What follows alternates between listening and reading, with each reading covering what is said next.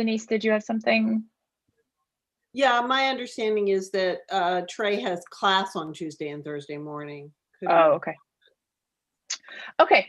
Good morning. Welcome to the Health Coverage Insurance and Financial Services Committee. We have a full day today, so without further ado, I will ask for the committee to introduce themselves.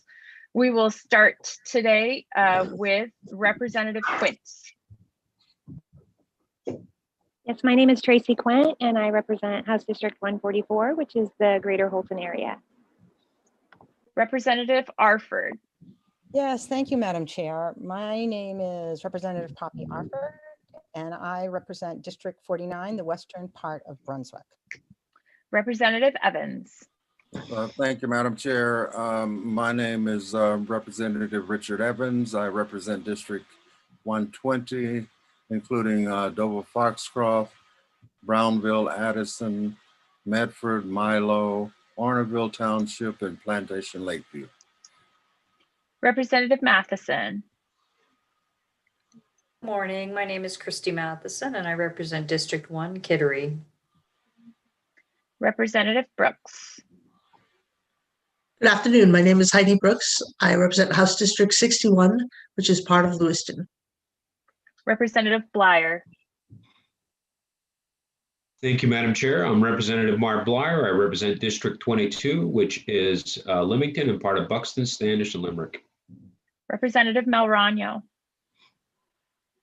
Good morning, everyone. My name is Gina Melrano. I represent House District 62, which is part of Auburn. Representative Morris.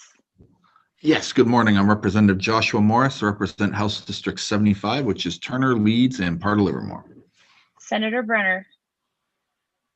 Good morning. I'm Stacy Brenner. I represent most of Scarborough, all of Gorham, and part of Buxton in Senate District 30. Representative Tepler. Good morning, Senator Sanborn and everyone. I'm Representative Denise Tepler. I represent House District number 54, which is all of the town of Topsham, and I serve as co-chair of the committee. And my name is Heather Sanborn. I represent Senate District 28, which is half of Portland, half of Westbrook. And we are assisted today by our clerk, Christian Ritchie, and by our analyst, Colleen McCarthy-Reed. And we are going to start today with a presentation on ambulance billing, surprise ambulance billing, which we asked a task force of folks to work on over the interim or after we adjourned last session. So Colleen, do you want to guide us through where we're headed next? Sure.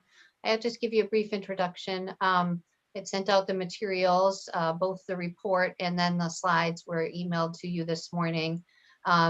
But just to give you a quick background on LD 2105, it was an act to protect consumers from surprise emergency medical bills.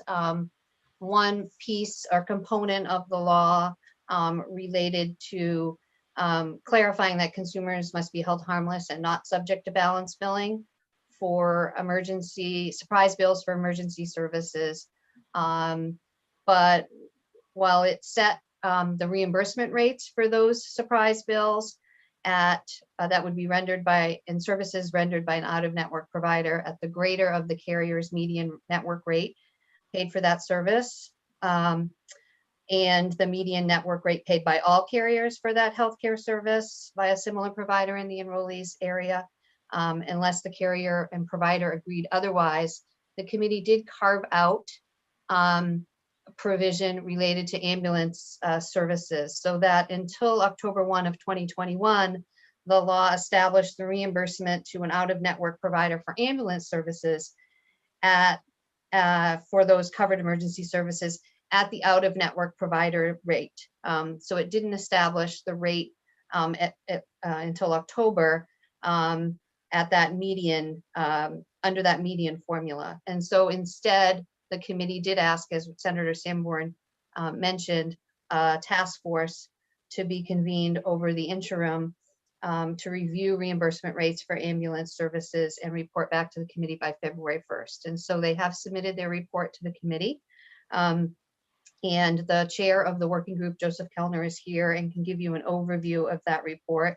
I did want to mention that as part of the legislation, the committee has authority to report out a bill to implement the report's recommendations to the first session of the 130th legislature. So if there's not time today after the presentation, the committee will need to meet and discuss whether or not you want to move forward any of the recommendations contained in the report, or develop some of your own recommendations related to ambulance services. Because as I said, the provision that's in the current law right now that allows them to be reimbursed at the out-of-network provider rate will be repealed October 1 of 2021. So you do have some, with that date, I think there's an opportunity for the committee to make some policy decisions related to the reimbursement rate for ambulance services moving forward.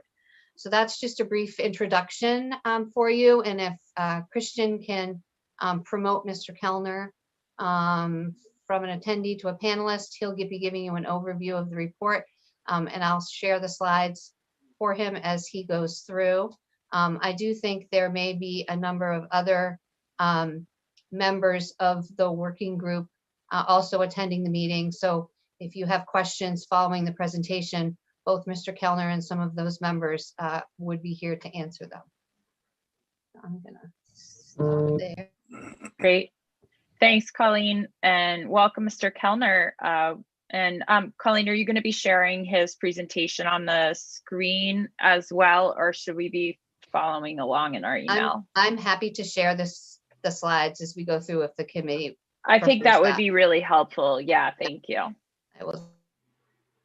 Okay, Mr. Kellner, thank you for being here, and we'll get your first slide up here in a moment. And while that's going, good morning.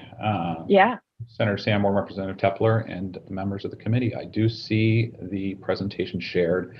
I know we have a tight time frame. I'm going to cruise through this as quickly as I can to allow plenty of time for questions. I certainly don't mind being interrupted as we go. So if there's something that's unclear, please don't hesitate to speak up. Second slide, if we can jump right to that, is a list of the committee members, which you can read at your leisure. I do want to point out Ms. Pelletreau, I inadvertently spelled her name wrong in the original report and corrected that here. I also have not listed Griffin Barassa from Maine EMS, who was staff to the committee and did an excellent job. So big thanks to him as well. Next slide, please. Some disclaimers in my presentation. I am an employee of Northern Light Health, work with Home Care and Hospice, their medical transport division, which is ambulance services, and Life Flight of Maine, also the chair of the Maine EMS board and treasurer of the Maine Ambulance Association. So my background is heavily on the ambulance side. My goal today will be to present the report as a committee unanimously agreed upon in an objective fashion, but I thought it important to make clear that background. We'll jump to the next slide, please. I won't spend much time on this. Colleen did a perfect job going over what LD 2105 did and where we stand. Again, I would highlight that October 1st, 2021 date is the cliff, if you will. And until that time, providers are able to be paid their charges if they're out of network with insurance carriers. And we'll dig into that a little more. Next slide, please. I also want to point out for the committee's benefit, you may be familiar, HR 133, which is a Consolidated Appropriations Act of 2021, created a subtitle, Title I, which is the No Surprises Act.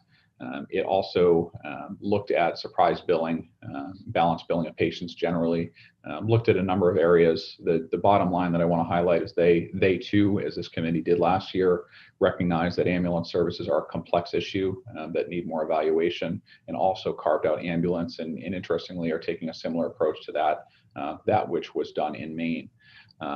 So I guess I just want to highlight it is a complex issue, and hopefully our recommendations here may be something that can be a model nationally.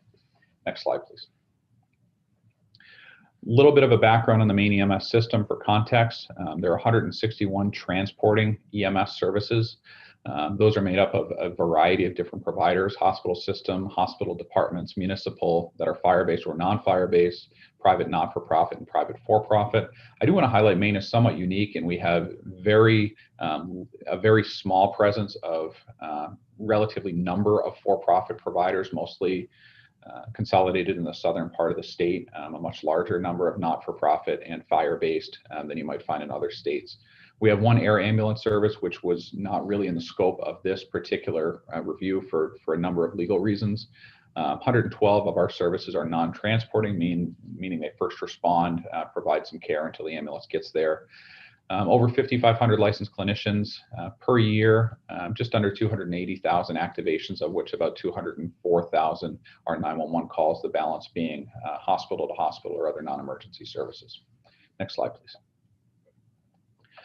So for the committee's work, we collected data from 3 distinct sources, the first being a survey of Maine ambulance providers. This survey was conducted by Maine EMS using questions developed by the committee. The full survey results are included in the document at the end as an appendix.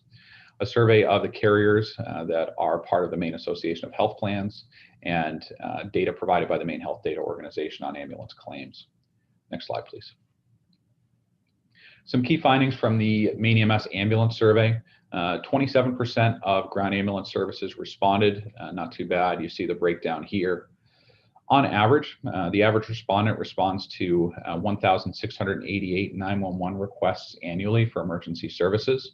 22.5% of those don't result in a transport. And that's an important piece I want to highlight, that roughly 22.5% of the requests for 911 service don't result in any financial remuneration for the ambulance service provider. Next slide, please. One of the pieces that's somewhat unique with ambulance service is there is a good deal of cost shifting outside of what we'll talk about with commercial carriers, but also cost shifting to revenue received through grants and philanthropy, municipal subsidies, and tax coverage. Tax coverage is only available to the municipal departments. The others, you can see how they're being funded. When we refer to municipal subsidies, there are several ambulance services that charge a per capita fee to the municipalities that they provide 911 coverage for. And you can see of the respondents what they indicated for rough dollars that come from that. Next slide, please. Did we go backwards, or was that a duplicate slide? There we go.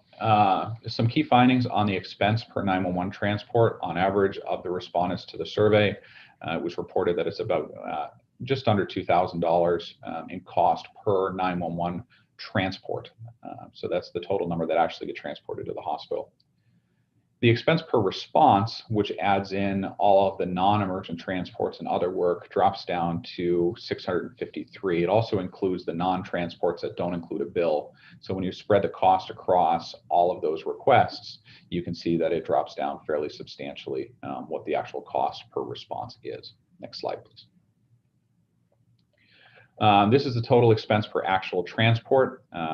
And then total expense, including all of the types of transport. So again, these data metrics are available, but suffice it to say, the expense per transport, the important thing to demonstrate here is that the expense per transport is a lot higher than the expense per response. The expense per 911 transport is generally between $1,000 and $2,000. Next slide, please. One of the other pieces that we were required by the legislation to examine is why ambulance services choose to be out of network. One of the reasons, just to put it right out there, is that they were able to balance bill, and they were not able to do that while in network. The rates that the insurance carriers were offering were perceived by the ambulance services to be too low or below their cost. Some services are reporting that carriers are unwilling to negotiate a higher rate or at a rate that covers cost.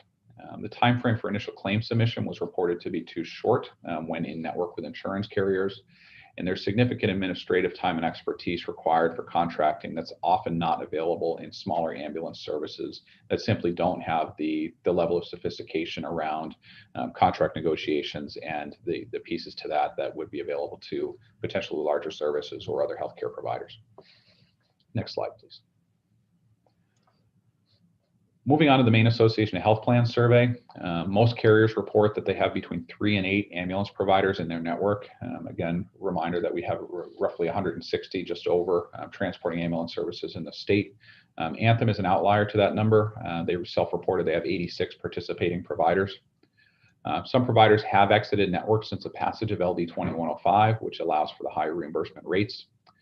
Many providers don't contract or choose not to contract and are not responding to outreach efforts from the insurance carriers to contract.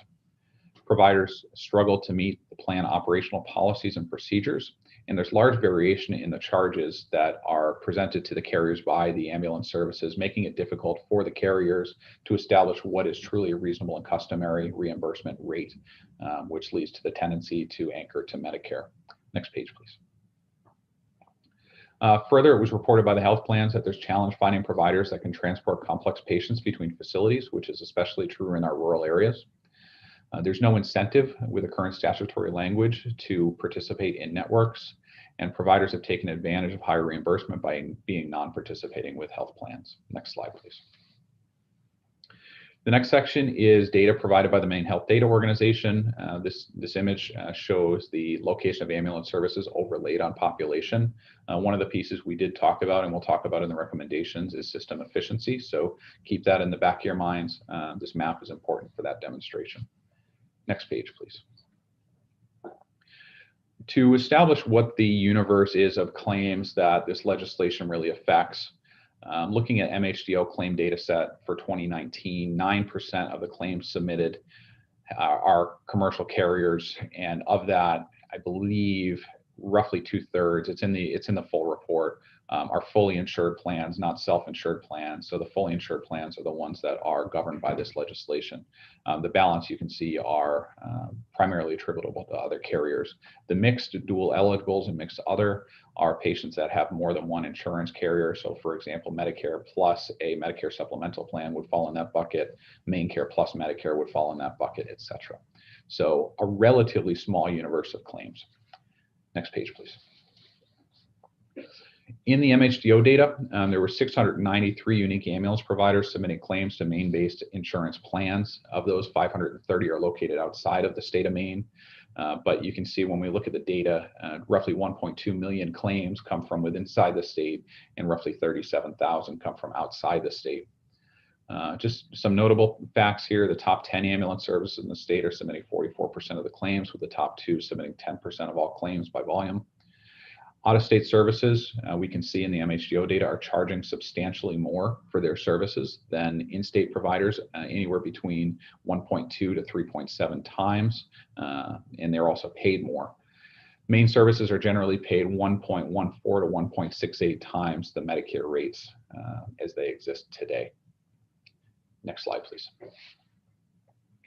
This is a comparison that shows the Medicare multiplier of actual payment, not charge, what's being paid by, in blue, Medicare, which is always a 1.0 factor for this graph, the total paid in-state, which is a multiplier of Medicare, and the total paid out-of-state. So this illustrates, with all but one exception, in-state services being paid higher than out-of-state services. It makes sense to a degree on ALS emergency, where out-of-state services really aren't providing a high degree, a high number of ALS emergency.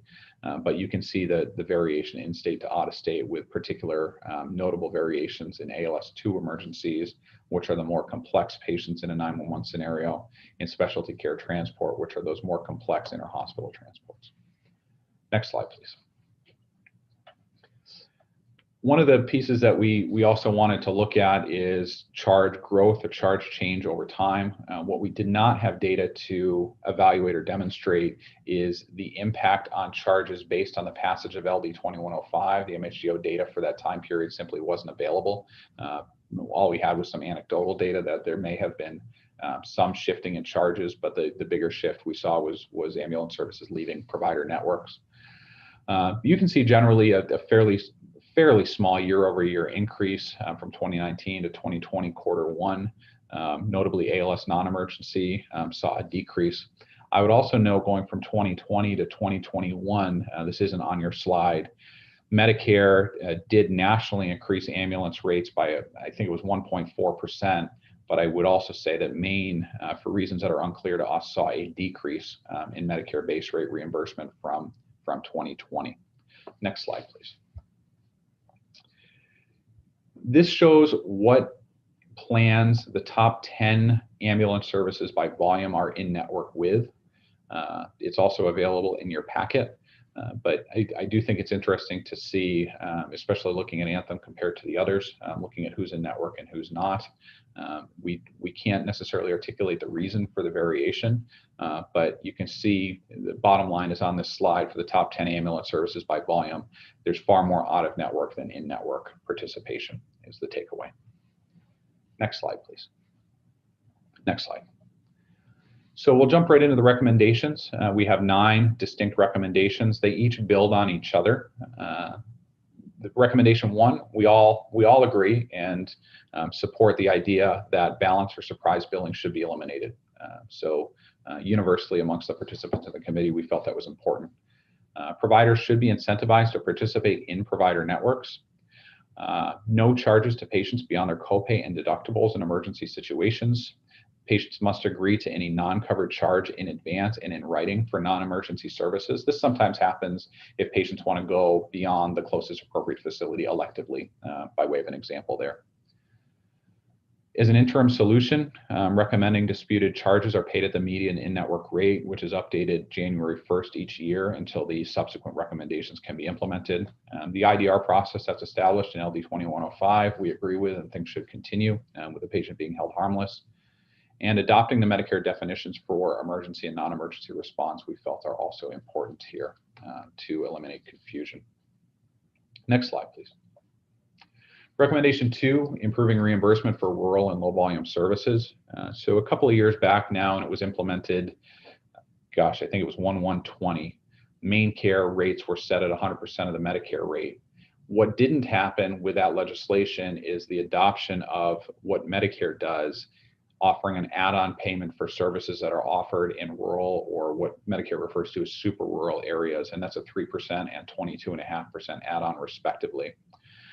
It's our opinion that that can be accomplished through policy making at main care, but that certainly is a gap in reimbursement from Medicaid that the rural services are being paid at the urban Medicare rates or the average urban Medicare rates. So that is an opportunity for improving reimbursement and avoiding cost shifting without the need for legislative fix. We're recommending that main care should explore cost-based reimbursement for services in underserved areas, similar to the critical access hospital approach. And commercial carriers should also recognize the increased costs for rural and low volume providers. Next slide, please. Improving and maintaining system efficiency, again, was a point that we spent some significant time on. There are very few barriers to entry for starting up an ambulance service with high fixed costs that you lose some spread. Obviously, in the more rural areas, that may be more difficult to avoid, but in the more populous areas, the more ambulance services there are, the more fixed costs there is to cover. So our recommendation is requiring Maine EMS to establish within 12 months to rule or recommendations on statutory change, a process by which delivery efficiency must be established before granting a new service license. So there's a couple of ways to do that. There's kind of what we refer to as the big hammer of the certificate of need process. There's also the community self-determination model, which is a model, which is a structured framework that communities can go through to determine what their actual costs of service provision are going to be, usually higher than they anticipate, and what it truly takes to run and sustain an ambulance service. The graphic here puts the call volume in perspective in quartiles. You can see the total volume looking toward efficiency, and you can see that the median service is only doing 263.5 calls a year. As I have done some benchmarking on my own to look at cost and break-even analysis, generally what I see is to break even simply on reimbursement, 911 paramedic ambulance, single ambulance, 24/7 would require 1,800 to 2,000 calls per year to break even on service provision by way of a benchmark to compare to without subsidies. Next slide, please. Recommendation 4 is aligning reimbursement with costs to incentivize network participation. So we will recommend in a subsequent recommendation setting standardized reimbursement rates at levels that strike a balance between providers and plan participants. The goal is to not shift enormous amounts of costs to commercial plan participants, but at least cover the costs with commercial carriers. Tying the standardized rates to a multiplier of Medicare, we feel, is the best approach, so that contract rates don't become stale over time. There are 2 localities in Maine for Medicare Part B reimbursement. This exists with physician fee schedule as well. Locality 3, which is the southern part of the state, and locality 9. We feel that the multiplier should be based on the urban rate in the locality in which the services were delivered for simplicity, and that multipliers are different for out-of-network providers and in-network providers. As I mentioned earlier, while we think the multiplier should be based on the urban rate in the locality, we do feel that the rural and super rural add-ons should be considered. Next slide, please. We feel that there's a need to incentivize participation through voluntary standard offer contracts. The standard offer for services, this really goes to the complexity of contracting and trying to make it more simple for the smaller services. We recommend a 24-month term with automatic 12-month renewals, termination anytime with 180 days notice after the first 12-month period. This one is a key one. 120 days to file initial claims is our recommendation for for ambulance providers to get that claim to insurance carriers. While we feel in some of our own experiences that we discussed, and generally patients should be billed as soon as possible and practical after provision of the service. Occasionally, in the case of 911 emergency services, it is very difficult to ascertain insurance information. So we felt this strikes an appropriate balance. Medicare and Medicare are 365 days, by the way, for a timely filing guideline for initial claim submission. Reimbursement rates should be as outlined in recommendation 7, which is coming up initially, but then the important piece is based on cost reporting, which we're going to recommend the state of Maine implements for ambulance services. Next recommendation, please. Establishing cost reporting.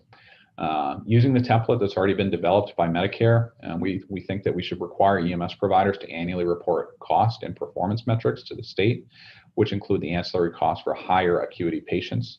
So those additional medical devices that are required for those types of transports. Services must provide cost reporting to participate in the standard offer that we recommended in a previous recommendation. So the cost reporting is tied to the ability to achieve those or to receive the better rates. Next page, please. The phased reimbursement model is recommendation 7. We recommend that a review process is established for the cost report data that's submitted. Establishing a standard offer rate after the 2-year cost reporting period is done. We recommend looking at these cost reports for 2 years before tying the reimbursement to that. We recommend considering using median cost by location, the median cost of providing the service.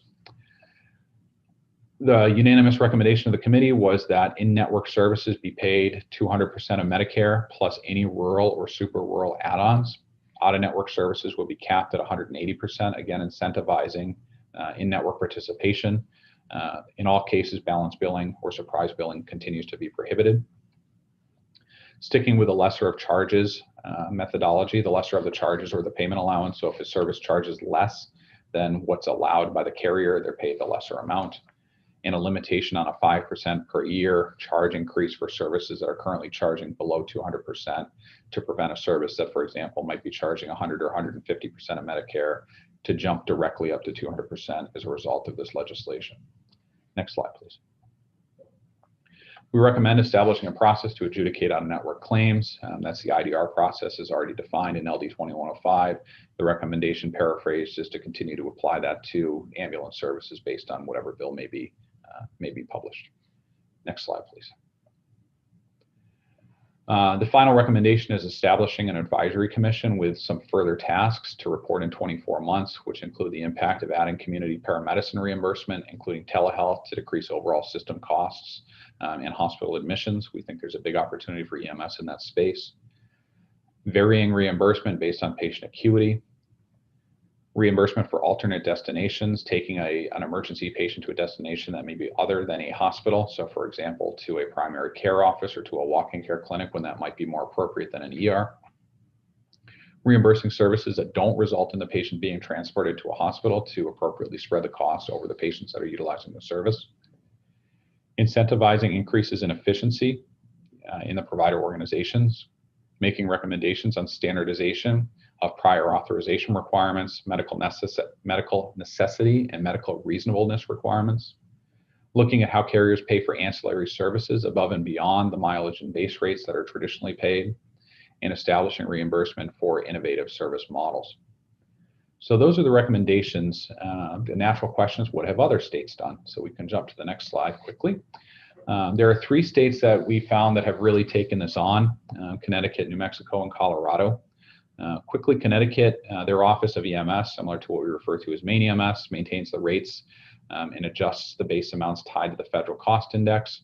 Services are required to submit a short form to participate in that standard offer, and they can submit a long form if they think they need higher rates than what's being offered in the standard offer.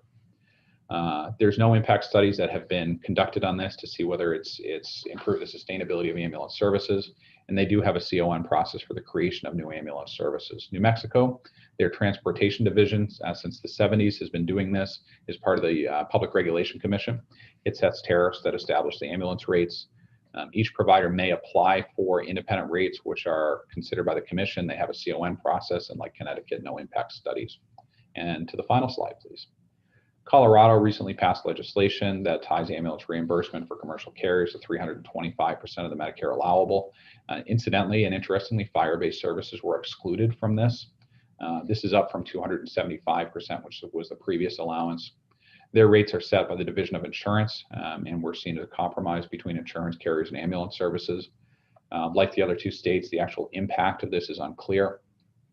Colorado has also done this GEMT, ground emergency medical transport provision. Again, very similar to how CAHs are reimbursed on a cost-based methodology for Medicaid.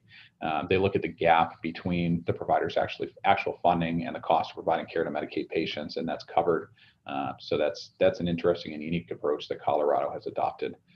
So I know that was a whirlwind tour. I wanted to give as much time for questions as we could. So with that, I'll turn it back over. Thank you very much. Thank you so much. Great. Okay. Yeah, so thank you very much, Mr. Kellner. And I want to open it up for questions from the committee. And I see Representative Evans. Go ahead.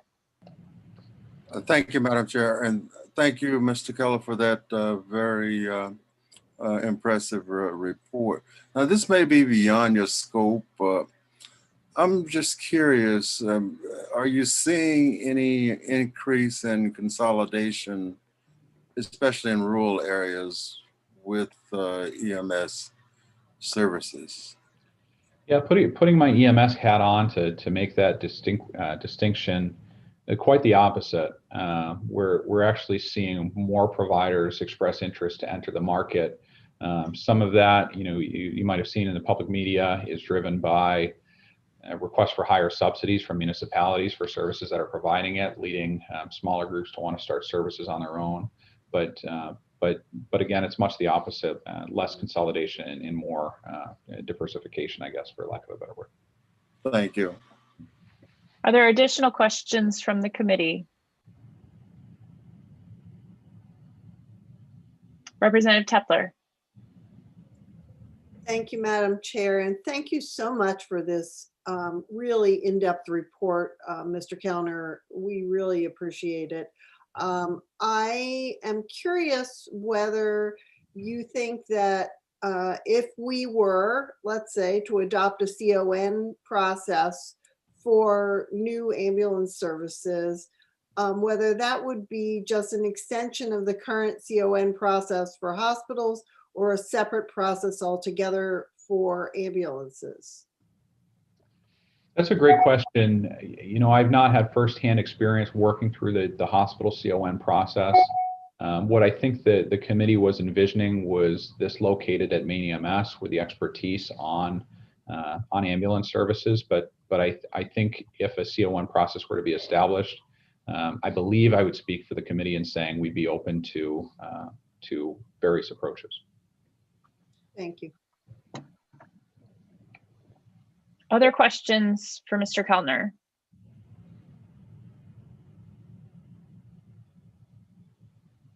All right, Representative Quinn, go ahead. Thank you, Madam Chair. I just had a question. Some of the towns that are in my district are looking to start an ambulance service, and they have a lot of questions, and they're really looking at the cost analysis of this to see if it's even reasonable and feasible, and spreading it out between several towns. And so this is not necessarily just about this, but Are you the contact that they could go to get this information, or is there somebody specific that can do that better for them? I think it would be best is certainly personally always willing to help with those conversations. And what I'll also say is it's always more expensive than people think it's going to be. So I've tried to reiterate that to them. And I think that's one of the things that they're not, they may not know that much about the cost side of it. So this was a display of something that they can go back and watch and really see what the cost is. But sorry to interrupt, please continue. No, not at all. I would refer them to Director Hurley at Maine EMS as the starting point, and then I know there are many folks in the state, including the Maine Ambulance Association, that are willing to lend assistance and guidance to help really do this assessment objectively.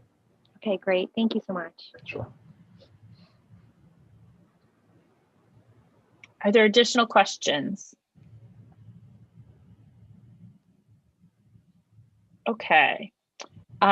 Seeing none, Mr. Kellner, we are extremely grateful for the work. It really exceeded my expectations dramatically, which was really, really cool to see. And I think we'll be able to move forward much better than I would have expected as a result. So thank you for your hard work and your clear presentation. Thank you very much. Thanks for the time. Yep. Colleen. There she is. Colleen, tell us about next steps. Is this the sort of thing where we would then have you kind of draft a bill based on the committee or based on the task force recommendations? Yes. Yeah. Typically, for next steps, as I mentioned, the legislation authorized the committee to submit a bill to the first session of the 130th.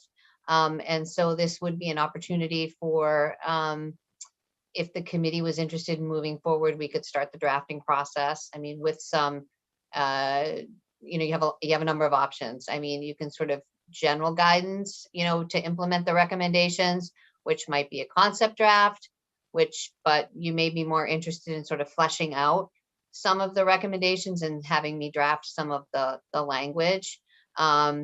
So you really have a number of approaches. You could kind of we could schedule some time and you could look at the 9 recommendations and see if the committee is interested in moving forward with drafting language on all 9, or maybe not all 9, and then start to put the bill forward. And then once it's printed, it can be printed as a bill that is being submitted in response to a report that was required by the legislature, and then referred to committee for further public hearing and input, just like a regular bill. Okay. So that's sort of your approach. You could go a concept draft route and get it drafted very quickly, but that may not be the what you're thinking of. So you might just take a little more time. There wasn't any specific draft language suggested as part of the report, so it will take a little time to sort of pull that together, which I'm happy to do. But I probably would need a little guidance as to whether or not the committee is interested in language related to all 9 recommendations, or if you wanted to go through and say, we'd like to go forward, it's up to the committee. Sure. So it might be helpful, Colleen. I'm picturing a chart. Yep. That kind of breaks them all down, and then we Yep. could have kind of the analysis on the right-hand side of the chart. Yep. So it probably would be helpful to schedule a work session. I don't even know if it's technically a work session since it's not on a particular LD yet, but sure, some working time to go over a chart like that. That outlines the recommendations with some suggested. Yep. Okay. Yeah, and then that can be your drafting instructions. I think that makes sense. Representative Tepler, go ahead. You're on mute. Thank you, Madam Chair. It took two pushes of the button to get there. So I have a question. Recommendation number 2, which is obviously way up on their list, involves main care and models for main care. Do we have the authority to address those issues, or are those issues that have to be addressed through the HHS committee? I mean, I think the committee certainly has authority to submit legislation that would include those recommendations as part of a larger or more comprehensive piece of proposed legislation. And then it would be up to the legislature to determine, the process for that. I mean, we have had overlapping bills that contain overlapping provisions in the past, and often the committee will informally ask for input from those other policy committees. You could do that same approach. I haven't looked at it specifically, but I think there's also, I'm just going to look at the language of the, unfortunately, I was going to say, the statute sometimes will say legislation, and that might mean you could submit more than one bill, but we do say one bill, a bill. So I think, there is an opportunity if the committee did want to separate out legislation to ask for permission to report out a bill through joint order. So you would have an opportunity to do that. It would have to go through the House and Senate if you decided you wanted to separate issues, if you will, between policy area jurisdictions. If you wanted to submit a bill or suggest a bill that just focused on the main care issues as raised in recommendation number 2, you certainly would have an avenue to do that, or it could be included in a more comprehensive bill that the HCIFS committee would introduce. Yeah, and there might be some implications for funding that might counsel again in favor of separating them. Right. So we can continue to work on that from a strategic perspective as well. Mm-hmm. Okay. Is there any further discussion on this topic? The chairs will discuss with Colleen when the best time to schedule a revisiting of this is as we move the process forward, mindful of the calendar that we have in front of us. Any further discussion? All right, I'm excited. This means we got a 14-minute break before we dive into LD1. So we will see you back here, same Zoom time, same Zoom channel at 11 o'clock. And just a reminder to participants to shut off their video and mute themselves while they take a small break.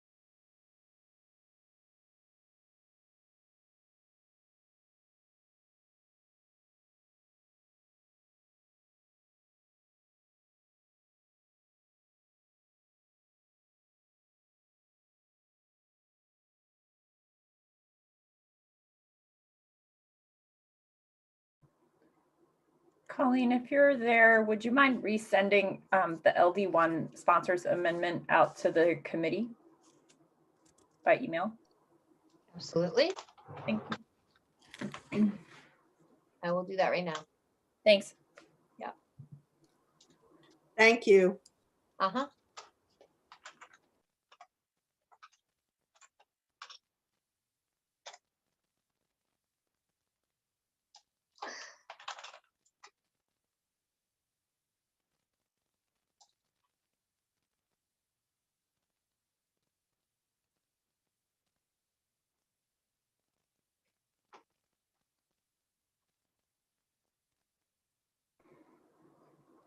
Okay, it is 11 o'clock and we have a couple of long hearings ahead of us today. Let's see, let's make sure we've got the sponsor. I don't see him. Okay. So we will get started in just a couple minutes.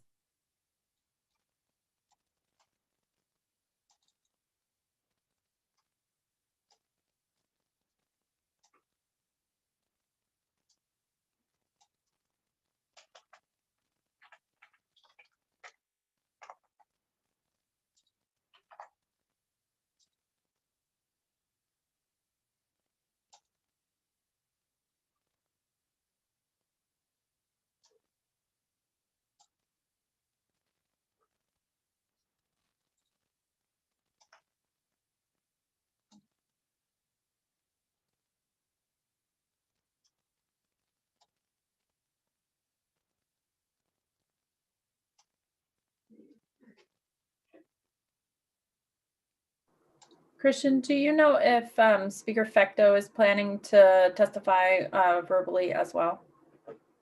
I thought so, but I can check.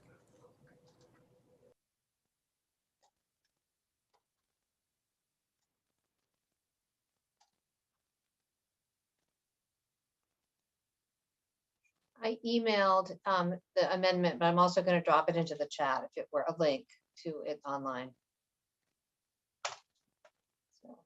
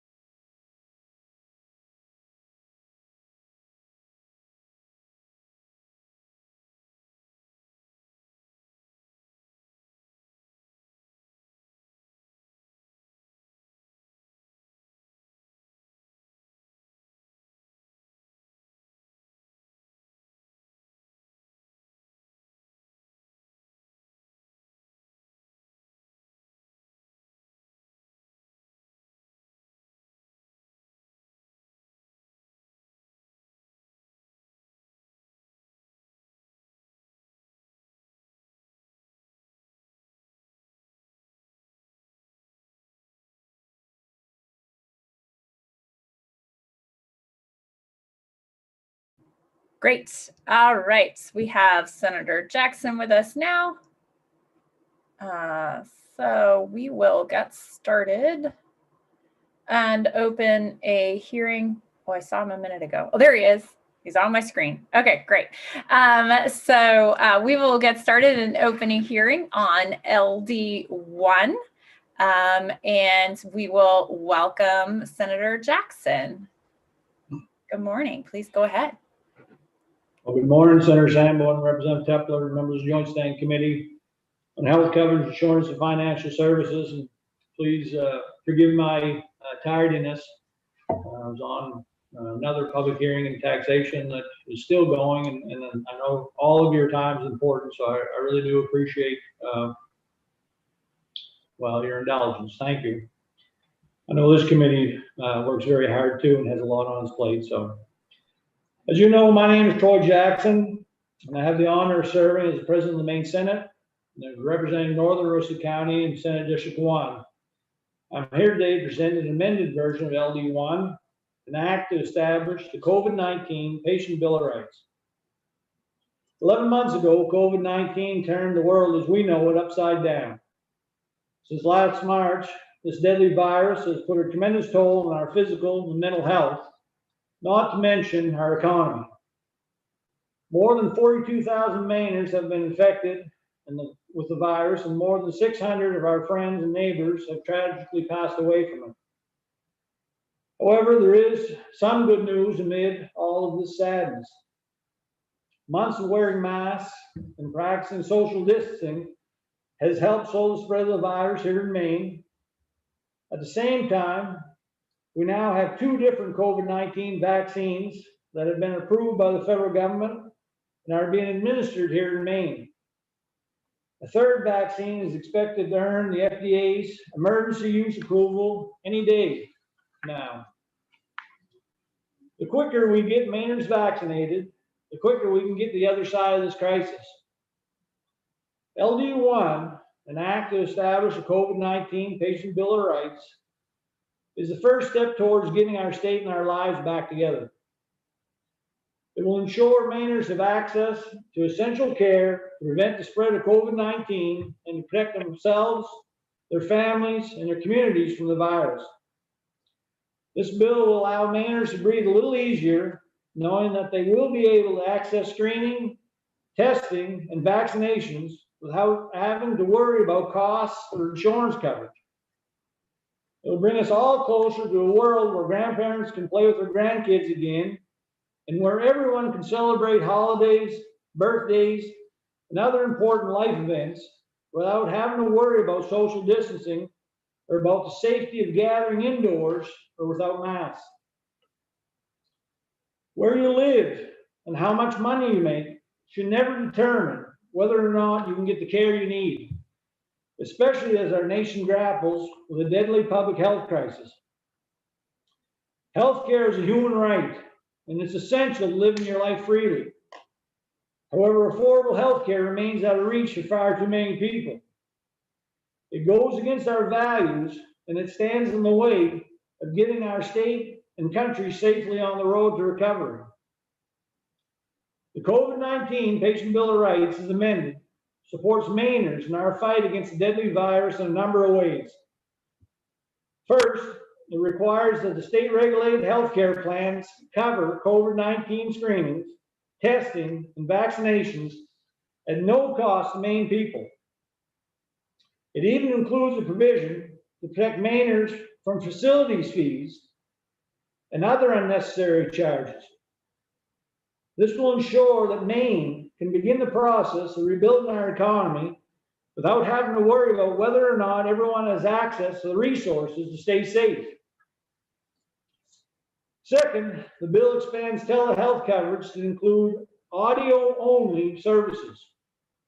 The goal is to make sure that all patients can get the remote care that they need, even if they live in an area where broadband connections are unreliable. The bill also requires insurance companies to cover telehealth services the same way they do for in-person services. And finally, it also allows healthcare professionals to prescribe medications for longer periods of time during a state of emergency, allowing those most vulnerable to such emergencies to limit their trips to the pharmacy. Although uninsured Mainers should already be able to access free testing and vaccination at certain government contracted sites, this bill provides some basic protections. It requires providers to inform consumers of any upfront charges they may be required to pay for testing, screening, and vaccination services. These providers must also provide consumers with the main care waiver needed to get reimbursed for these charges. It's another way to make sure that cost isn't a barrier to these vital services as we battle a public health crisis. Every person that we lose to COVID-19 is one person too many. In a small state like Maine, each loss is profound. These are our friends, family members, and neighbors. We should not have to sacrifice our family members and neighbors to reopen our communities and rebuild our economies. Instead, we should create a system that ensures that everyone has access to health care that they need to protect themselves and the people that they love from the harm that this virus can cause. LD1 will do just that by providing access to screening, testing, and vaccinations, enabling Mainers from all across the state, no matter their income or their health insurance status, to access resources needed to stay safe as we move past this post-COVID world.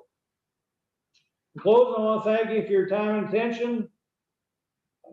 Big that the committee supports LD1 to help ensure that all Mainers are protected against COVID-19 and that nobody has to worry about the cost of safety against this virus.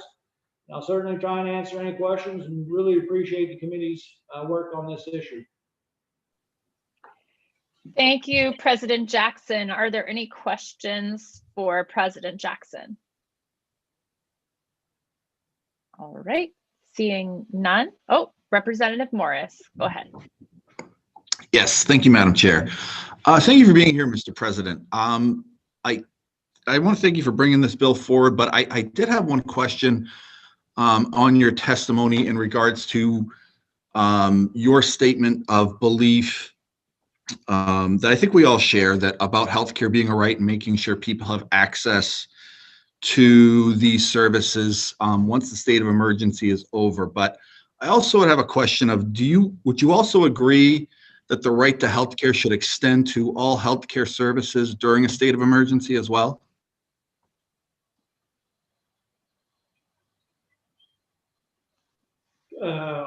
Honestly, Representative, if you could be more specific, I'm not sure if I understand the question. Well, I think there were some issues early on with people having to delay surgeries, delay certain screenings during some of the executive orders that were going on, people being forced to delay those things because of the state of emergency, because certainly there was some uncertainty early on, but I also did hear concern from constituents about that as well. So I didn't know if you had any feelings on that. Sure. Yeah, well, certainly, Representative Morris, I mean, obviously early on in the crisis, there was, dental shut down, all surgery that wasn't considered life-threatening, things like that. And I heard from a lot of constituents about why some of these, especially on the dental side, were really important for people's health and well-being, that they, weren't just cosmetic or anything like that. And that certainly was a big cause for concern and contention in my discussions with the administration. Thankfully, those things get opened up. I don't know that everyone knew exactly how to deal with them early on, as obviously the virus got worse here through November, December. A lot of those things were not shut down like they had been previously, probably because of the lessons learned early on. But that definitely was a concern and a problem. But I think, I mean, I mean, not to make this about me or anything like that, but I mean, I recently had heart surgery, and I wasn't able to have my wife come with me or anything like that. And certainly understanding how many people has gone through this by themselves, in nursing homes by themselves, is very, very troubling, very concerning. Another aspect of this that's really unfair, that I don't know what the answer is. I mean, obviously the healthcare providers try to make sure that people in the hospital are protected and things like that, as is the patients. But I mean, your question is well taken. I know I had certainly been concerned about some of the earlier on decisions, and I'm certainly still concerned. My earlier testimony on a bill talked about people not being able to get into Canada at this point. Representative Blier would understand that very well. a lot of constituents that have people across the border that haven't seen them. There's just so much unfairness in this whole thing. So, but what we have before us today is an opportunity to make sure that people, aren't held up by cost trying to get vaccines. I actually have a bill in my pocket right now from the COVID test that I had to take for that heart procedure. I'm waiting to call the hospital to find out why they're charging me. I didn't put this bill in because of that. I put the bill in before I got the bill for my surgery. But it goes to show the point that there is people being charged for these things, and it's caused anxiety for some people that certainly live week to week. And today, you all can take away some of that anxiety. Senator Stewart. Thank you, Madam Chair, and thank you, Mr. President, for being here and presenting this bill. I think it's an important measure to move forward, and appreciate you bringing it to us today. My question is a sort of a technical one, and I think in your testimony you mentioned an amendment, but I didn't see that in the bill of text. So my question is in regards to the extension of prescription drugs for 180 days, and whether or not, we all know that, the opioid crisis is still going on. It's still a big challenge. And the concern I have is on overprescribing of some of those drugs that may occur in that window. So I'm wondering if there is an amendment, or if you'd be open to an amendment that would really clarify that, most drugs you can get an extension for, but we still want to be a little bit cautious when it comes to prescribing those opioids. Yeah, thanks, Senator Stewart, and you're absolutely right. I mean, another crisis, obviously, that we have is the opioid crisis, which we certainly haven't forgotten about, but unfortunately, it's gotten worse during this. But opioids are excluded from this legislation from getting a 180-day prescription. And the amendment I referred to was sent to the interested parties list, and so I'm sure the clerk can get it to you, or we definitely can, but we didn't send it sometime earlier last week. But great point about the opioids, and that was something that came up in early discussions, and made sure that wasn't covered in this legislation. Thank you. Senator Stewart, I just wanted to direct you to the top of your inbox. I had Colleen resend out the amendment just moments before you joined the meeting. So you should see it right there in the top of your inbox. And I will ask for anybody who is planning to testify today that all comments and questions try to be focused on the sponsor's amendment, because we did circulate it over a week ago, so that we could make sure we don't need to rehash things we've already had the sponsor look at and fix in the legislation too much. So awesome. So the committee should have that right at the top of their inbox.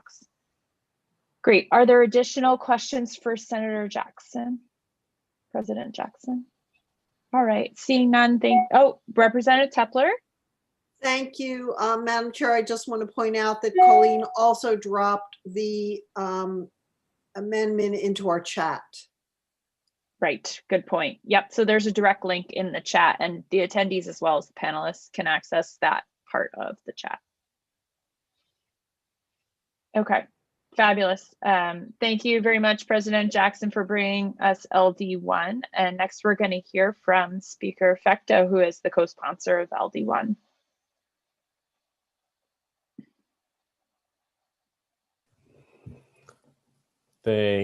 Thank you. Hopefully you can hear me. Can you hear me? Yep. We can. Yes, go ahead. Awesome. Senator Sanborn, Representative Tepler, and distinguished members of the Committee on Health Coverage, Insurance, and Financial Services. I am Ryan Fecteau, and I represent part of my hometown of Biddeford. I also have the distinct honor of serving as the Speaker of the Maine House. I'm here today to support LD1, an act to establish the COVID-19 Patient Bill of Rights. As we all work together to rebuild Maine, our first priority has to be our recovery from COVID-19, both for our people and our economy. This bill outlines common sense changes to Maine law that are desperately needed given what we've already learned responding to COVID-19 and also looking at what lies ahead. During this pandemic, countless families are facing hardships they never could have imagined a year ago. This bill protects families who are on the edge by prioritizing their health, along with all Maine communities, so our state can bounce back as quickly as possible, leaving nobody behind. I hope that today that it is clear that this is a priority and it will be one of the first steps that we take on Maine's recovery from COVID-19, both for our people and our economy. LD1, the COVID-19 Patient Bill of Rights, is the first step. This bill is about making sure nothing prevents Mainers from getting the health care they need to protect themselves, their families, and loved ones from this serious virus. Under the COVID-19 Patient Bill of Rights, all Maine state regulated health insurance plans would have to cover COVID-19 testing and immunizations and waive all co-pays for these services. Uninsured Mainers would be able to find no-cost COVID tests and immunizations. Healthcare professionals could prescribe patients with up to a 180-day supply of most medications during the state of emergency. Patients can receive audio-only telehealth services, as President Jackson also noted. We cannot have cost be a barrier to testing or vaccination. The importance of requiring insurance companies to cover immunizations for COVID-19 is critical. Getting Mainers vaccinated is the best way to put an end to COVID-19's hold on our state, our lives, and our economy. While some of these things have been happening, we know that enshrining them in state law is absolutely vital. Just ask any person who has argued with their insurance company over a bill that they didn't expect. We must do everything we can to move forward and successfully rebuild our state. And I know that we face tremendous challenges, but I also know that we can and we must work together to face them. We must ensure Maine people get what they need to stay healthy, recover from this virus, and get the best protection available going forward. And that's what this bill, the COVID-19 Patient Bill of Rights, is all about. I thank you for your time. Thanks for your consideration, and be happy to take any questions that you might have. Thank you, Speaker Fecto. Are there questions for the speaker?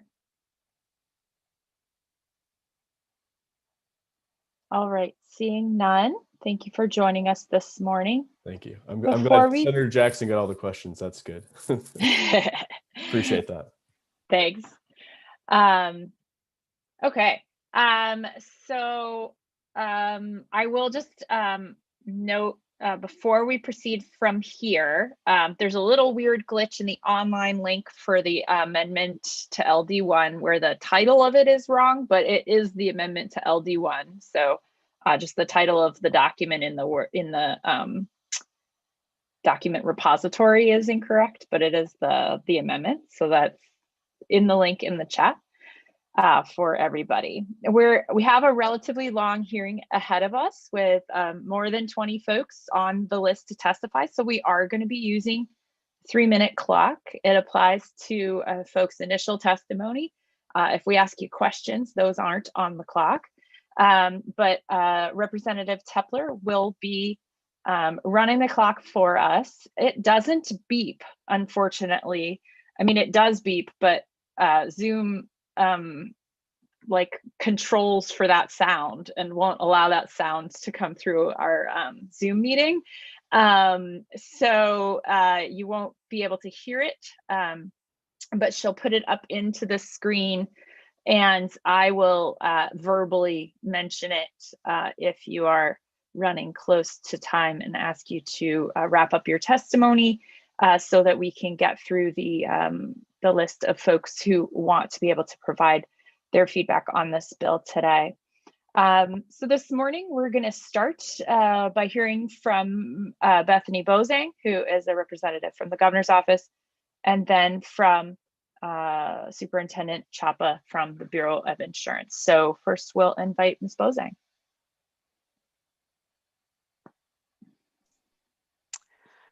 Hello, I can. Here There we we are. Thanks. Go ahead. Another Zoom moment. Good morning, everybody. Senator Sanborn, Representative Tepler, members of the Committee on Health Coverage, Insurance, and Financial Services. I am Bethany Bosang. I'm a Senior Policy Advisor to Governor Mills, and I'm here to express the Governor's strong support for LD1 and act to establish the COVID-19 Patient Bill of Rights. The Governor thanks Senate President Jackson and House Speaker Fecteau for introducing this important legislation. Certainly no one could have imagined what this past year would be like and all that we would be called upon to do in response to the public health and economic emergencies resulting from COVID-19. As of today, there have been 43,736 cases of COVID-19 in Maine. And sadly, our state has lost 660 people to this virus. The pandemic has required us all to respond in a variety of ways. Our healthcare providers, our schools and school children, businesses and individuals. We've all had to adapt to do our part to slow the spread of this virus. Among the measures the administration has taken in response to COVID-19 are a number that are important to carry forward beyond this public health emergency and codify in state law. LD1 proposes these important steps to protect Maine people. In the interest of time, I won't read all of my testimony here, but do want to underscore that the governor's support for this bill's provisions to require health plans to cover COVID-19 testing and vaccines, and her support for the provisions that improve access to needed health care, such as allowing prescriptions to be offered for extended periods, as well as expanding access to needed services by telehealth. At this time, I'd like to focus on Section D of the amendment to LD1. There, LD1 includes important statutory changes that address one of the barriers that we foresee to efficient vaccinations, and that is sufficient numbers of those who are able to administer COVID-19 vaccines. Shortages in our healthcare workforce are a longstanding challenge in our state and have certainly been compounded during the course of the pandemic. Section D of LD1 would allow a clinician in charge, and that would be a physician, advanced practice registered nurse, or physician's assistant at a vaccine clinic that has a memorandum of understanding with the state to delegate authority to administer the COVID-19 vaccine to employees, staff, agents, or qualified volunteers. Specific US CDC training would be required in such instances, and certainly providers at these clinics are not compelled to use this authority, but this flexibility is available to clinics in order to expand the scope of those available to administer the vaccines. This delegation authority is limited to the period of the state of emergency declared by the governor. And again, the governor thanks the presiding officers for introducing this bill to protect Maine people as we all work together to address COVID-19, and we urge the committee's support for LD1. And I welcome any questions the committee might have, and apologize for this weird lighting that seems to be happening behind me. Thank you, Ms. Bosang. Are there questions for Ms. Bosang? All right, seeing none, we thank you for your testimony this morning, and we will invite. Thank you, everyone. Thank you. We'll invite Superintendent Chapa to join us.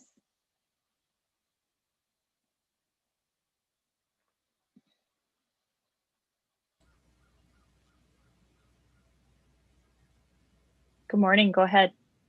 Good morning, Senator Sanborn, Representative Tepler, members of the committee. I am Superintendent of Insurance Eric Chapa, and I'm here today to testify in support of the proposed amendment to LD1. My testimony addresses parts A and C of the amended bill and would make changes to the Maine Insurance Code in response to the public health emergency created by COVID-19. Through emergency powers, I have issued orders imposing certain coverage requirements related to COVID-19, including some contemplated by this bill, for the duration of the public health emergency. This bill would incorporate COVID-19 coverage requirements into the code that would apply beyond the public health emergency. Part A would require carriers offering health plans in Maine to cover COVID-19 screening and testing, except when the screening and testing is part of a surveillance testing program as defined by the bill. Part A would also require carriers to cover the cost of administration of COVID-19 vaccines that are listed or authorized under an emergency use authorization by the US FDA and recommended by the US CDC Advisory Committee on Immunization Practices for a health plan enrollee according to a valid prescription or written standing order from an authorized practitioner.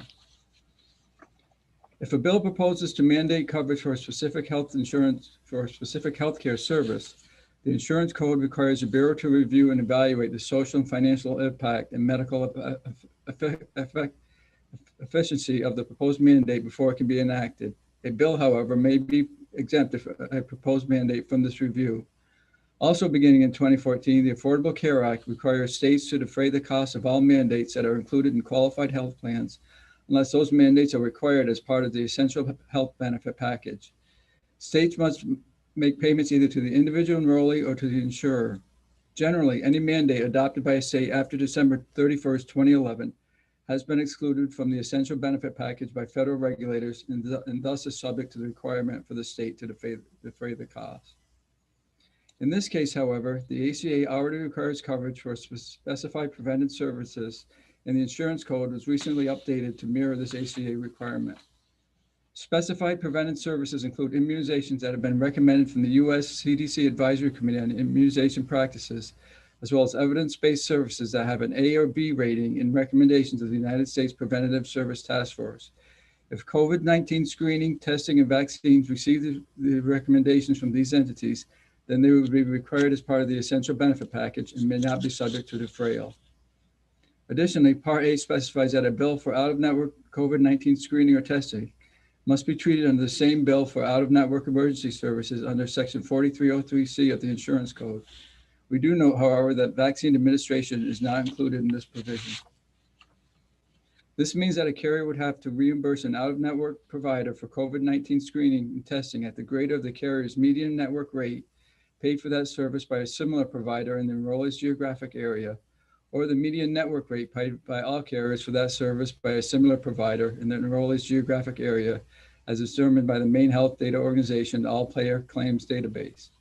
This means that the Bureau's independent dispute resolution process for bill disputes will be available for out-of-network COVID-19 screening and testing bills. The committee may also want to consider prohibiting out-of-network providers from balance billing health plan enrollees for out-of-network COVID-19 screening and testing when a carrier does not pay the full amount charged by an out-of-network provider. Title 22 does this for out-of-network emergency services. Otherwise, health plan enrollees could still receive balance bills from out-of-network providers for COVID-19 screening and testing. Part A would also require carriers to cover any administrative or facility fees associated with COVID-19 screening, testing, and vaccine administration. Further coverage must be provided without prior authorization requirements or cost sharing requirements for health plan enrollees. However, a carrier would be allowed to make coverage without cost sharing dependent on the use of a network provider if an enrollee is offered those services by a network provider without additional delay, and the enrollee instead chooses to receive services from an out-of-network provider. Part A also gives discretionary rulemaking authority for the superintendent to adopt routine technical rules to align the coverage requirements with any applicable federal requirements. Relatedly, although not part of the insurance code, Part A would add a provision to Title 22 requiring healthcare providers to give patients certain information regarding costs and reimbursements for COVID-19 screening and testing. Lastly, Part C of the bill would amend a section of the insurance code that requires carriers offering health plans in Maine to cover telehealth services. Part C would remove language that currently excludes the use of audio-only telephone from the definition of telehealth, as well as provide specific telephonic services. This bill then adds a provision that would allow audio-only telephone in limited cases when a patient is unable to participate in audio-visual interaction and audio-only interaction is medically appropriate and the only available option for delivering needed care. It appears that this provision would give the carriers the discretion to decide when audio-only telephone is appropriate. Second, Part C would add a new provision to the parity requirements for telehealth service that would prohibit a carrier from providing lower reimbursement rate for services provided through telehealth than would be provided to the same provider through in-person consultation. The Bureau takes no position on the substance of this proposal. And thank you for, and I apologize for the length of this testimony, and I'm available to answer any questions now or at the work session. Thank you, Superintendent Chapa. Are there questions for the superintendent? All right, seeing none, we thank you for your testimony. Now that we're through the folks who represent the administration, we are going to start using that 3-minute clock. So I would ask folks to keep their testimony limited to that 3 minutes. The first person we'll hear from is Allison Perkins from Cornville.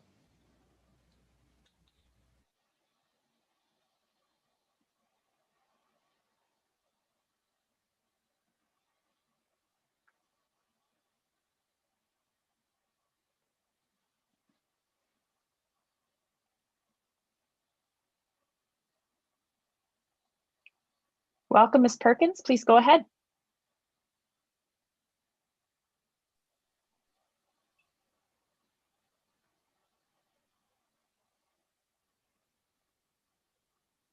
I can't tell if you're talking because we can't see the lower half of your face, but we can't hear you yet. Good morning. There you go. Chair Sanborn and Chair Tepler, members of the Committee on Health Coverage, Insurance, and Financial Services. My name is Allison Perkins of Cornville, where I live with my sons and husband. I'm also Vice President of the Maine Service Association Local 1989, Service Employees International Union. Maine Service Employees Association is a labor union that represents approximately 13,000 workers and retirees, mainly in the public sector statewide. I work for Maine DHHS though my appearance today and my remarks do not represent the state or my employer. I support LD1 as someone who knows firsthand the importance of health insurance and who has relied on access to healthcare, having been through multiple high-risk pregnancies. And at the age of 28, I was diagnosed with type 1 diabetes. Upon waking up from a diabetic coma and having been through blood transfusions and dialysis with acute kidney failure as a result, I am in the high-risk category for developing serious illness should I contract COVID-19. On behalf of my union siblings at MSCA, SEIU, and other essential workers across the state who have been dealing with the pandemic firsthand, we know the state must act. Throughout state government, workers are on the front lines day after day, keeping services going. As child and adult protective workers, working to combat substance abuse disorder, working at the CDC, working in correctional facilities, protecting our drinking water, maintaining our highways and bridges, working at Riverview Psychiatric Center in Augusta, or Dorothea Dix Psychiatric Center in Bangor. The list goes on. While I'm here to support LD1 as proposed, making sure there are no barriers for those trying to get vaccinated and will help keep workers safe. Essential workers have had the added stress of getting sick, bringing the virus home to family or worse. The prospect of being vaccinated for some has been something that creates hope. I'm happy to answer any questions and look forward to seeing the committee support LD1. Thank you, Ms. Perkins, for your testimony. Are there questions for Ms. Perkins this morning? All right, seeing none, we thank you for joining us. Next, I'll call on Pamela Corcoran from Belfast.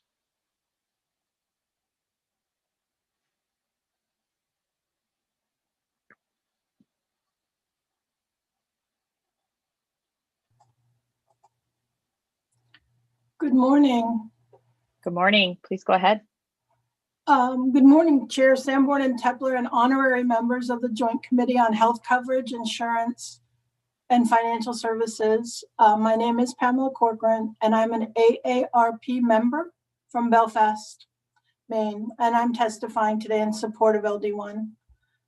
Older Mainers and their families have been particularly hard hit by both the health and the financial impacts of the COVID-19 pandemic, from nursing home deaths and isolation to seeking access to new technology to meet healthcare needs, to home care, utility and housing costs, and food assistance. Many Mainers 50 and older are finding it difficult to stay afloat.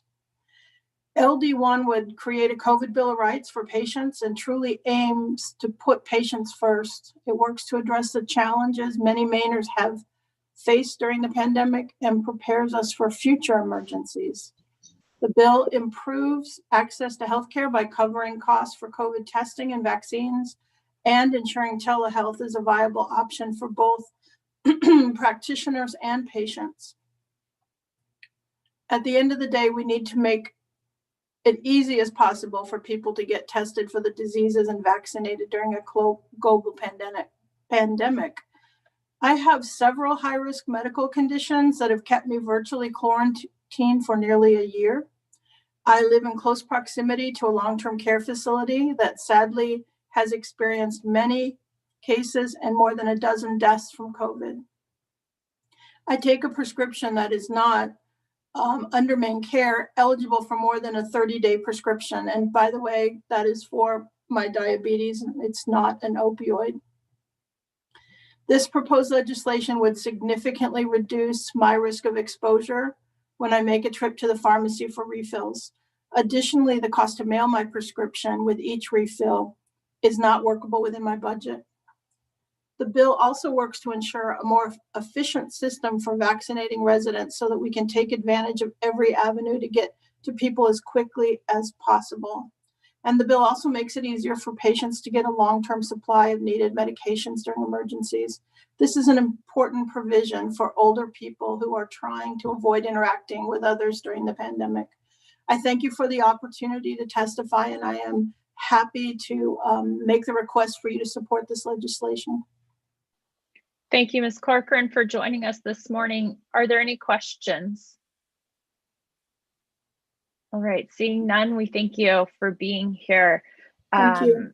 Next, I'll call on Kate Endy from Consumers for Affordable Healthcare.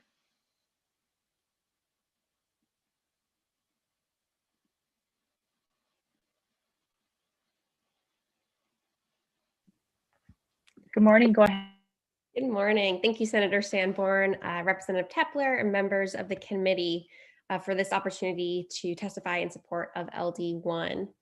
My name is Kate Endy. I'm the Policy Director at Consumers for Affordable Healthcare, a nonprofit, nonpartisan organization that advocates for Maine people to be heard, respected, and well served in a health system that provides coverage, access, and quality affordable care to all. As designated by Maine's Attorney General, we serve as Maine's consumer assistance program for health insurance, and as such, operate a toll-free confidential helpline staffed by trained experts in eligibility and enrollment in private and public health coverage. We answer questions about eligibility and help people apply for and enroll in coverage, as well as assist people with issues using their coverage and accessing care, including filing complaints and appealing coverage denials. It is our experience with assisting Mainers in navigating the health coverage systems that we offer the following comments. Access to quality, affordable health care has never been more important. The outbreak of this virus has exposed many of the gaps within our healthcare system, including that many people who have health coverage but still can't afford to access care due to high deductibles and cost sharing amounts, as well as people who remain without insurance. And I think this pandemic has also demonstrated that we are all better off when everyone can access the screening, testing, and treatment that they need to get and stay healthy. Regardless of whether we are in a state of emergency, access to testing and vaccinations to protect against COVID-19 will continue to be critical to effectively respond to, control the spread of, and protect Maine people from this virus. Unfortunately, we know cost is a barrier to receiving care, which is why we strongly support the measures included in this bill to remove cost barriers to obtaining screening and testing and vaccinations for COVID, including for people who do not have insurance. We greatly appreciate the steps that the Mills administration has taken, including by the Department of Health and Human Services and Bureau of Insurance, to provide access to testing and vaccines for COVID at no cost. However, navigating some of the nuances of these protections and existing programs that are available, both through the state as well as federal government, can be confusing, and in some instances has resulted in some people receiving unexpected bills for services they thought would be covered at no cost, which is why we strongly support the provisions of this bill that require people be informed of any cost for these services up front, as well as information about where they could receive them at no cost. In addition to the direct impact of the coronavirus on people's health, There have also been indirect harmful consequences, which were discussed earlier, related to delaying in-person services for other medical care, including for chronic and serious health conditions, such as cancer. And for this reason, we support measures to make it easier for people to safely access the medical care and prescription drugs they need, including through expanding access to prescription drugs, as well as availability of telehealth services when medically appropriate to populations who do not have access to high-speed internet or other technology needed for a video telehealth appointment. And I'm out of time. And so with that, I would like to thank you all for allowing me to testify in support of this bill and for your work on this. Thank you, Ms. Endy. Are there questions for Ms. Endy? All right, thanks for setting a great example by wrapping up before I could find my unmute button. Next, we will hear from Kathy Kilrain Del Rio from Maine Equal Justice.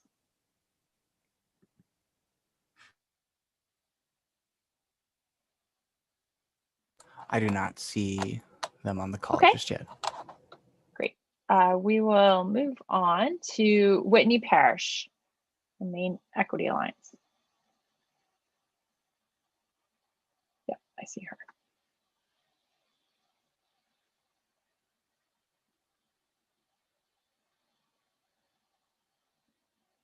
Good morning, Ms. Parrish. Go ahead.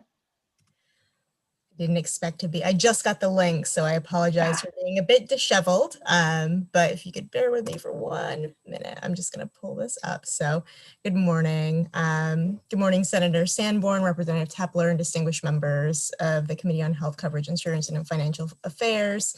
My name is Whitney Parrish, and I'm the Advocacy and Communications Director of Health Equity Alliance. We're a nonpartisan, nonprofit public health and harm reduction organization that envisions and works toward a world where health justice is realized for all Mainers, including and especially our most vulnerable. To that end, we're here to urge you to support LD1. HEAL's history begins with the HIV/AIDS epidemic and the provision of care and support to HIV-positive individuals living primarily in rural, coastal, and northern Maine.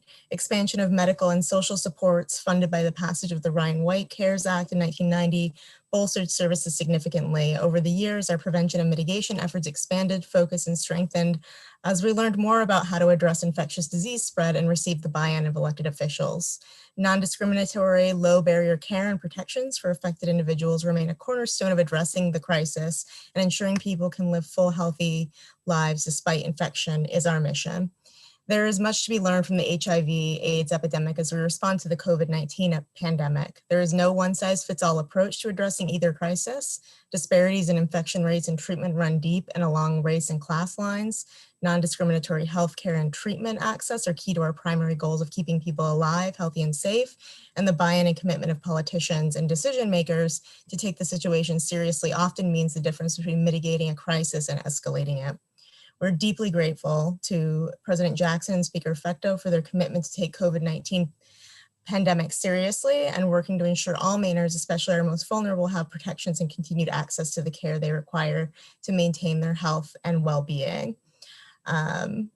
I'm going to skip ahead. You have my testimony, but I do want to mention that HEAL does work with folks who actively use drugs, and we know the services via telehealth and medications in larger supply amounts reduces trips to the pharmacy and can mean the difference between someone accessing the services they need and deserve rather than slipping through the cracks completely. As a harm reduction organization, we recognize the critical role treatment options can play in effective evidence-based harm reduction policies and practices, and the path to recovery is arduous and personal, but no one makes it to recovery if they die along the way.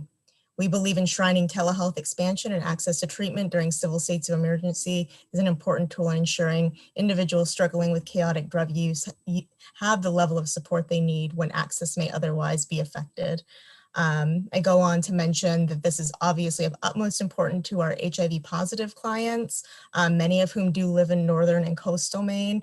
And we do want to offer the caveat that although telephone can be more reliable, there are financial restrictions of data plans and unreliable service in many parts of the state. Nonetheless, we do believe this is an important step to mitigating disruption in care and maintaining the health of our communities. So thank you, Ms. Parrish. Can you wrap up? Yep, that's actually where I'm going to wrap up. So thank you for your time and attention. I'm very happy to answer questions. Thanks so much. Are there questions? All right, seeing none, thanks for joining us today. Next, we'll hear from Charlie Dingman.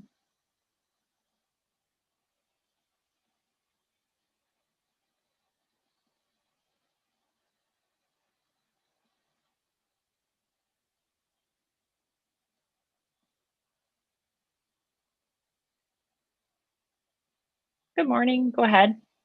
Good morning. Senator Sanborn, Representative Tepler, and members of the committee, thank you for the opportunity to testify. My name is Charlie Dingman. I am with the law firm of Kozak and Geyer, and I am here today on behalf of the Maine Primary Care Association, an association of Maine's 20 community health centers. As you know, Maine's community health centers, or FQHCs as they are also known, have struggled with the pandemic, as all of us have, and have in particular been focused on access to care for those who may be in underserved areas of the state. And by federal law, Maine's community health centers are obliged to provide services to everyone regardless of ability to pay. We therefore strongly support and thank the sponsors of this bill and the governor for supporting additional access to care specific to COVID-19 and additional measures that will support the delivery of vaccinations in an effective manner.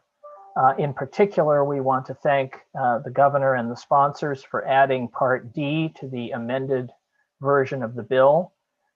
Those provisions that will allow for delegation to staff beyond the pharmacist provisions elsewhere in the bill are very much welcomed by Maine's community health centers. Likewise, we thank the sponsors and urge the committee's support for the telehealth provisions in this bill.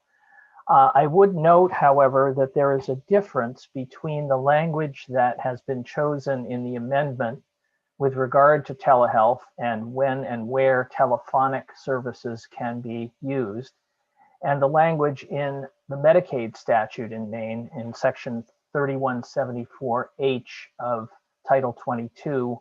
We don't have a specific position on which version is preferable, but we think it would be helpful for the committee to take a look at those two provisions and think about whether aligning them would be helpful.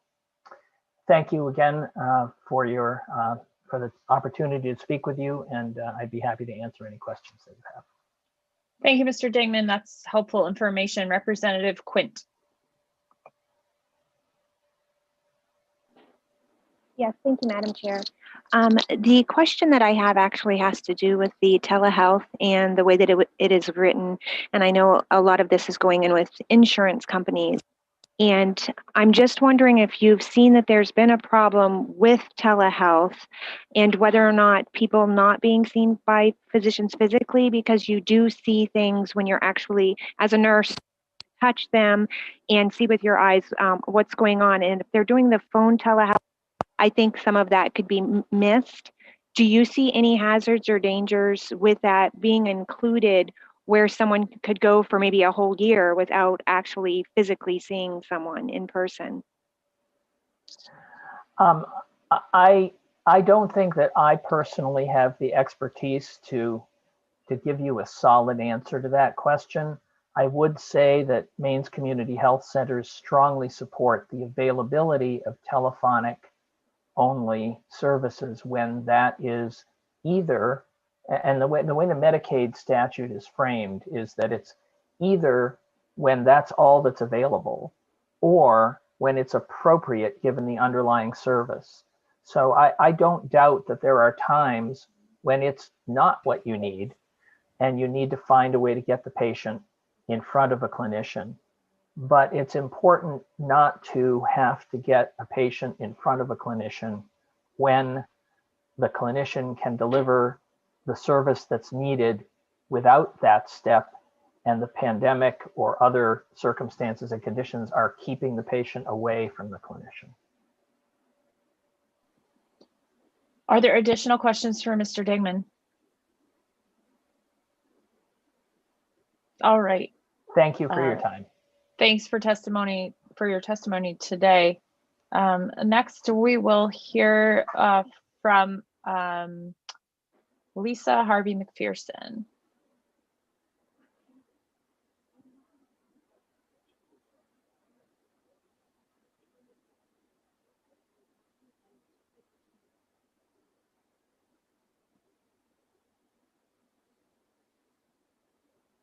Good morning. Please go ahead. Yeah, good morning, everyone. Can you hear me okay? We can. Okay, well, good morning, everyone. Senator Sanborn, Representative Tepler, and committee members. My name is Lisa Harvey McPherson, and I am here to speak in support with clarification on this important bill on behalf of Northern Light Health.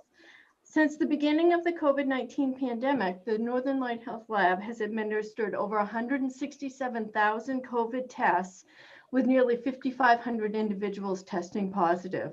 Our hospitals have cared for nearly 300 patients in the inpatient units, and our home care and hospice team, along with our nursing homes, have cared for hundreds of COVID patients. So I want to thank the sponsors of this bill for raising this opportunity to talk about COVID and improvements that we can make in both coverage and services. Because I only have 3 minutes, I'm going to start with the back of my testimony forward. And I want to note my testimony today references February 23rd. I did submit testimony for last week, which I've amended. Beginning with Section D, I want to thank the Governor's Office for submitting language that would define a process to use volunteers in the vaccination sites. I have been working with the Governor's Office on 2 recommendations. The first recommendation is the vaccination delegation is limited to the larger vaccine clinics that have MOUs with the department. And we would like the opportunity to utilize volunteers in some of our smaller clinics, but the smaller clinics do not have MOUs with the department. If you want to think about a large clinic, think about the Cross Insurance Center, very large clinic, MOU with the department.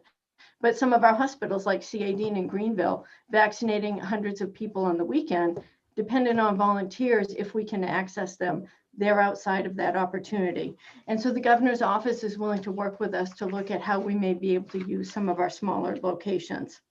I also want to talk about, so I have a whole section on delegation, and so I refer you to that. I want to spend some time on telehealth.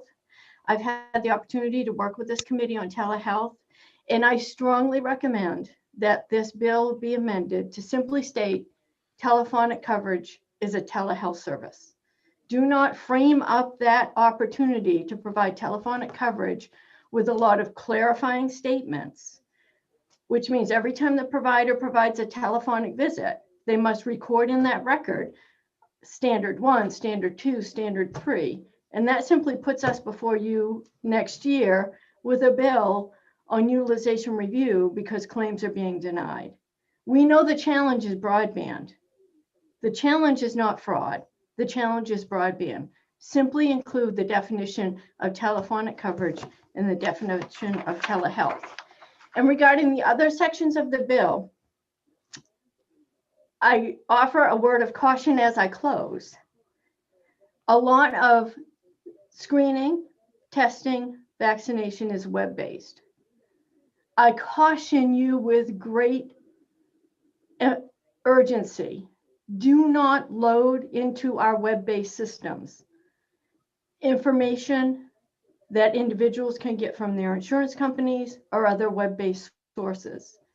It limits our functionality, and with 500,000 people on our site at any time, there's a high degree of frustration with the amount of information that's already there and how consumers navigate that site. Do not make it any more complex for them. We simply agree that if there's going to be a charge for the individual, that information needs to be communicated and leave it at that. And I have 4 pages of testimony. It's really good. So I encourage you to take a look at it. I went section by section with a thoughtful analysis of each section of the bill, and I urge you to take a look at that. And I understand that I am out of time and welcome any questions that you have. Thank you, Ms. Harvey McPherson. I have a question for you about your last comment about web-based interfaces, Mhm. because I'm a bit confused by it. Okay. So are you suggesting that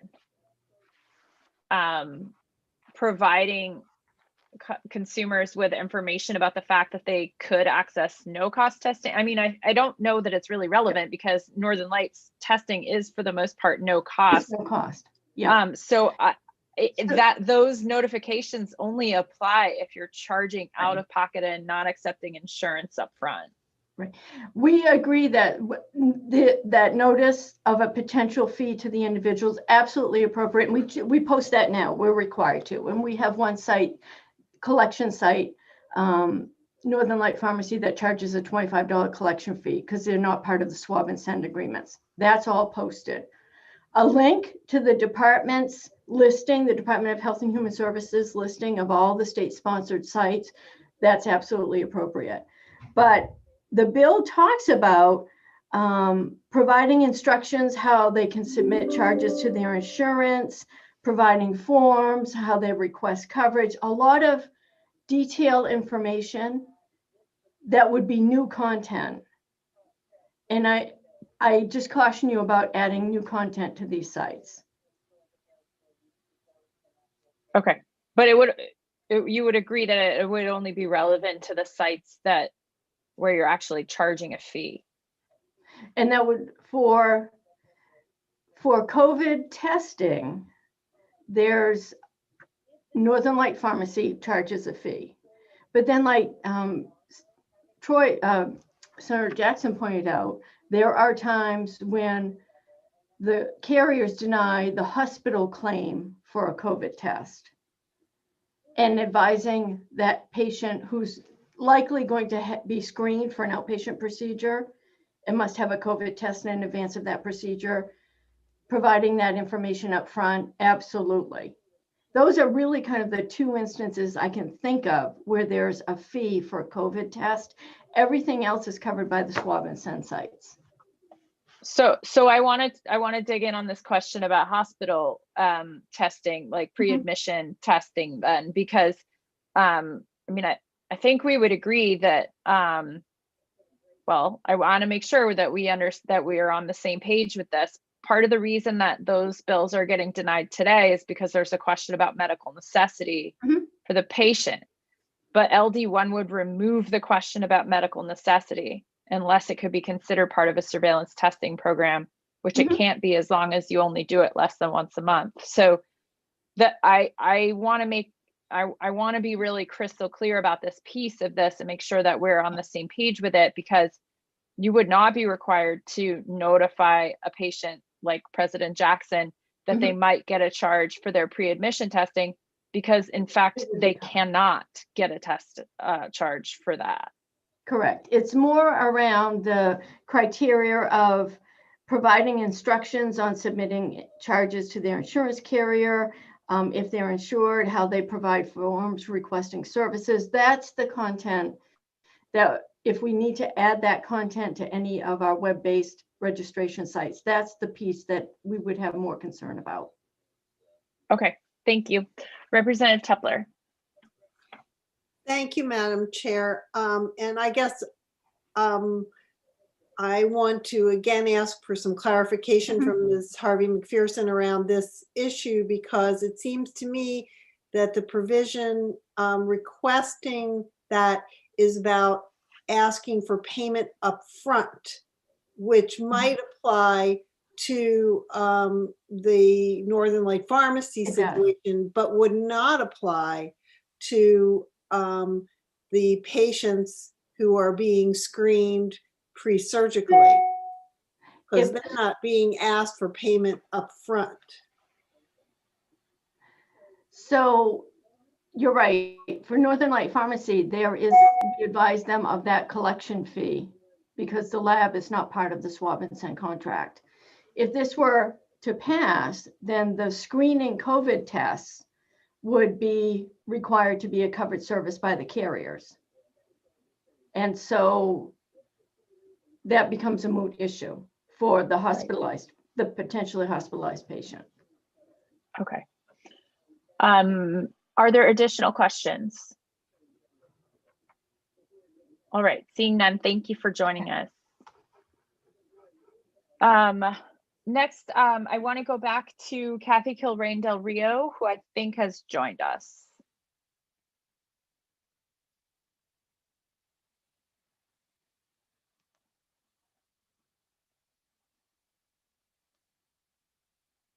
Good morning, go ahead. Good morning, thank you. And thank you for coming back to me. Sorry for my technical challenges. Good morning, Senator Sanborn, Representative Tepler, and members of the Health Coverage Insurance and Financial Services Committee. My name is Kathy Kilrain Del Rio, and I'm with Maine Equal Justice, a nonprofit legal aid provider working to increase economic security, opportunity, and equity for people in Maine. And I'm testifying in support of LD1 today. Low-income Mainers are often at greater risk for COVID-19 due to working essential jobs with lots of contact with the public or providing direct care to our most vulnerable Mainers. Others are working in settings where social distancing isn't possible. They often work long hours and may not have health coverage. Some low-income Mainers are also more at risk due to the living arrangements that they can afford. They may live in small apartments where they cannot isolate family members who've been exposed, or in congregate settings like shelters. These same low-income individuals, who are often at greater risk to contract COVID, are also least able to absorb costs for testing or vaccination. As others have said today, costs of any kind should not be a barrier to testing or vaccination. We're grateful in particular that this bill addresses potential costs for vaccine administration. While Maine was able to create a coverage category for people without insurance to get coverage for COVID testing due to a federal option, there isn't a similar option for those without insurance to get coverage for vaccine administration. We would recommend that one way we could strengthen this bill would be to require providers who are administering vaccines to seek reimbursement from federal sources where possible. For example, the Health Resources Services Center can provide reimbursement if a provider provides vaccination to someone who is uninsured. That would take away any barrier to cost for low-income Mainers who do not have coverage. Cost definitely does affect the ability of Mainers with low income from getting the care they need, including testing or getting a vaccine. If we want to ensure that people can get tested when they are exposed to COVID, we need to make sure that there are no additional costs that may deter someone from getting tested. And if we want to ensure that people can get a vaccine when they are eligible, we must make sure that there is no cost that would deter them. The pandemic and the recession have disproportionately affected those with the lowest incomes, and when families are struggling to put food on their tables or continue to pay rent to maintain their housing, they can't afford another expense. The pandemic and recession have inflicted disproportionate harm on Mainers of color who are also more likely to lack health coverage. LD1 can help mitigate some of that harm by making testing and vaccination for COVID-19 affordable for all Mainers. And I know I'm about to run out of time, but I also just included in my testimony some additional information about why expanding access to telehealth services is particularly important to low-income Mainers who may lack internet services and also struggle with transportation or may have to utilize public transportation or cabs in order to get to doctor's appointments. So for all of these reasons and others that you've heard today, we urge you to pass LD1 to make COVID testing and vaccination as well as telehealth services more affordable and available to low-income Mainers. Thank you. Thank you, Ms. Del Rio. Are there any questions? All right, seeing none, thanks for joining us. I'm glad we could get you in as part of the meeting.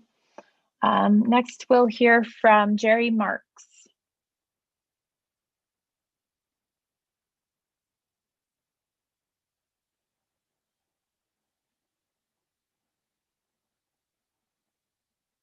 Good afternoon, Mr. Marks. Go ahead. Good afternoon. Dear Senator Sanborn, Representative Tepler, and other members of the committee, my name is Jerry Marks, and I'm a resident of Portland. I'm also the executive director of the Maine chapter of the National Association of Social Workers here in Maine. There are over 5,000 licensed social workers providing health services to residents throughout the state. NASW Maine supports LD1, an act to establish the COVID-19 Patient Bill of Rights. And I'd like to focus on Part C. We strongly support adding the audio-only telephone option to telehealth services. So much so that we also encourage the use of telehealth after the COVID crisis is history. We say this because we believe that reimbursement and parity for audio-only telehealth is a health equity issue. And here's some numbers. Approximately 13% of the US population lacks access to high-speed internet. 40% of people with incomes less than $30,000 lack access to a computer or high-speed broadband.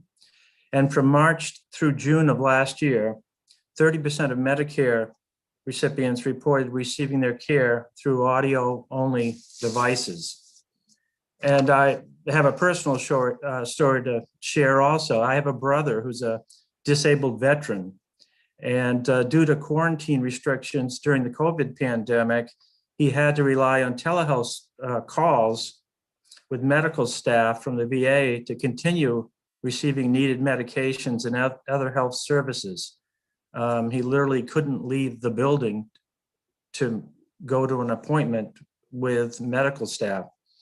My colleagues have witnessed major barriers to their clients in receiving health services, barriers such as a lack of transportation, which was just mentioned, as well as time constraints. We believe telehealth is the remedy. Telehealth, including audio-only telephone, provides the right care at the right time with the right technology, and we encourage all committee members to support this bill. I'd be happy to take questions. Thank you, Mr. Marks. Are there questions for Mr. Marks? All right, seeing none, thanks for your testimony this morning. Next, we'll hear from Angela Westhoff.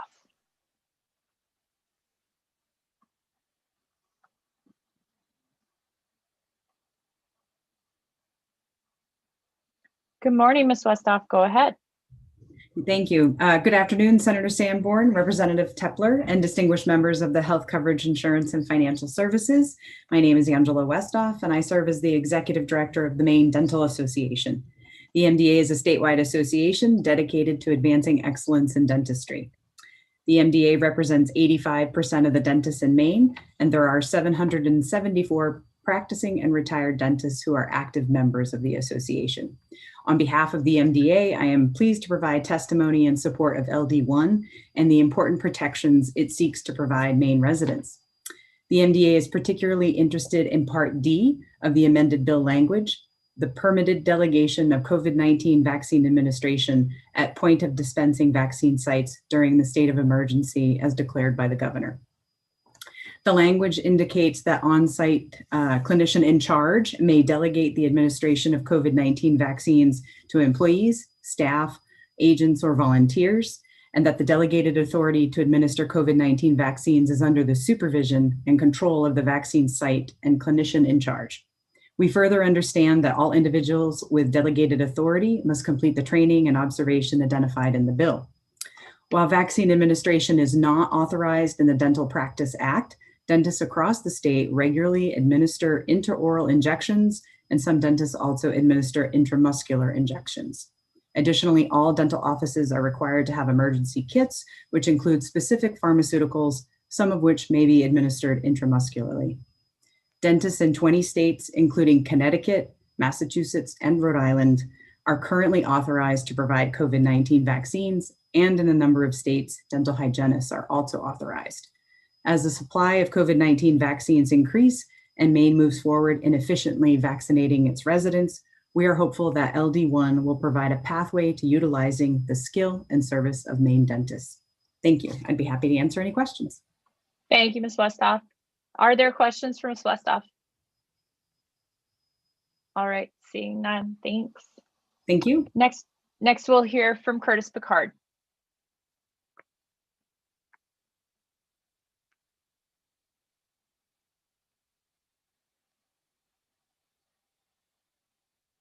Good afternoon, Mr. Picard. Go ahead. Good afternoon, Senator Sanborn, Representative Tepler, and members of the committee. I am Curtis Picard, President and CEO of the Retail Association of Maine and also a resident of Topsom.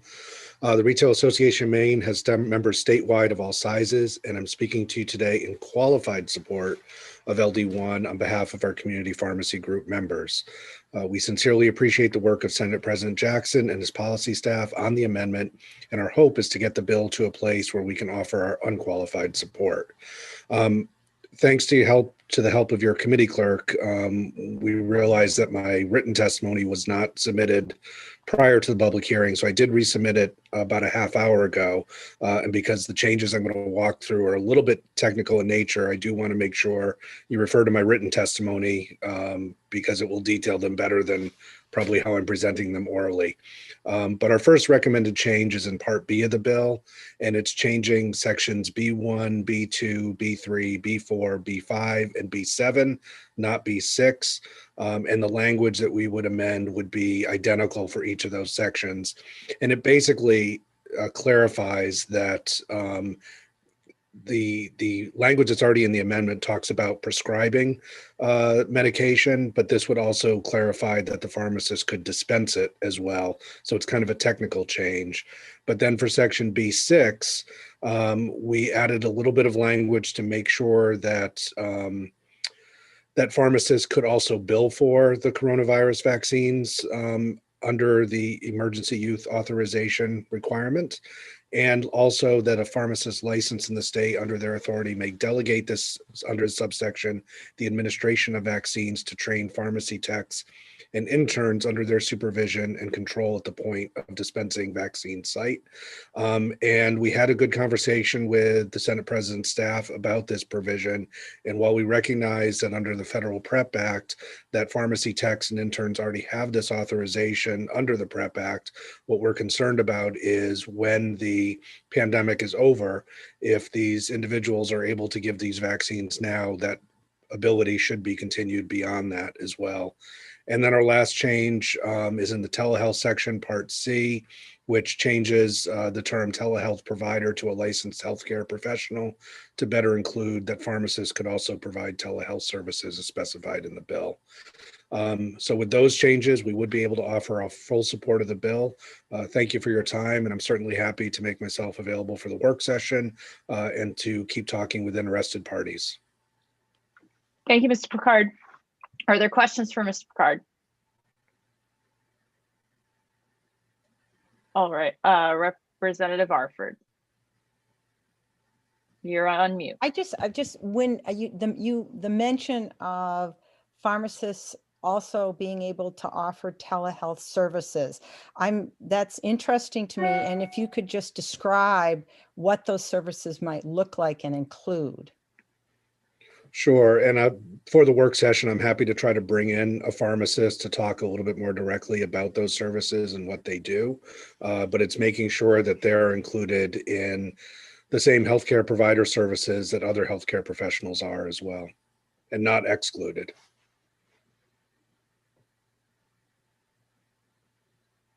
Are there additional questions for Mr. Picard? All right, seeing none, we thank you for your testimony. Next, we will hear from Jeff Austin.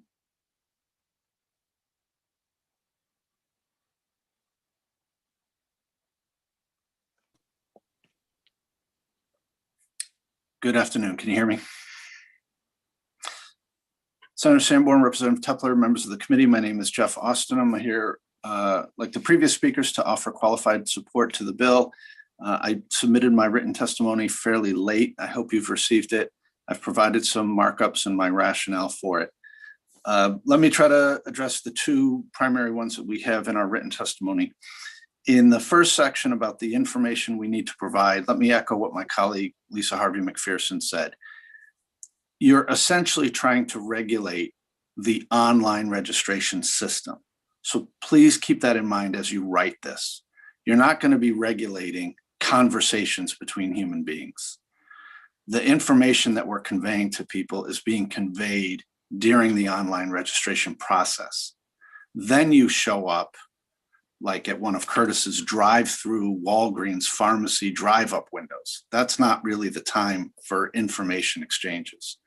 The information exchange needs to happen earlier at the registration process.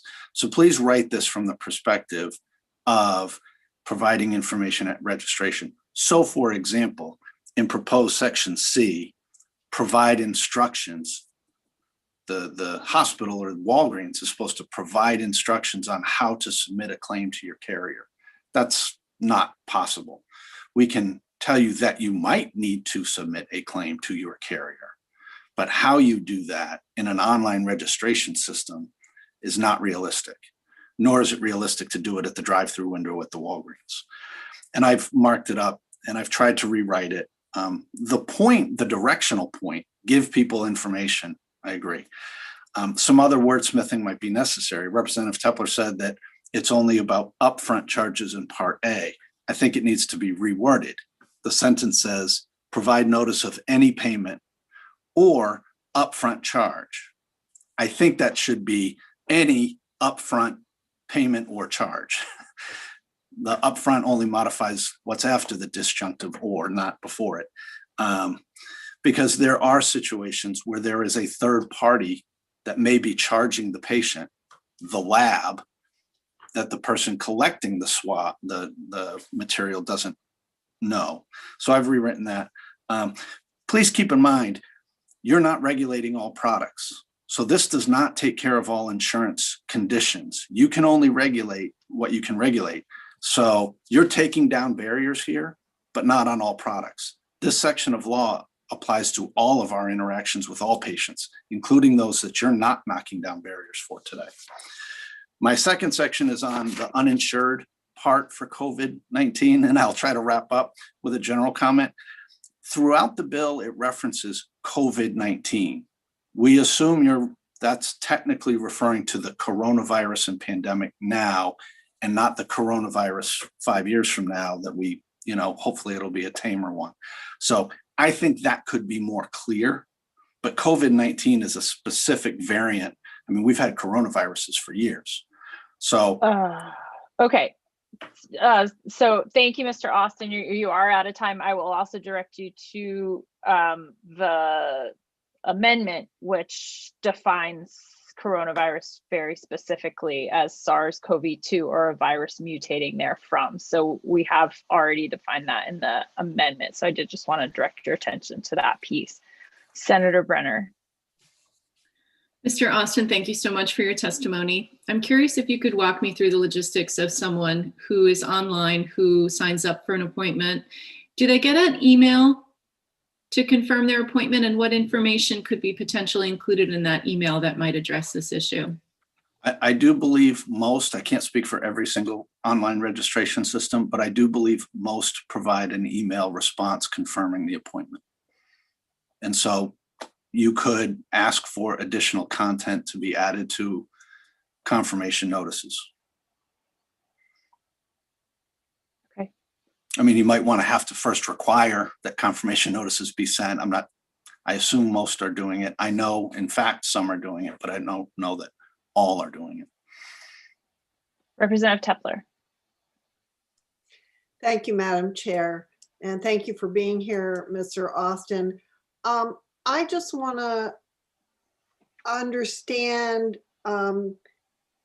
your understanding of the section around notification for the possibility of other services that may not cost. I mean, this is directed really at the centers that are not asking people for their insurance information, but in fact, charging people up front and not even necessarily telling them that they can file a claim with their insurance. And so I'm surprised by the objections of the hospitals, both yourself and Ms. Harvey McPherson, because I don't think this is a practice that your organizations engage in. And so I guess I'm wondering why this particularly disturbs you. I think I know I submitted my testimony late, I think when you have a chance to look at my written suggestions, you'll see that the guts of what is being sought by LD1 we don't object to. We're not raising major objections. I think it's in some wordsmithing. So for example, it doesn't say, let patients know that they may need to file with insurance. It says literally, provide them instructions on how to do it. We agree people need to be told if they're going to be charged, or if a potential charge is out there, they may need to communicate with their insurance company to see if it is covered and determine how to submit a claim for that. But providing the instructions on how to do it is beyond our capability in an online registration system for every insurance product in Maine. But you don't require payment. You will bill an insurance company before you require payment from a patient. Am I correct? Yeah, typically, if it's a reimbursable claim. Well, this is directed at organizations that would not even get to that point where they ask for a charge up front before delivering a service. Well, subsection C does not reference anything about upfront charges. Subsection C says, provide instructions for how the individual can submit that charge to their insurance carrier. All we're asking for is that for it to be cleaned up. Okay. And I think if you see our wording, it's let people know what they're being charged up front. And if there's other charges, let them know that they may need to communicate with their carrier and submit the claim.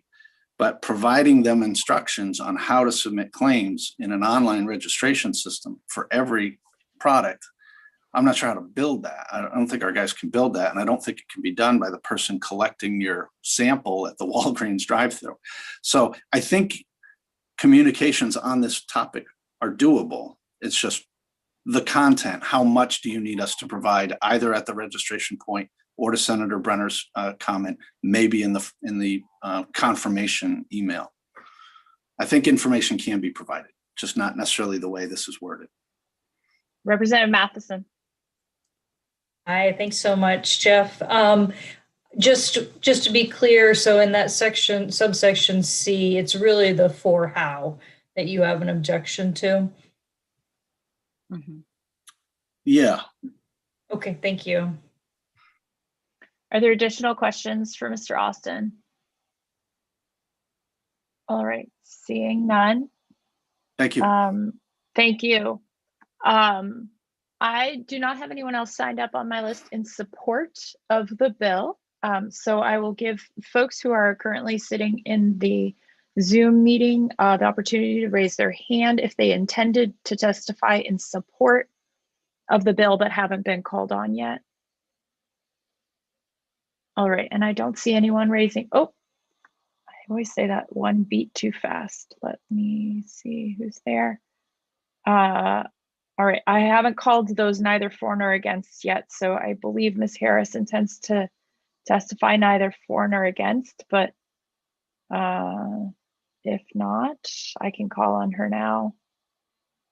She still has her hand up, so we can, I'm gonna lower all the hands, and then Ms. Harris, if you still want to testify in the support section, you can raise your hand again and we'll bring you in now. Okay. Great. So Christian, if you could bring Ms. Harris in. And great. Go ahead, Ms. Harris. Good afternoon. Are you able to see me? Not yet. Sorry, I've been having challenges, so. That's fine. You can testify without your video on. All right, no problem. You're better off for not seeing me. So thank you. Senator Sanborn, Representative Tepler, members of the committee. I am Katie Fulham Harris from Maine Health, and I provided, like others, written testimony that details our positions on each of the sections. We are offering qualified for support for this legislation, but in light of the time, I'm really going to focus on a couple of key things. During the pandemic, Maine Health has played a critical role in testing, treating, and now vaccinating Maine's residents, as well as some in New Hampshire. And we have processed over 415,000 COVID tests through Nordex. We have treated over 64% of the patients hospitalized with COVID statewide, and we now have vaccination sites at each one of our local health service areas that can provide vaccines to up to 25,000 individuals per week if we have enough supply of vaccine. So we're doing everything we can to address this pandemic. We support the intent of this bill, and we want to ensure that Maine's residents do have access to testing, vaccines, prescriptions, and the human capacity to provide vaccinations, which was added in Section D. While we support the general intent, we do have a couple of specific concerns. One is in Section A, and it's the paragraph that specifically prohibits providers from billing for the cost or administration of the vaccine for uninsured patients. So because this is a law that won't expire with the end of the state of emergency, we would need clarity about how the vaccines would be paid for going forward post the end of the state of emergency. Right now, we're comfortable with this provision if it is limited to the state of emergency, after which the government and states can figure out how to pay for this vaccine as it becomes a routine vaccine going forward. But in the meantime, we have serious concerns about that provision. The other is the telehealth provision. We have done an amazing job at switching to telehealth during the pandemic. Prior to the pandemic, Maine Health averaged 1,285 video and almost no telephonic visits per month. And in the last year, we're now averaging nearly 20,000 video visits and 15,000 telephonic visits per month. So telephonic visits are a very important aspect. And the original language of this bill prior to the amendment made clear that telephonic services, which is audio only, should be considered under the definition of telehealth. We strongly supported that change.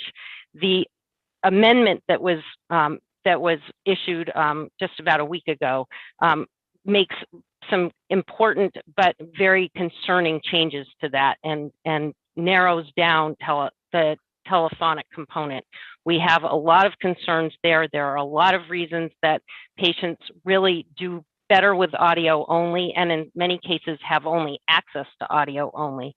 So we share— Thank you, Ms. Harris. Can you wrap it up for me? Absolutely. We share Lisa Harvey McPherson and Northern Lights concerns there. And that was the end of my testimony. We appreciate the intent of the bill, and we would welcome the opportunity to work with all of you to address our concerns. So thank you. Thank you, Ms. Harris. All right. So I'll open it up to questions for Ms. Harris. Representative Arford. Yes, thank you so much for Ms. Harris for coming and testifying before us today. I have two quick questions. Maine Health is a large organization with many patients, and you clearly have done an excellent job of delivering services to them throughout the pandemic. Have you, and I know you do a significant amount of patient surveying at various times for various issues.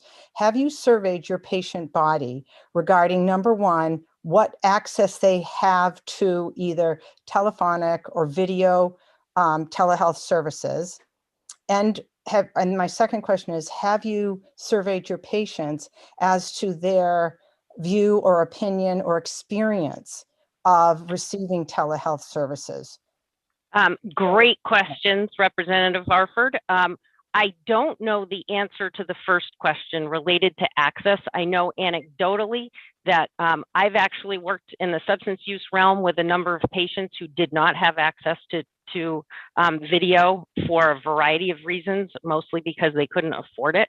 But I will find out if we've done any formal surveys. What I do know is that we have done formal surveys related to patient experience with telephonic and telehealth access and care delivery. And I will get you the data. It is very compelling. Patients actually really like telehealth, and particularly behavioral health patients and patients who are older as well.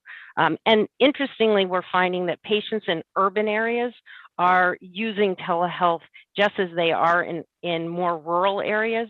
It's really providing access for populations who didn't have access or weren't as comfortable using sort of the traditional healthcare system. So it's really very successful. But I will get you the specific data. Thank you. Okay, are there additional questions for Ms. Harris? Okay, seeing none, thank you for your testimony. So now again, Thanks at the so end of the support list, and looking for hands of anyone in the Zoom meeting who wants their testimony to be considered in support. All right, I have no one on my list who has registered to testify in opposition, but we'll give it a minute in the attendee list if anyone wants to raise their hand in opposition. And seeing none, next we will go to Bruce Garrity, neither for nor against.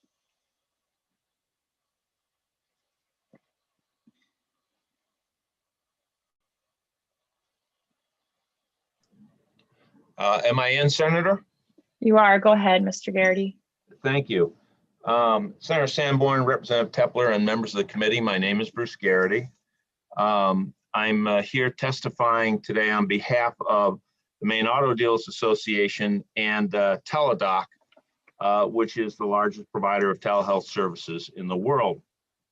Given time constraints and the fact that I'll be submitting written testimony, I'll limit my comments to the telemedicine provisions in Part C. We do specifically support broadening the scope of telehealth services as it relates to audio only. I think it's not inappropriate to say something like when it's medically appropriate, but otherwise we don't believe in what amount to guardrails that would inhibit the use of telephonic telehealth services. And I think the reasons that that's a valid thing to do have already been discussed by some of the proponents. We do believe a change needs to be made to subsection C2. The sentence that strikes out audio only leaves in fax machine, email, or texting as non-telehealth services.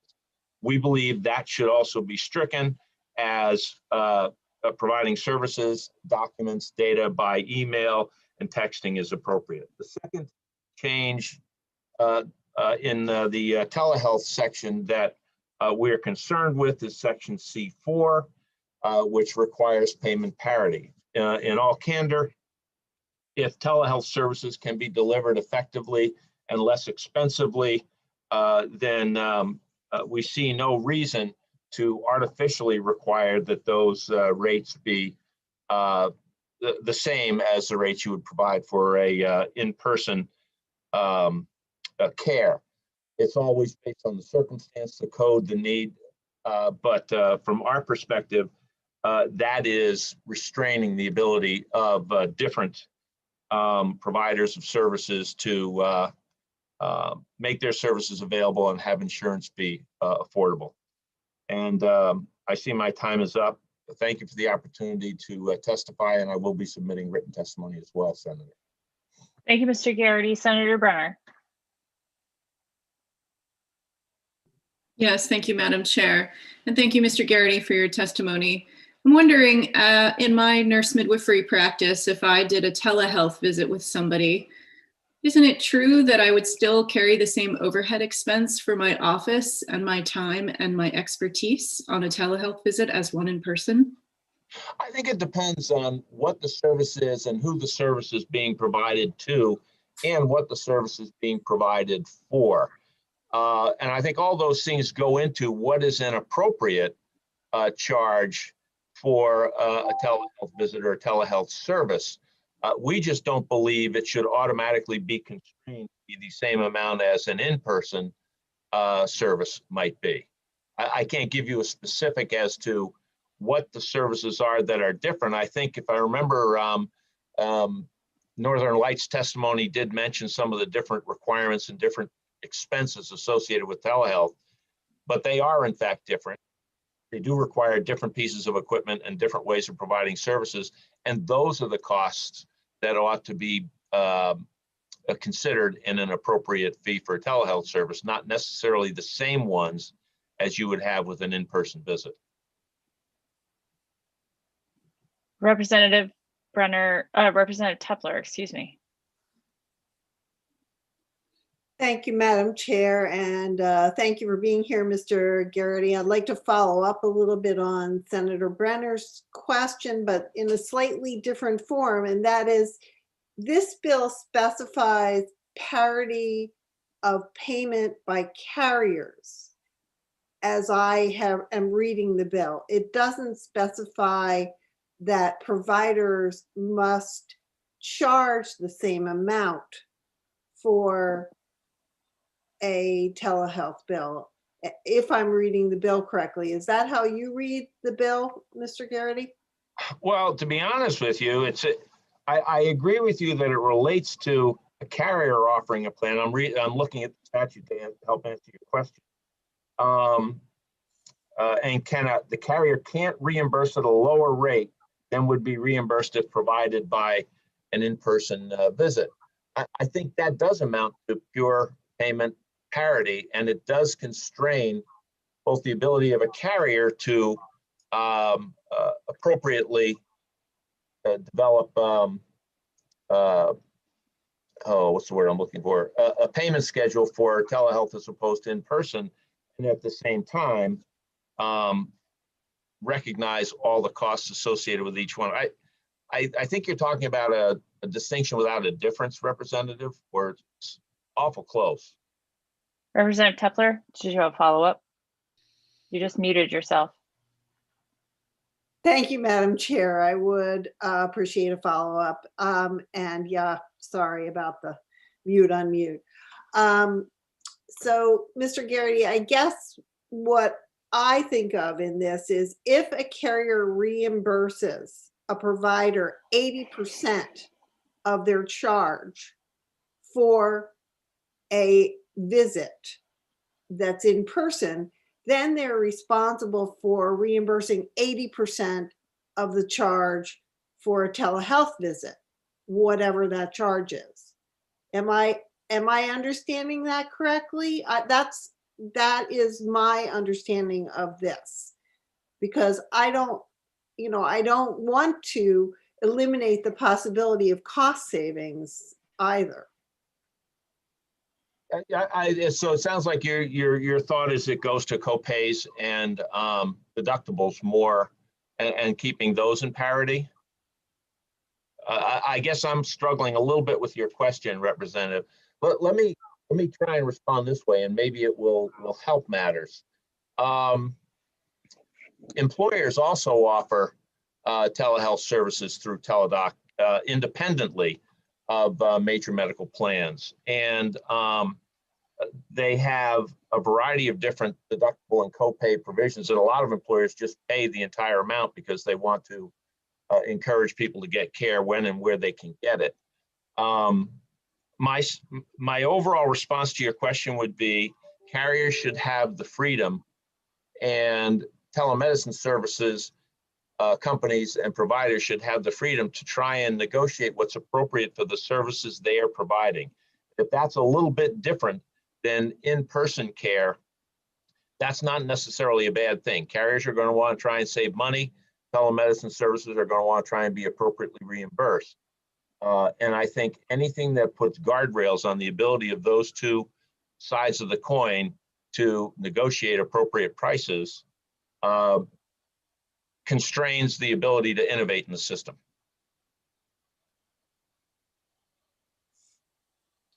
Okay, are there additional questions for Mr. Garrity?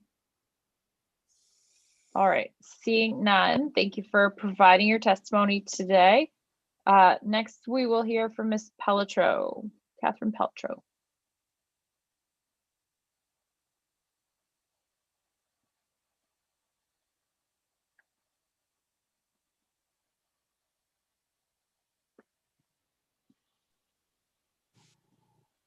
Good morning, Ms. Pelletreau, go ahead. It's not morning anymore. Good afternoon, Ms. Pelletreau, go ahead. Good afternoon, Senator Sanborn, Representative Tepler, members of the committee. I know I'm coming in hours after the beginning of this, but I hope that you will be able to focus for a few moments on some of the key points. My name is Catherine Pelletreau. I'm the Executive Director of the Maine Association of Health Plans, and we are testifying a really very carefully considered testimony in the 4-nor category. However, we have several significant concerns about this bill, and I don't want that to be misinterpreted because we are in the category of 4-nor. You'll see in the way that I've designed my written testimony, I've tried to pull out and really emphasize where we see challenges with this bill, and I will run through those quite quickly to stay within the time limit. First of all, it's important for you all to understand that these benefits are largely being provided to patients now. Health plans are largely covering these services. Our concerns really center not on what less on what happens during an emergency and more what the committee decides to put in state statute for perpetuity. So, for example, we oppose relying on private health insurance to provide broad-based public health testing. The amended version of the bill does provide a little bit more specificity around surveillance testing, but it does not go far enough.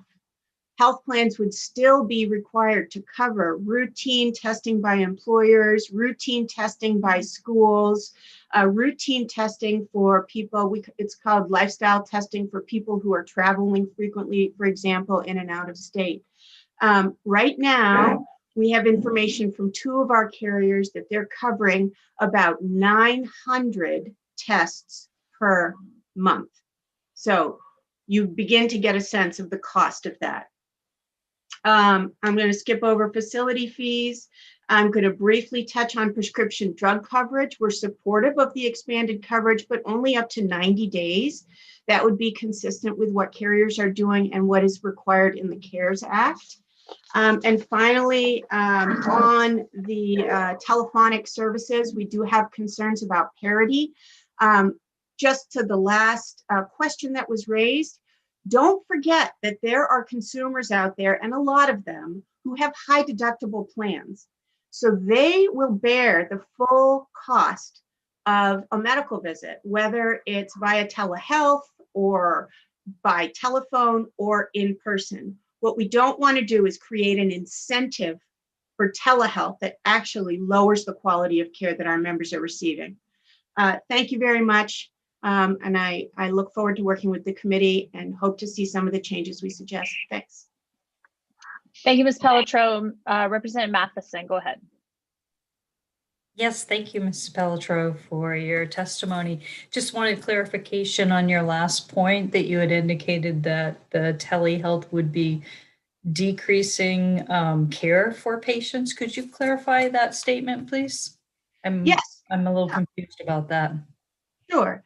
And you can see in our written testimony that we think there are definitely some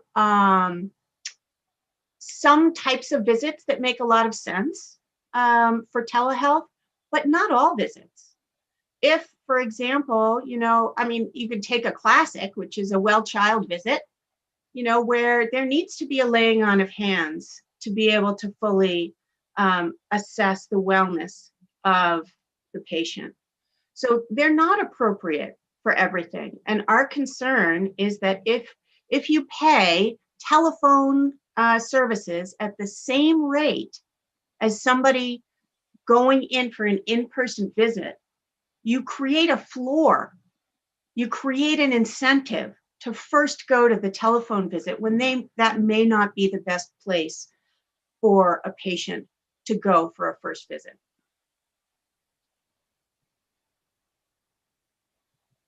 Representative Matheson, did you have a follow-up? No, thank you. Okay. Are there additional questions for Ms. Pelletreau? All right, seeing none, we thank you for your testimony this afternoon, and I'm going to call on Kim Cook.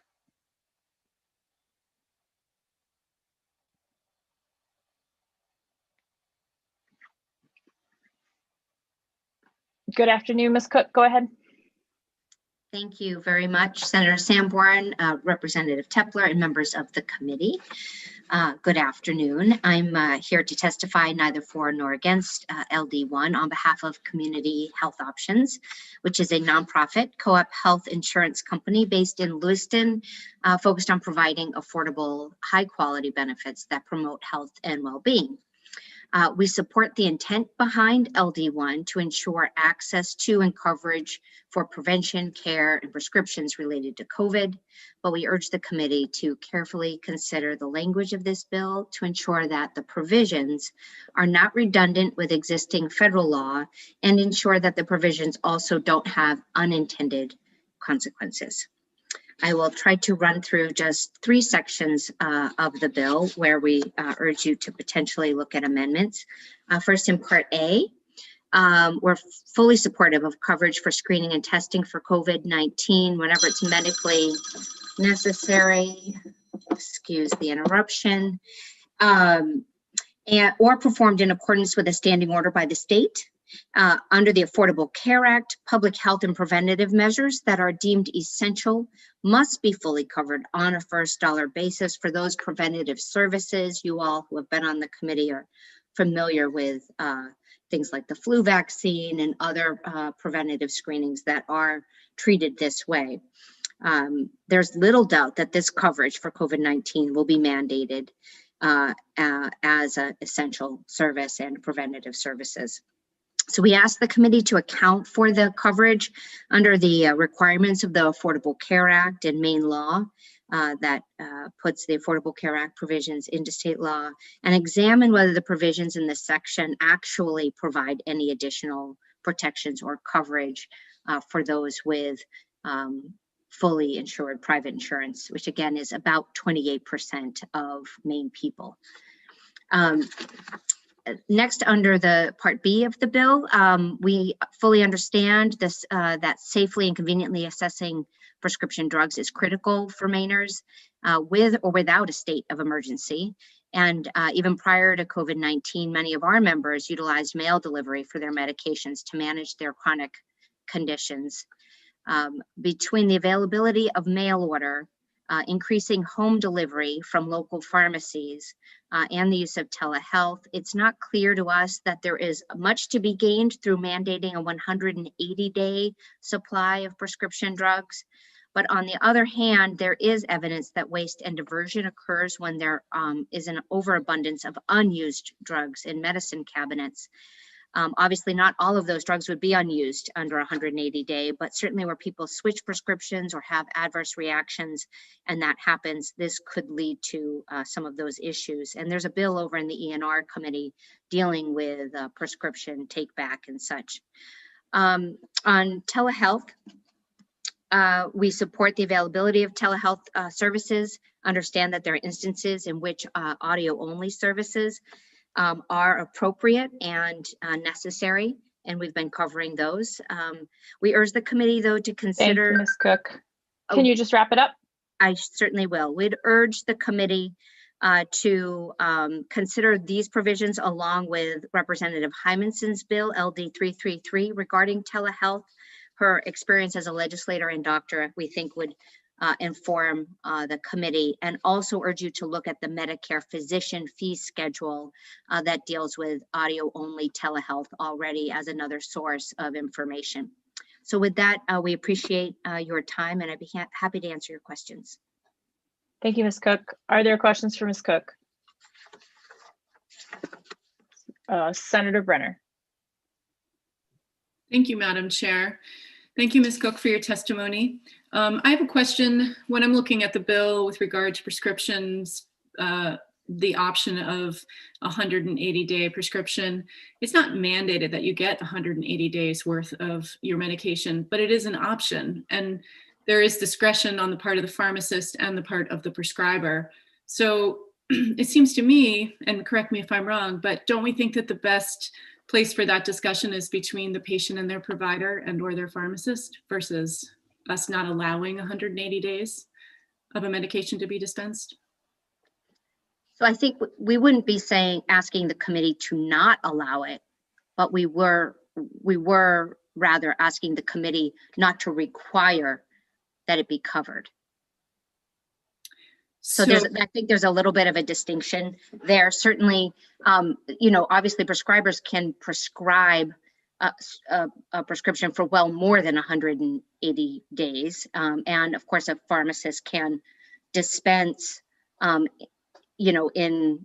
with what the prescriber is prescribing. This has to do with the coverage that those, 28% of Maine people who have private health insurance, what has to be covered at a given time. And we understood this provision to try to solve the particular problem that I heard Speaker Fecto talk about, which is having constituents and folks who, during this state of emergency, during this public health crisis, they didn't feel safe going into the pharmacy to pick up their prescription, or didn't have access to do that on a monthly basis. And he was helping with that, sort of getting those prescriptions. And we wanted to bring to the attention of the committee that there are also mail order options. Many pharmacies are starting to deliver, and certainly a 90-day fill, so every 3 months, even if you did go into the pharmacy, we think is a better approach than 180 days. So for instance, there could be a very short state of emergency, right after COVID is over and we have an ice storm in 2 years. There could be a state of emergency. At least in our read of this bill, that would trigger 180-day coverage. It also gets to the point, and this goes into some of the more details about insurance and what insurance covers and why it costs so much. But insurance is a year-to-year thing. And if you are filling in December a 6-month fill of a very expensive prescription of someone who's not about to be, in your health plan paying premiums, that also factors into costs. But so those are some of the concerns we have. Obviously, this bill is very detailed, as you could hear from even the superintendent's comments.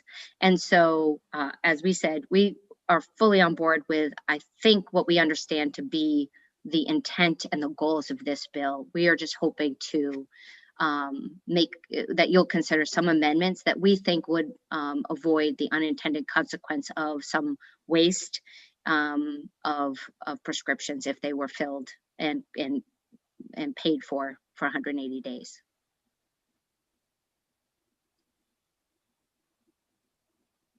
Are there additional questions for Ms. Cook? All right. Seeing none, we thank you for joining us this afternoon. And the next person on my list is Christine Austinfort.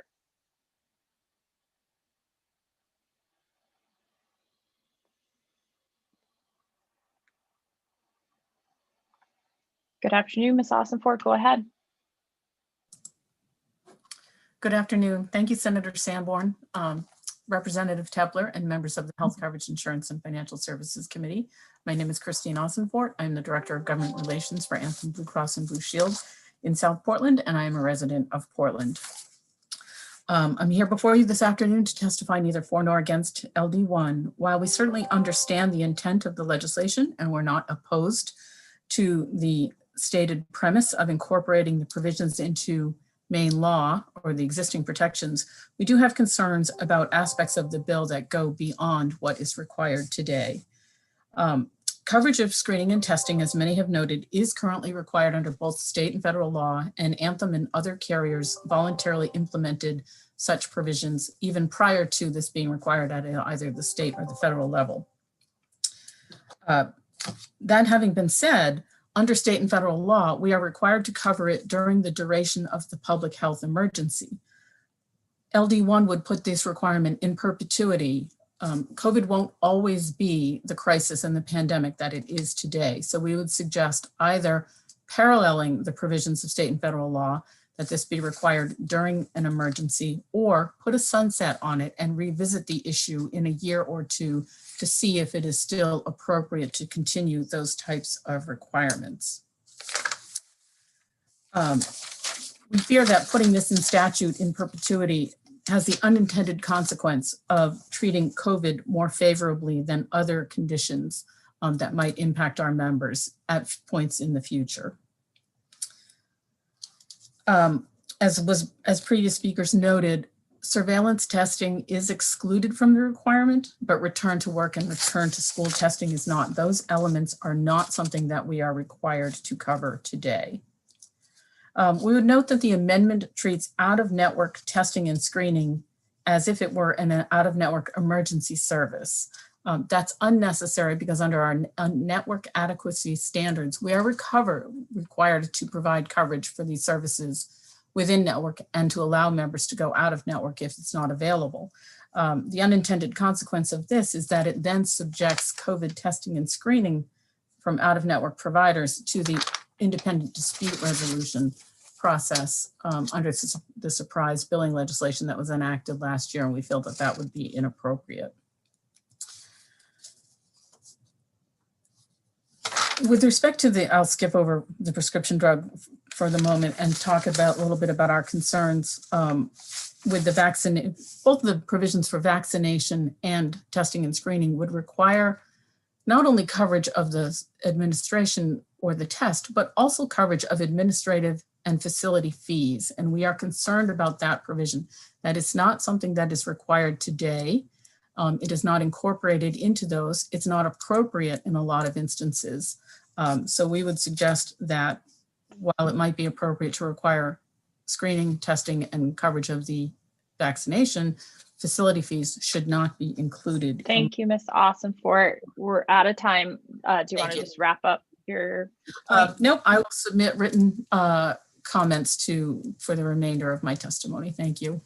Okay, thank you for that. Appreciate that.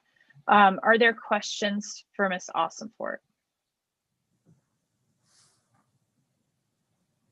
So I had one. When considering COVID tests and those folks who are potentially being asked to be tested because there has been a staff member at a private employer who tested positive, and then the boss says, all right, everybody needs to go get tested. My experience has been that Anthem's routinely denying those claims.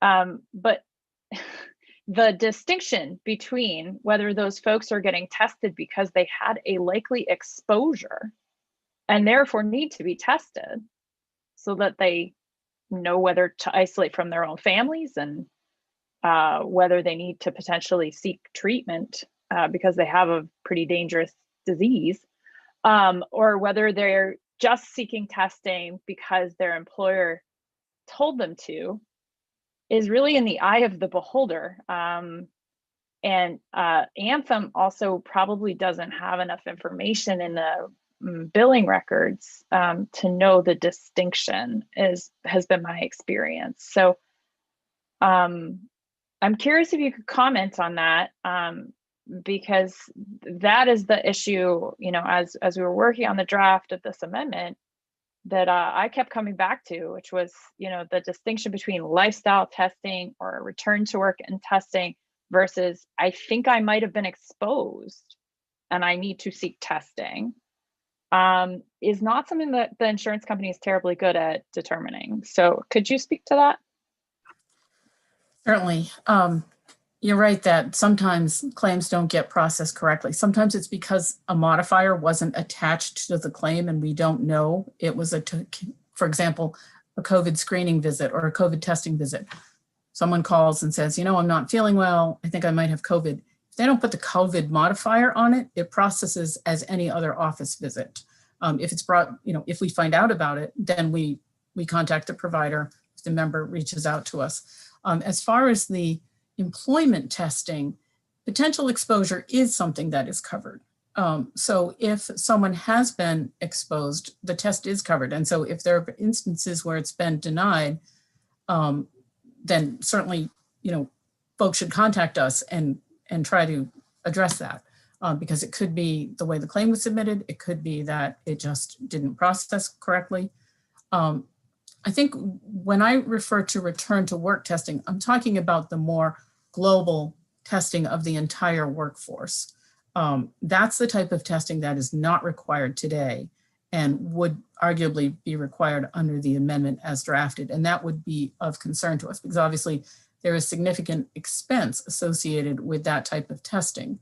And it is difficult to parse out because the CPT codes that exist today don't allow either the provider or us to sort of put that fine a point on it. But it's the global testing. But as I mentioned, testing for potential exposure is covered under the DHHS standing order and would be covered by carriers today, or should be covered by carriers today. Are there additional questions for Ms. Awesomenfort? All right. I guess I'll ask one more, which is whether pre-procedure testing in hospitals is currently covered under current statute or a current standing order. It's going to depend on how it's going to depend on the contract between the provider and the carrier. In some instances, it will be covered.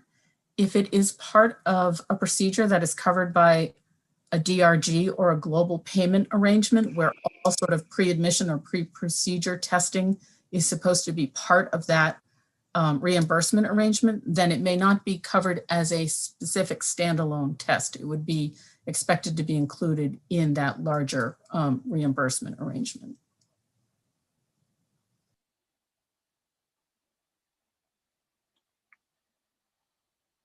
Okay, in which case, if it's billed separately, you would balance bill the customer? No, we would deny the enrollee? claim and the provider would not be allowed to bill the member. Okay. So you're not denying the claim based on medical necessity. You're denying the claim based on a contractual billing arrangement? Right. Any pre-admission testing would be covered as part of the global reimbursement arrangement because different members may need different tests. So it would be covered in that instance or covered under that reimbursement arrangement. Okay, so if there isn't a global arrangement for a given procedure, then would it be covered? I believe it would be. Okay, all right. Are there additional questions for Ms. Awesomenfort? All right, seeing none, we have reached the end of my pre-registration list. And so I will just put out a call for anyone else who's in our Zoom meeting today who wishes to testify in any capacity in this public hearing regarding LD1. All right, seeing no hands being raised, I am going to close the hearing on LD1.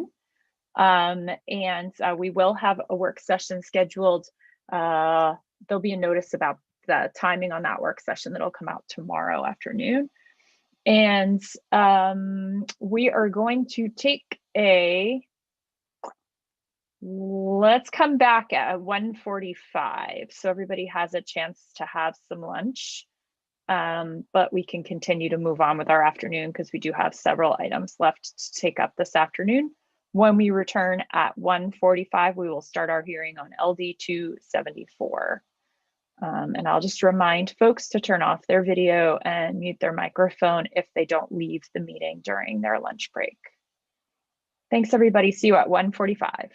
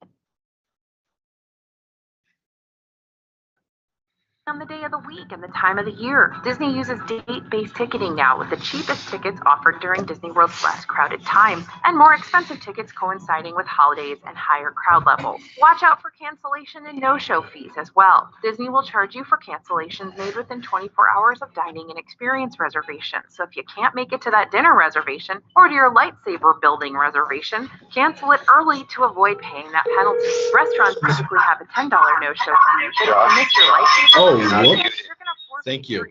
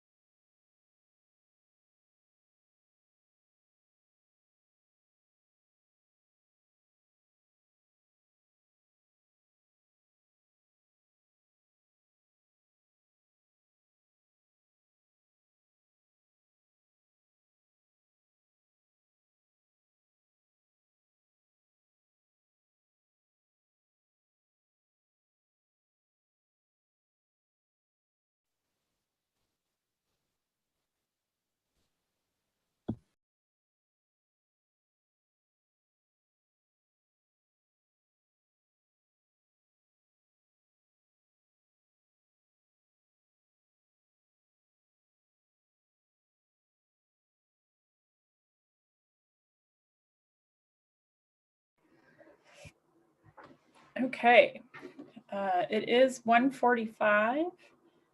Just ask folks to come on back on camera and on mic.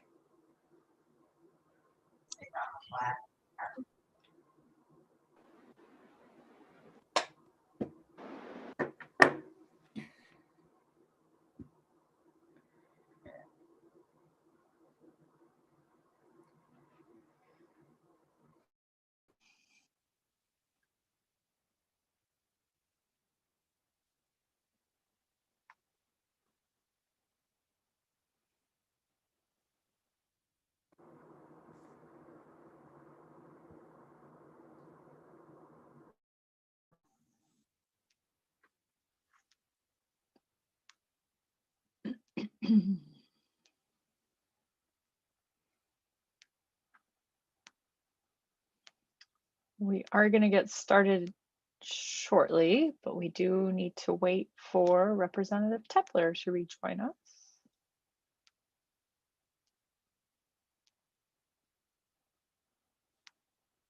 There she is.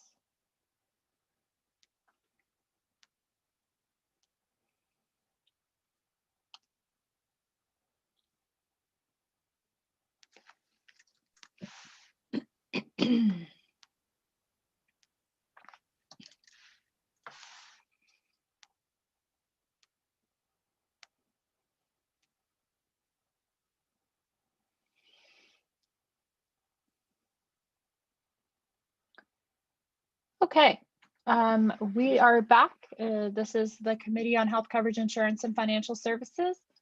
The rest of our afternoon looks as follows. We are going to do a public hearing on LD 274, followed by work sessions on LD 160, 172, 178, and 300.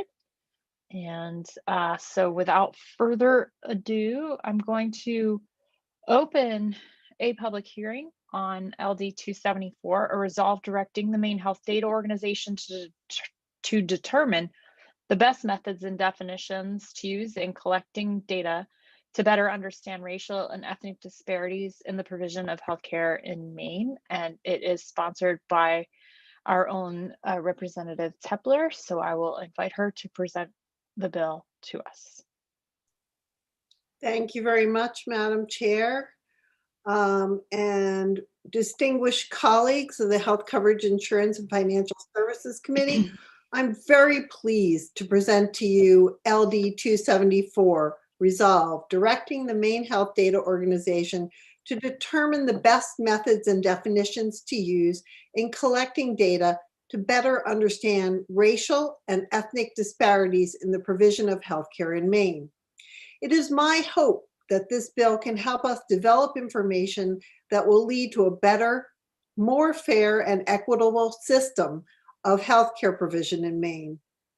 I was shocked this summer to hear from Dr. Shaw and read in newspapers that Maine, one of the whitest states in the US, was also the state with the greatest racial and ethnic disparities in the COVID pandemic.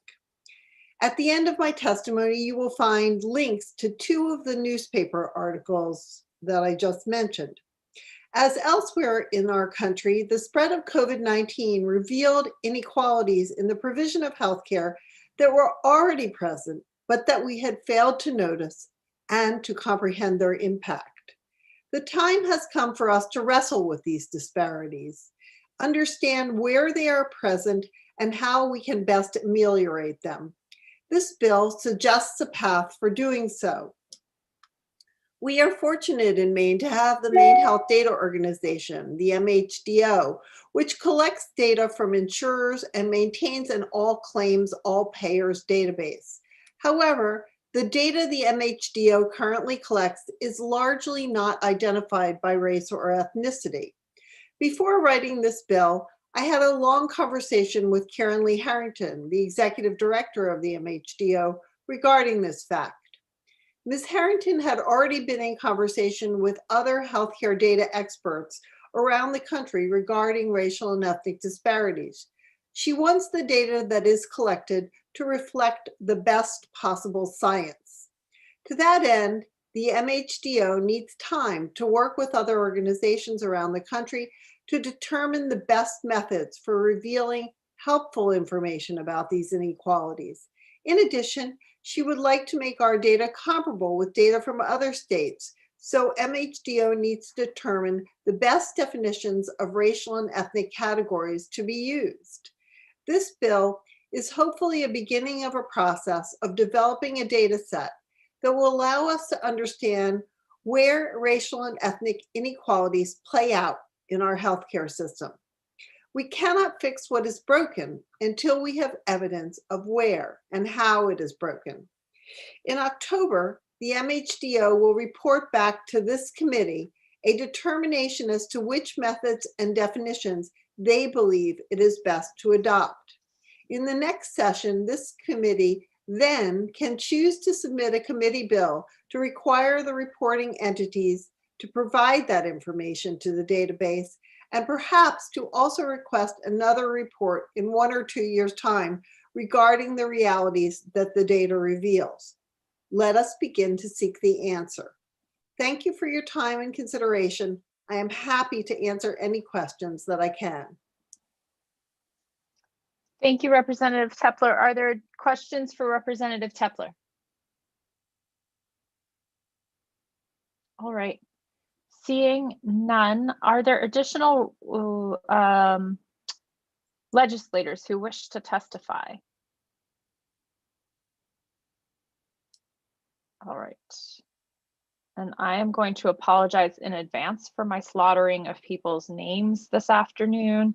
And so the first person that I will call on is Michael Cabede from the ACLU of Maine.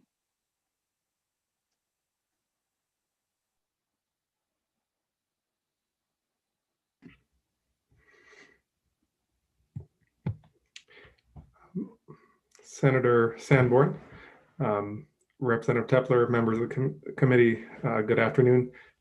Can you hear me? Yes. Great. My name is Michael Cabetta. Senator Sanborn, I think you pronounced it accurately. I am policy counsel for the ACLU of Maine, a statewide organization of approximately 7,000 members. On behalf of our members, I urge the committee to vote that LD 274 ought to pass. This bill would mark an important step in our journey to creating a more just and equal Maine. If passed, this bill would require the Maine Health Data Organization to determine the best way to collect data about the racial and ethnic disparities in healthcare. This proposal is modest and common sense. As you just heard from Representative Tepler, for a time, Maine had the largest racial disparity for COVID-19 infections in the country.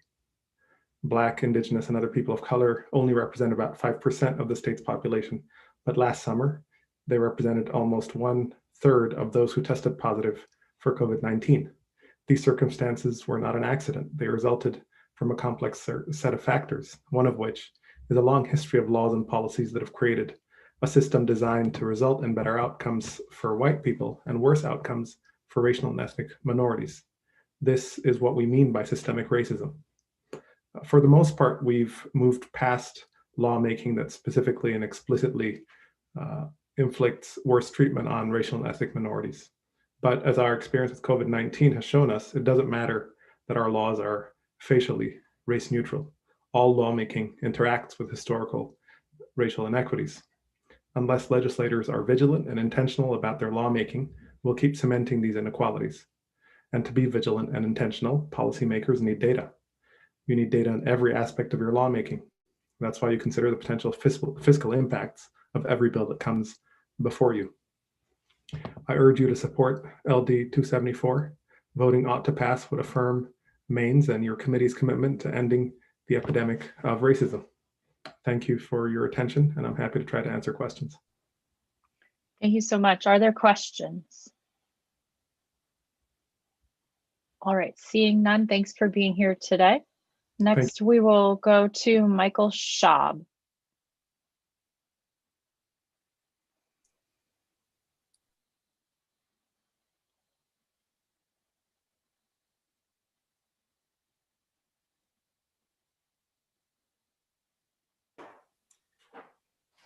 Good afternoon, Mr. Schaub. Go ahead. You were unmuted and now you're not.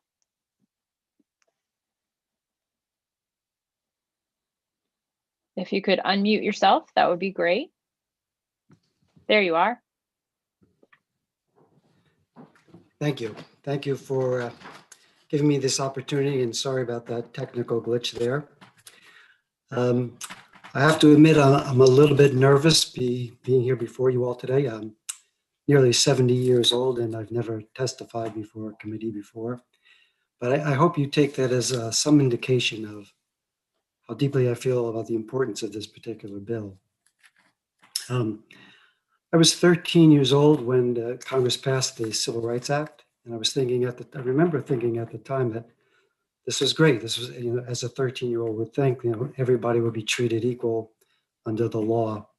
But as COVID-19 is pointed out and testified with Representative Tepler before me, we have a problem here in Maine.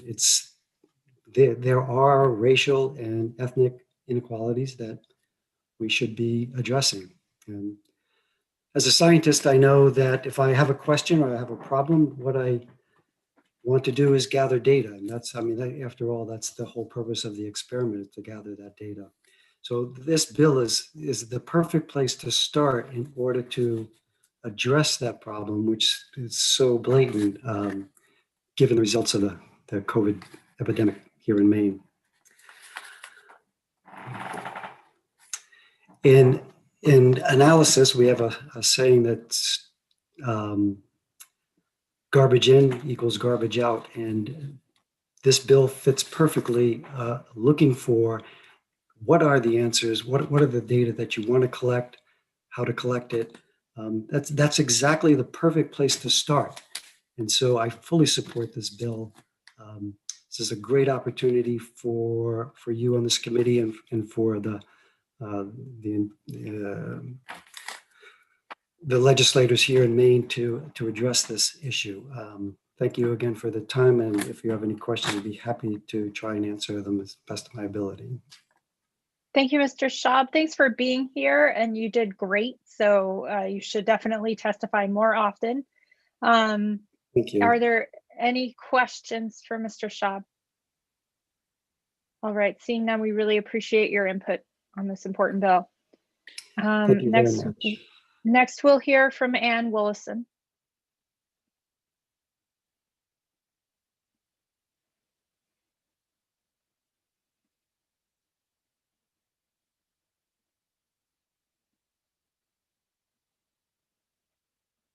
Good afternoon, Ms. Willison. Go ahead.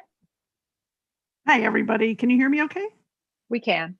Great. Nice to see you all. Senator Sanborn, Representative Tepler, and distinguished members of the Health Coverage, Insurance, and Financial Services Committee. I am Ann Willison. I'm Executive Director of Consumers for Affordable Health Care, which is a nonpartisan nonprofit organization based in Maine with the mission of improving access to quality and affordable health care for everyone living in Maine.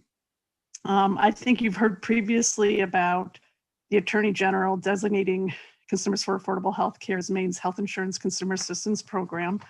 And as such, we work with Maine people through our toll-free helpline and also face-to-face and understanding their health coverage options and enrolling them in private health insurance coverage and public health insurance coverage.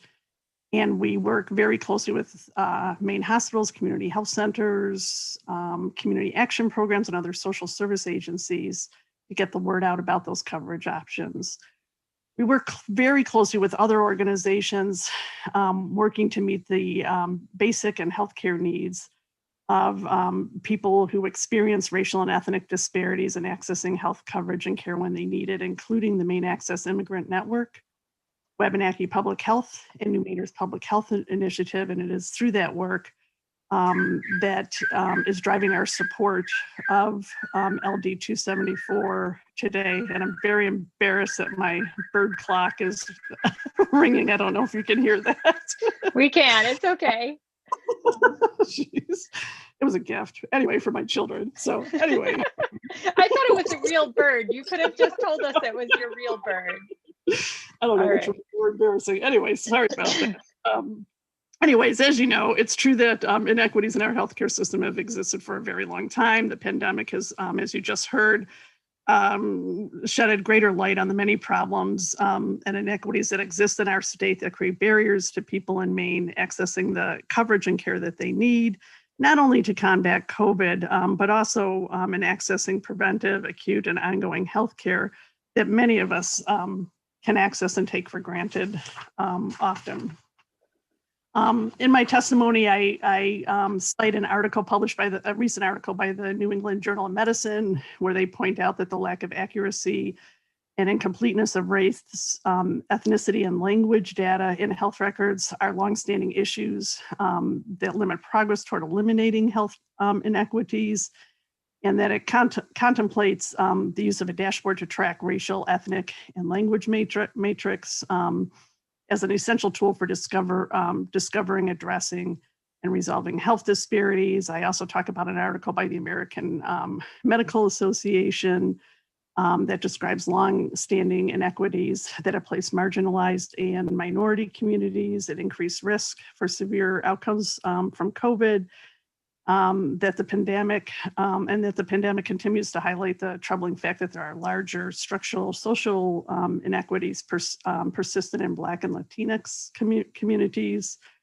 And it concludes that data can be used to address inequities that plague our US healthcare system. I know I'm running out of time, so I don't need to tell you that this is a much needed step in the right direction. We think you are in good hands with the Maine Health Data Organization, and it sounds like MHDO has talked about looking at other states, which I think is good. I would just also suggest that it also consult with other state agencies like the Maine CDC and other organizations working to collect data and reduce barriers like the Maine Public Health Association before it makes its recommendations to the committee. Thank you so much, Ms. Wallison. Those are good suggestions. Are there any questions for Ms. Wallison? All right, seeing none, thank you. Next, we'll hear from Whitney Parrish.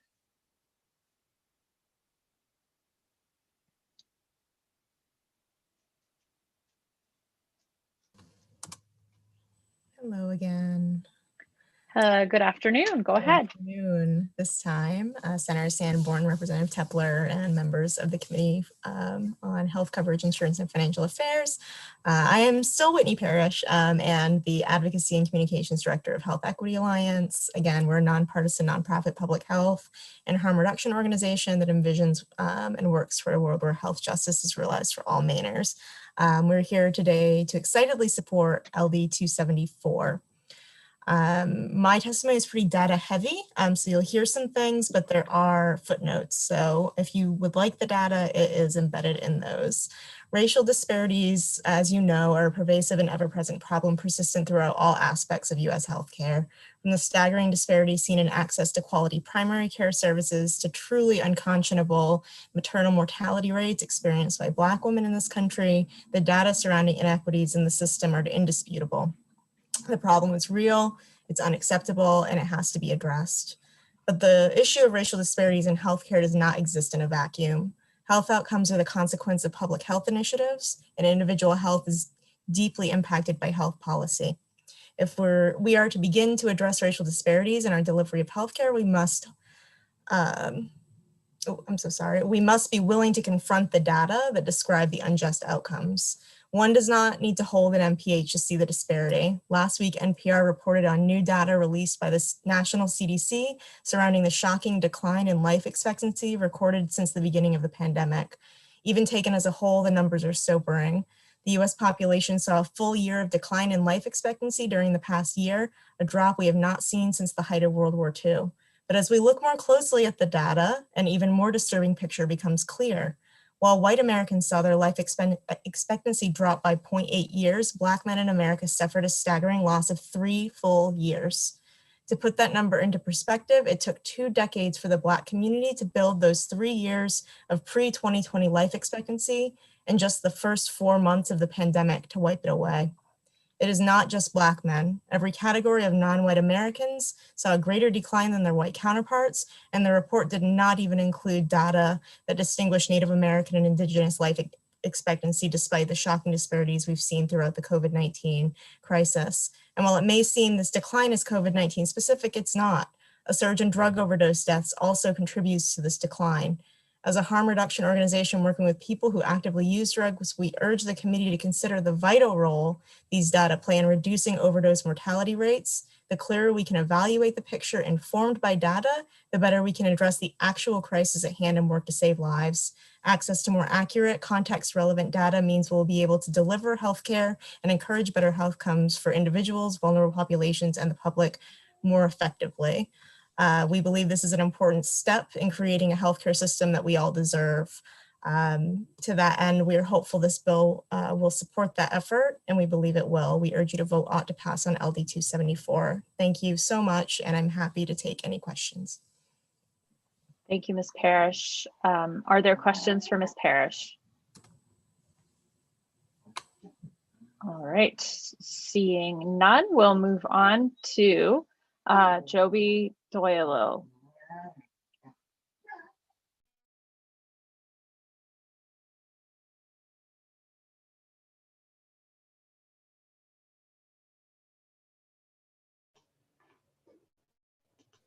Thanks, go ahead.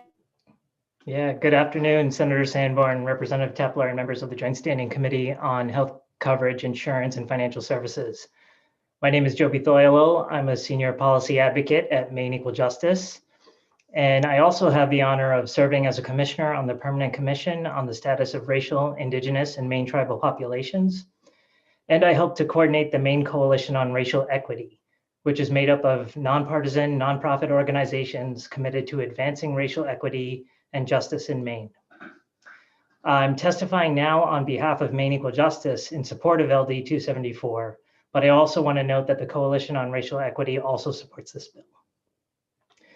As you've heard from others, At one point this year, or at least at one point this year, Maine held the infamous distinction of having the largest racial disparity for COVID-19 in the nation. While it was shocking to us at Maine Equal Justice how extreme that disparity was, the fact that the disparity existed was anything but shocking. As a legal aid provider, we witnessed firsthand how our clients who are non-white immigrants or African American face greater barriers to healthcare, public assistance, and to various social determinants of health, such as housing and employment. Over the years, we've gotten a very strong impression from working with people of color that the stereotypes and stigmas associated with racial and ethnic minority groups compound upon the already intense stigma of poverty, and that this, in effect, narrows people's avenues to getting the help they need to meet their most basic healthcare and other needs. With some exceptions, there is a lack of statewide and local empirical data that is collected to identify where these barriers are systemic and warrant substantive policy changes. A 2016 report published by the Maine Center for Disease Control and Prevention entitled "Using Data to Promote Health Equity" highlighted this problem. Quote, "One of the challenges of using traditional public health data systems to address health equity is the lack of data on populations at risk of health disparities, such as refugees, migrants, LGBTQ, and tribal members. Data on these groups in many data systems are simply not collected. When data are collected, the data collection methods are often not adequate to reliably capture their experiences," close quote. In my written testimony, I include several recommendations that the report goes on to make, but I really just wanted to say here that this bill, LD 274, as far as I can tell, represents an important step towards achieving many of the report's recommendations. It seeks to give our state a meaningful way to examine racial disparities in health outcomes, which is a prerequisite for identifying and implementing solutions for eliminating those disparities. And I want to end just by noting that earlier this month, the Committee on State and Local Government heard hours of testimony in support of LD2, an act to require the inclusion of racial impact statements in the legislative process. The goal of LD2 is to reduce racial disparities through better informed lawmaking, and it's a priority for Maine Equal Justice as well as for the Coalition on Racial Equity. This bill, LD 274, represents a crucial complement to that effort. While LD2 would use available data to inform what goes into a racial impact statement, it does not require new data to be collected. That's where bills like this one come into play. With the passage of LD2, together with this bill and other efforts to increase the collection of data based on race, we will eventually have a better informed legislature, healthcare sector, and public, and we will be in a significantly better position to reduce and ultimately eliminate racial disparities in our state. Thank you for your consideration. I hope you will vote ought to pass on this bill. Thank you, Mr. Thoyle. Are there questions? I apologize for the dogs in the background. All right, seeing none, I will next call on Caroline Harrington.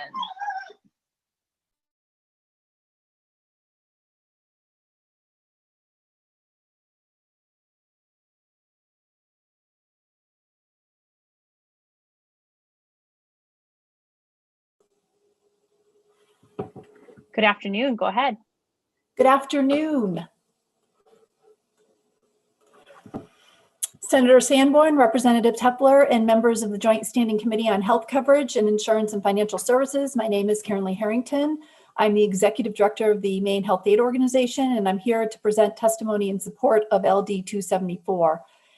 As you've heard, as you've already heard, the pandemic has highlighted racial and ethnic disparities in the US. And this resolve is timely because it will get us to focus on trying to identify data sources and how we might be able to improve the research in these areas. So just quickly, I know you're busy and you've heard a lot of testimony today. I'll just quickly highlight some of the key points in my testimony. The Maine Health Aid Organization, as you know, we're required to maintain a useful, objective, reliable, and comprehensive health information database. And in order to do that, I think it's imperative that we meet on a regular basis with a group of MHDO data users, which we do. This group assists the MHDO in identifying gaps in the data and opportunities for improvement in what we're collecting and releasing. For several years now, MHDO data users have stressed the importance of collecting and releasing data specific to race and ethnicity. The MHDO rules that govern the submission of hospital inpatient and outpatient data and the all-payer claims data provide a structure for submitting this data that aligns with the CDC's race and ethnicity code set. And our rule that governs the release of data provide a process for making these data elements available to authorized users. What we found is that although there are structures and definitions in place, the data that we often receive is not always consistent and or reliable. So there needs to be significant amount of work done in the area of improving the quality of data that's coming in this area. More recently, the conversations with our data users has shifted to discussions regarding the need for a broader set of data referred to as social determinants of health that we know from public health are essential to measuring health outcomes and disparities. Health disparities are the inequalities that occur in the delivery of healthcare and access to healthcare across different racial, ethnic, and social economic groups, as you've heard. And the social determinants of health are the economic and social conditions that influence differences in health status. And some examples of these include income, education, race and ethnicity, transportation, disability status, housing, insurance, and food access. If LD 247 is passed, the MHDO will collaborate with key stakeholders to conduct an environmental scan, identifying best practices for defining, collecting, and integrating, where appropriate, these data into MHDO data sets. And after listening to Anne's testimony, I was thinking, I think it would also be a good idea for MHDO to convene an advisory committee that would help guide us, that would be multi-stakeholder, similar to what we've done with the work that we do around reporting on primary care spend in the state. So in any event, I look forward to working with the committee during the work session. That concludes my testimony, and I'm happy to take any questions. Thank you, Ms. Harrington. Are there questions from Ms. Harrington? All right, seeing none, thank you for your testimony. That brings me to the end of my list of folks who had alerted us that they wish to testify. If there are others who are in the Zoom call this afternoon who wish to testify, please raise your hand at this time. All right, seeing none, we will close the hearing on LD 274, and I expect that we will schedule it for a work session with an announcement to be made about that scheduling tomorrow. Okay. So with that, I think we should roll right into our work sessions this afternoon. I'm going to suggest that we take these a little bit out of order. Let's start with LD 178. And LD 178 is an act to reduce waste of prescription medications. And I think rather than having Colleen walk through her bill analysis on this one, we have been contacted by the sponsor of the bill, who listened with great interest to the testimony that was provided at the public hearing and suggested that he no longer wished to pursue the bill at that point, having heard the testimony. Representative Tepler, do you want to add anything to that? No, I was just getting ready to make a motion when you're ready. Okay. Madam Chair. So are there any questions or comments from the committee on LD 178? All right, seeing none, go ahead, Representative Tepler. Thank you, Madam Chair. I would move ought not to pass on LD 178. Is there a second? Senator Brenner has seconded the motion. And I think we do, even though I expect it'll be unanimous, I think we have to take a roll call. So I will ask the clerk to call the roll.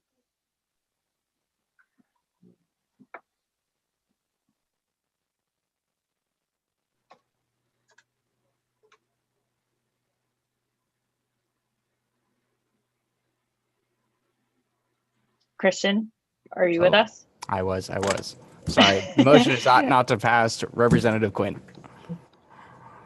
Yes. Representative Connor is absent. Representative Blyer is Yes. Oh, sorry. Thank you. Representative Blyer ought not to pass. Representative Morris. Yes. Representative Morris ought not to pass. Representative Matheson. Yes. Representative Matheson ought not to pass. Representative Evans. Yes. Representative Evans ought not to pass. Representative Arford. Yes. Representative Arford ought not to pass. Representative Melorano. Yes.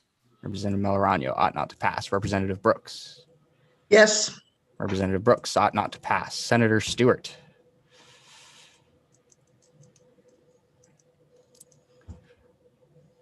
Senator Stewart. Maybe on another meeting. Yep. Senator Brenner. Yes. Senator Brenner ought not to pass. Representative Tepler. Yes. Representative Tepler ought not to pass. Senator Sanborn. Yes. Senator Sanborn ought not to pass. All right. Okay. Thank you.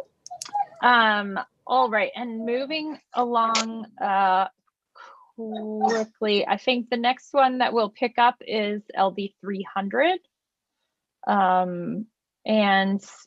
I guess, Colleen, if you want to do a really brief presentation for us on LD 300, that would be great. Sure, I'd be happy to. I think everybody can see this now. Let me just make it a little bit easier. This is LD 300. You'll recall from the public hearing, this was a bill that Representative Perry from Bangor submitted. As it's drafted, the bill would prohibit a financial institution from assessing a late fee or overdraft charge or other type of fee against a customer if those fees arise because a customer could not make a transaction due to the temporary closure of the financial institution, either for good cause, emergency weather conditions, or other similar reasons. There are provisions in current law that authorize a financial institution to temporarily close their offices for these reasons. The law does require that if the closure occurs, the financial institution is required to post a notice of the closing at all points of public access. The law does also authorize the superintendent of financial institutions to require dissemination of the notice of the closing by other reasonable means through rulemaking. And then lastly, you just note that the law also states that a financial institution that it is not permitted or not able to perform any activities on a day of a closure on the next business day, if they do process it on the next business day, it relieves that financial institution from any liability for the failure to perform those activities on behalf of their customer.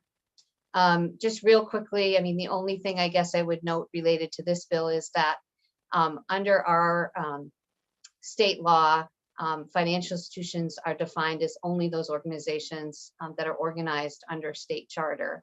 And financial institutions may be organized and do business in Maine under a federal charter. So the application of the bill's requirements to federally chartered financial institutions doing business in Maine would likely be preempted due to our inability to regulate those federally chartered financial institutions in these areas. And the testimony they received from the Bureau of Financial Institutions and the representatives of banks and credit unions made that point that if you move forward, it would not apply equally to all banks and credit unions operating in the state.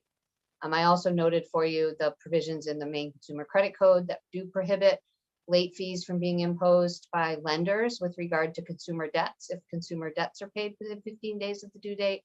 There are also some provisions in the federal truth of lending regulations that protect people who are making credit card payments from being considered or charged a late fee if the creditor is not open to receive those payments by mail on the due date. So they need to treat any payment received the next business day as received on the date of payment and may not impose late fees for those credit card payments.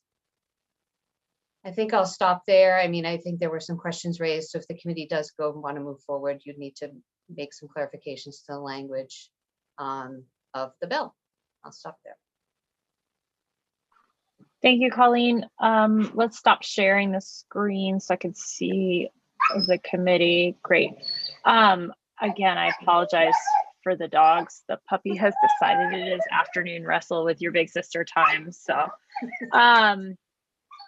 I will try and stay on mute as much as I can, but want to open it up to the committee if there is discussion on LD 300.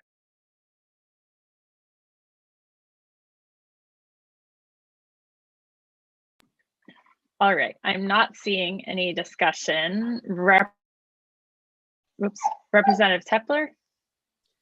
Thank you, Madam Chair. I just want to say that I spoke with the sponsor last night, and he fundamentally understands many of the problems inherent in the bill. He just wanted to state that some of his constituents who don't have access to the internet at home, who don't have smartphones, that he hopes that banks will be cautious in assessing fees on those folks. And it's our understanding that state chartered banks are in fact very cautious about that. And there may be more of a problem with national banks, but also the consumers need to be aware of their rights to ask their bank to waive these fees. And that if you do ask to have the fee waived, you may, in fact, be able to save yourself some money. So I just wanted to put that out there. And otherwise, I'll be ready to make a motion whenever it's time. Okay. Are there any additional comments from the committee? All right. Seeing none, Representative Tepler, why don't you go ahead? Thank you, Madam Chair. I will move ought not to pass on LD 300. Is there a second? I'll second. Thank you, Representative Morris.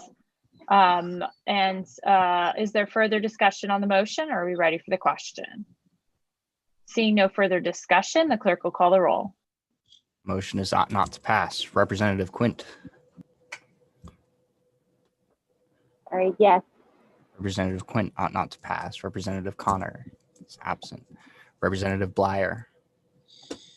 Yes. Representative Blyer ought not to pass. Representative Morris. Yes. Representative Morris ought not to pass. Representative Matheson. Yes. Representative Matheson ought not to pass. Representative Evans. Yes. Representative Evans ought not to pass. Representative Arford. Yes. Representative Arford ought not to pass. Representative Melorano. Yes. Representative Melorano ought not to pass. Representative Brooks. Yes. Representative Brooks ought not to pass. Senator Stewart. Yes. Senator Stewart ought not to pass. Senator Brenner. Yes. Senator Brenner ought not to pass. Representative Tepler. Yes. Representative Tepler ought not to pass. Senator Sanborn. Yes. Senator Sanborn ought not to pass. Okay. Next, we're going to turn our attention to LD 160.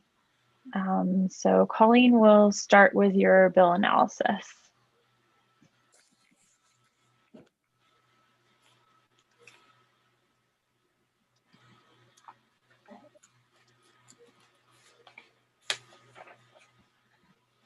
Okay, so here's LD 160. This is Representative Blyer's bill, an act to allow insurance producers to refer to third parties for credit card and debit card statements.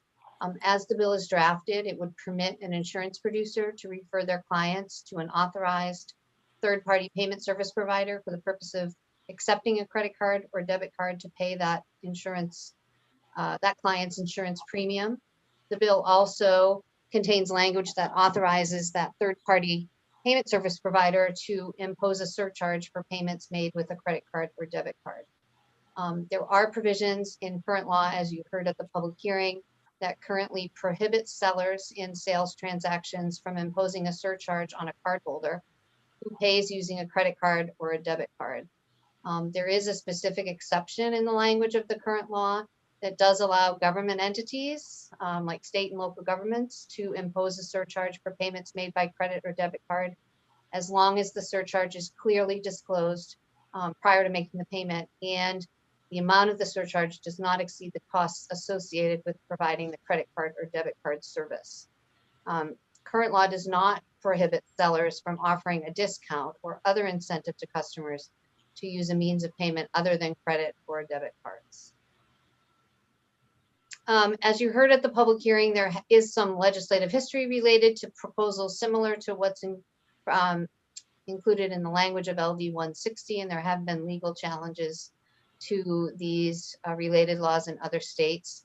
The Health Coverage Insurance and Financial Services Committee did consider a proposal allowing all sellers to impose a surcharge and repeal the provision in current law in the 128th legislature. That was LD 660, and some of the members who served previously might recall the discussions of LD 660. That bill was voted at the time ought not to pass. It did have some considerable discussion among the committee members, and it was carried over from one session to the next, but ultimately was voted ought not to pass. As I mentioned, there have been legal challenges to similar laws in other states. You heard in testimony, I think, from the Retail Association of Maine that there was a Supreme Court decision challenging a New York statute that prohibited merchants from imposing a surcharge for using a credit card or debit card, but that law did not prohibit cash discounts. The Supreme Court decision was unanimous, although there were two separate concurring written opinions. They remanded that case to the Second Circuit Court of Appeals so the court could look at the question of whether or not the law violated the First Amendment. That wasn't something that was looked at in the lower courts previously, but the Supreme Court thought that they should analyze it, looking at it as a First Amendment provision, if you will, whether or not it inhibited the ability of the merchant or the seller's right to commercial speech. The case was remanded to the Second Circuit, as I mentioned, but it was dismissed by the Second Circuit Court in 2019 without a decision. So there's no sort of blanket or uniform treatment or decision in a legal area. You know, in the First Circuit, Maine is subject to decisions of the First Circuit Court of Appeals. There hasn't been any decisions in the First Circuit that would impact the interpretation of our current law. So under the current law, as it's interpreted and administered and enforced by the Bureau of Financial Institutions and the Maine Bureau of Consumer Credit Protection, this prohibition remains in place, although there has been guidance issued by those agencies about how merchants and sellers can properly provide notice of an opportunity of the discounts that they may be available to customers that would pay by a means other than credit cards or debit cards. One of the main issues that was raised in the testimony on the behalf of insurance producers really related to the particular financial impact of the prohibition in current law on their sort of commission structure and model for determining fees for credit card and debit card transactions, really make it cost prohibitive for them to be able to offer this as a service. They also indicated that not all insurers currently accept credit card and debit card payments directly. And the insurance code does currently prohibit producers from adding fees to premiums, as only insurers are allowed to set rates for premiums under the insurance code. Questions were raised about the inability of consumers to have choice about how they pay for insurance premiums, and insurance producers want to be able to provide this as a service to their customers. You also heard testimony from representatives of other industries that if you move forward, that you might consider expanding the scope of the bill, as the bill only relates to the ability of insurance producers to provide this as an option. You had testimony from both the Retail Association of Maine, the Maine Grocers and Food Producers Association, suggesting that the committee might consider expanding the scope of this to include all merchants and allow them to pass along the surcharge, if you will, if it's properly disclosed to their consumers. The bill as it's drafted doesn't specifically cap or limit the amount of the surcharge. So as I mentioned, the current law that does allow governmental entities to add a surcharge for credit card and debit card payments does explicitly prohibit the surcharge from exceeding the costs associated with providing the service. So if you move forward, you might consider adding a similar language. You also heard testimony from representatives of credit card and debit card processors about the impact on their existing contractual relationships and also some federal law requirements related to fees for debit card transactions. Debit card transactions are capped by federal regulation at 21 cents per transaction, and credit card fees generally range between 2 and 4%. Lastly, there were some technical suggestions from the Bureau of Insurance if the committee does move forward with a provision as proposed in LD 160. They suggested both, moving the section of where the language is placed in Title 24A to a more appropriate place, and also suggested adding a cross-reference and making clarifications to some of the language related to affiliations between a referring producer and the third-party payment service. One of the other issues that came up and was raised at the public hearing was a suggestion that the committee consider expanding the scope of the bill to instead require all insurers to take payments by credit card and debit card. You did have representatives of insurance companies suggesting that they would not expand or not support that proposal if the committee moved forward. The Bureau of Insurance has not yet weighed in terms of any potential fiscal impact from the proposed legislation, but I don't expect it to be anything more than minor costs that can be absorbed by the agency. And I will stop there, and I'm happy to answer any questions that you might have. Are there questions for Colleen?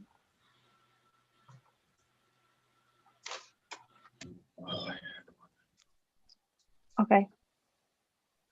I wanted to just point out that I Googled during the public hearing, pay my bill by credit card, and that there are a number of consumer facing sites that allow you to pay any bill you want with a credit card. I don't think I'll mention their names, but you can do the Google search yourself, but they're all consumer focused, right? So the consumer has to sign up and knows going in that they're going to have a fee because they're signing up for a service to pay by credit card. So I just did want to point that out to the committee. Representative Morris.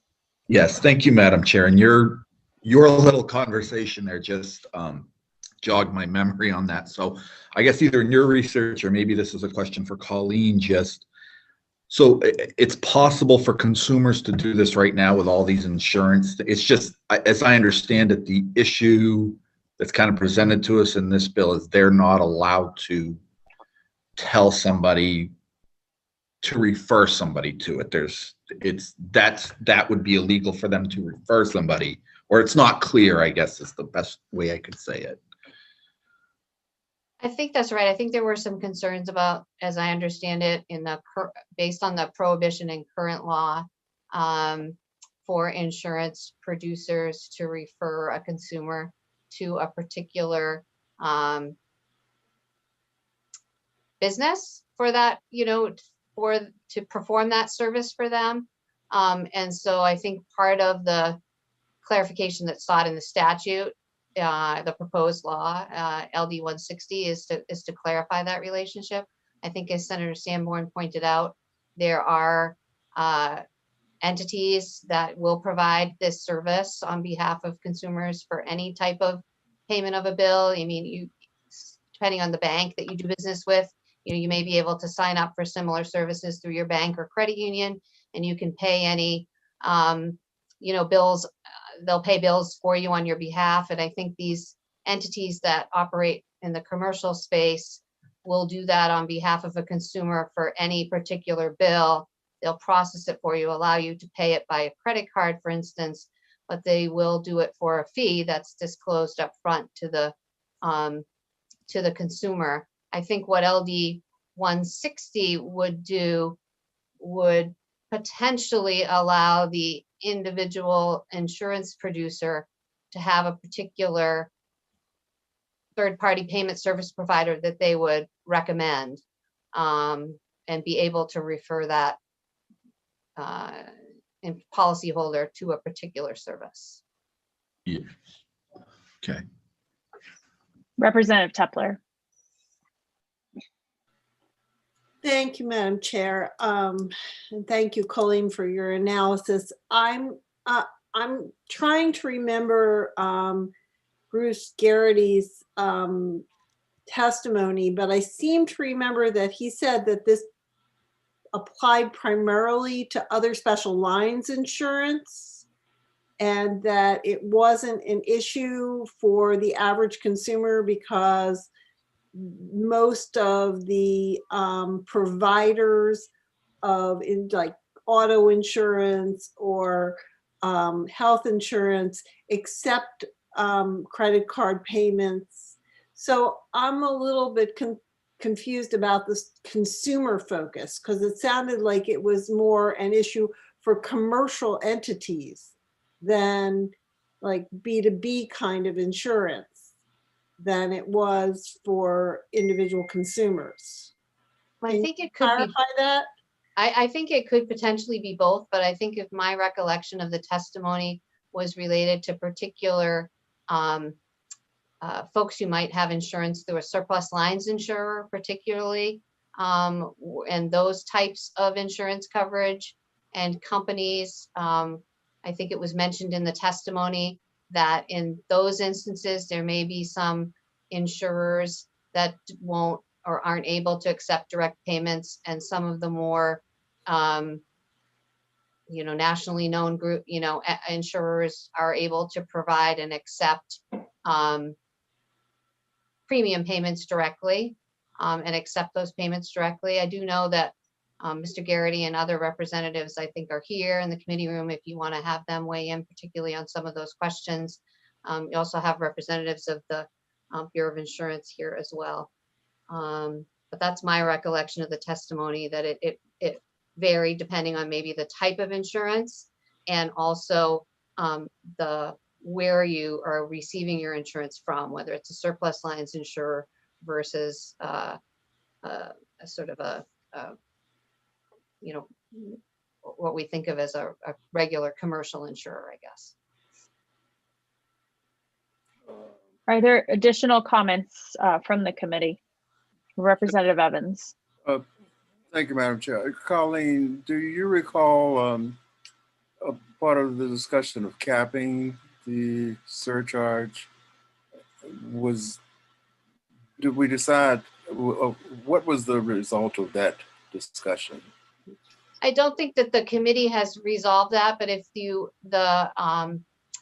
provision that's in the current law that allows a government entity, like a state or a local government, for instance, to pass along a surcharge for accepting a credit card or debit card payment, that language in the current law does say that the amount of the surcharge has to be disclosed, and the amount of the surcharge that is charged is limited, and it can't exceed the costs charged to that entity for accepting the credit card payment. So the fee, if you will, is capped, and the language of LD 160 as it's drafted doesn't specifically say what that cap is. So if the committee does move forward, you may want to add language to the bill as it's drafted that would limit the amount of the surcharge that can be passed on to the consumer to that amount that the specific cost or the fee that's charged for making that credit card or debit card payment.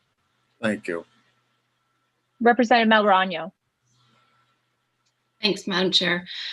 Just wanted to say, in terms of the surcharge, it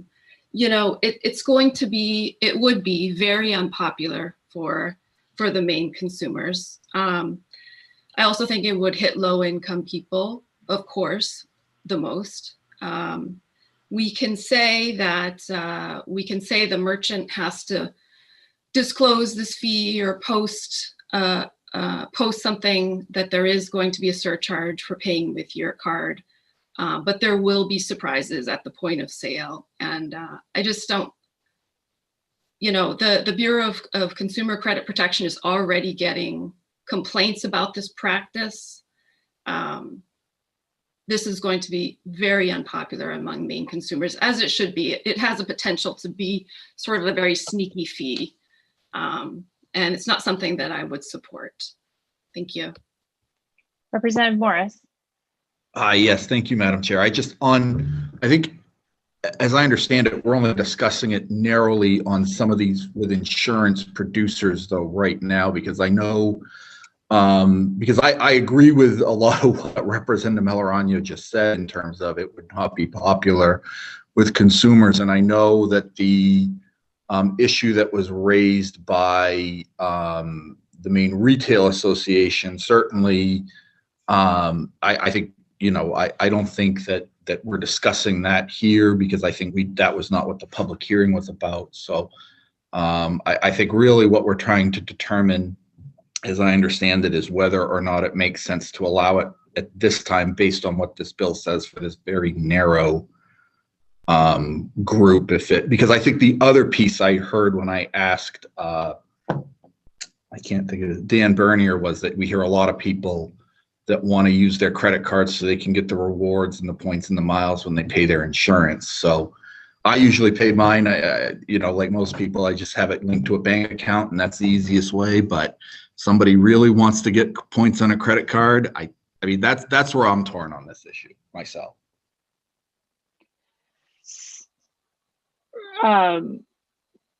Representative Tepler, go ahead.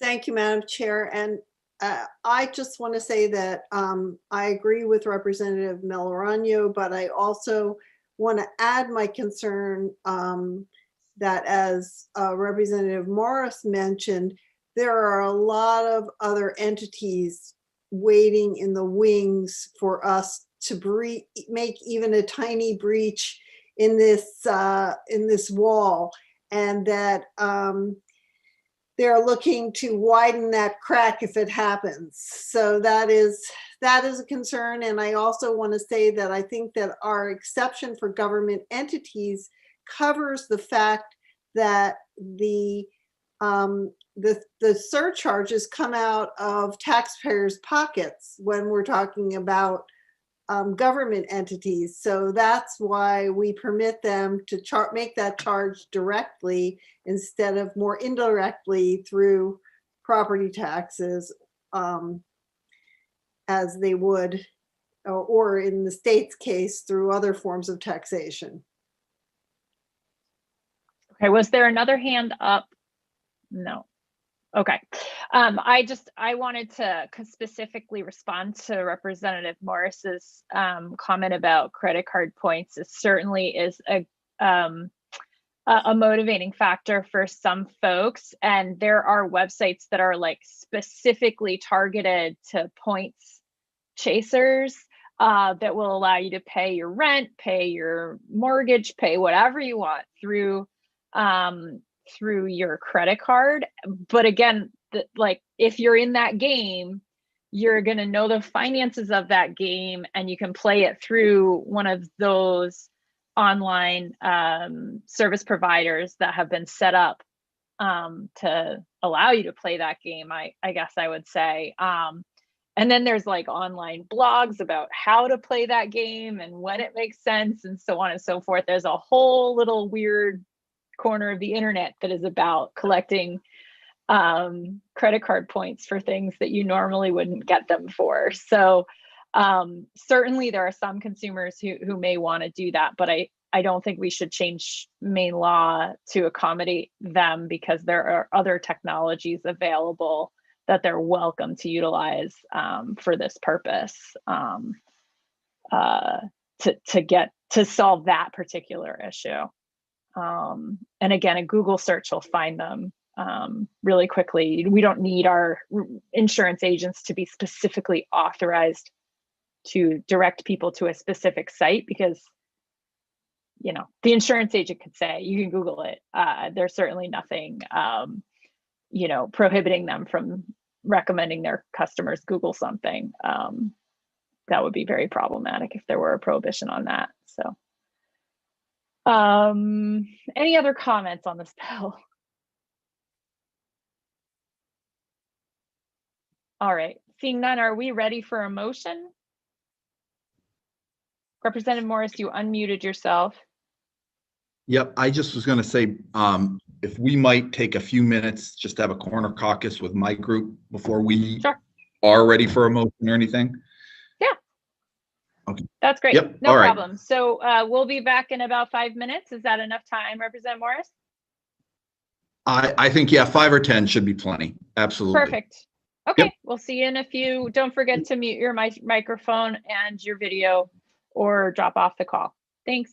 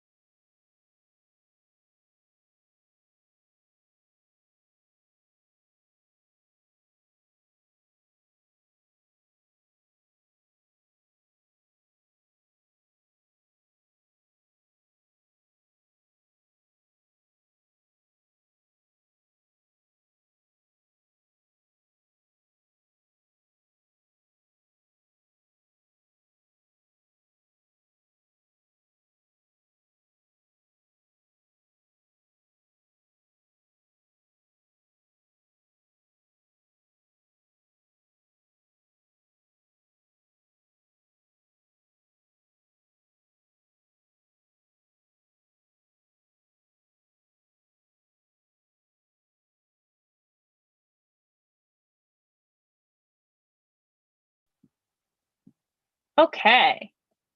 I think we're back. If my folks on my committee could turn on their video, let me know you're near your computer and ready to continue.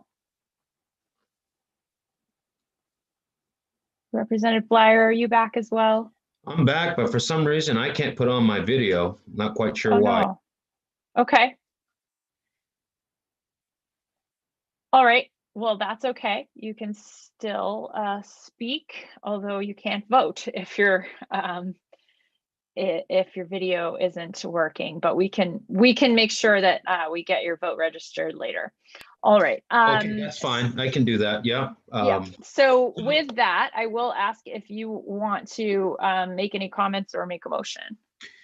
So I will make a motion, and so after listening to the public hearing, I think that there is a need of, for this bill. According to what you said, there's already companies out there that are already doing it. And so I think that passing this bill and changing Maine law may create more of a problem than the solution would solve. And so I'll make a motion ought not to pass. Okay, is there a second for the motion? Representative Tepler has seconded Representative Blyer's motion. Is there any further discussion, or are we ready for the question? All right, seeing none, we're ready for the question. The clerk will call the roll. Motion is ought not to pass on LD 160. We'll start with Representative Quinn. Yes. Representative Quinn ought not to pass. Representative Connor is absent. Representative Blyer, camera's not functioning. Representative Morris. Yes. Representative Morris ought not to pass. Representative Matheson. Yes. Representative Matheson ought not to pass. Representative Evans.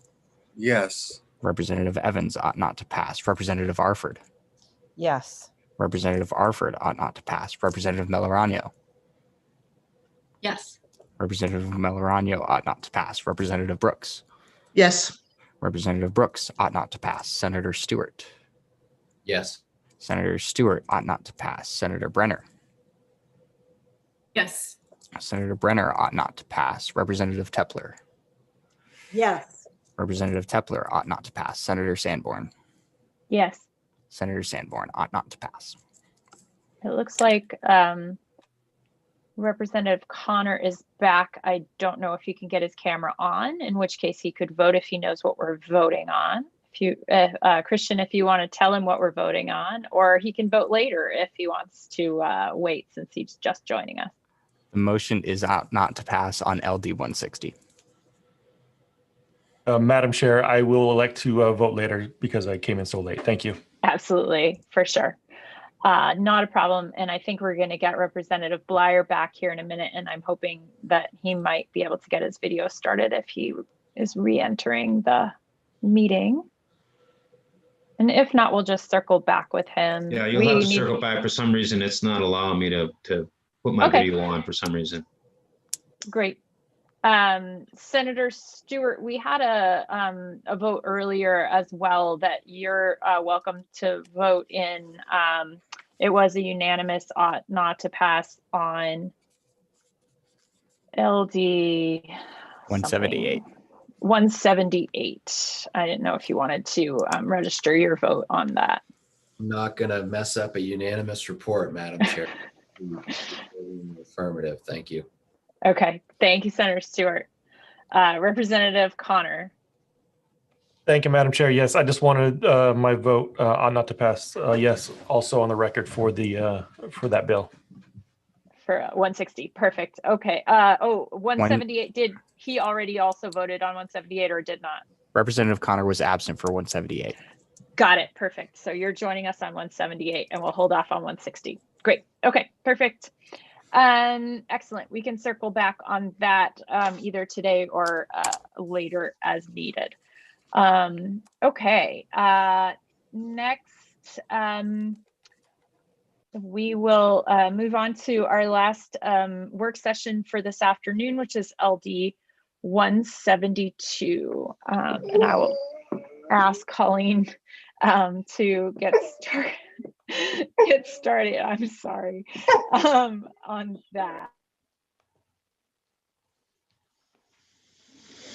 Okay, so LD 172, committee members might recall this bill as drafted would require the placement of a two-dimensional machine scannable barcode on prescription labels that would allow patients to digitally access prescription information.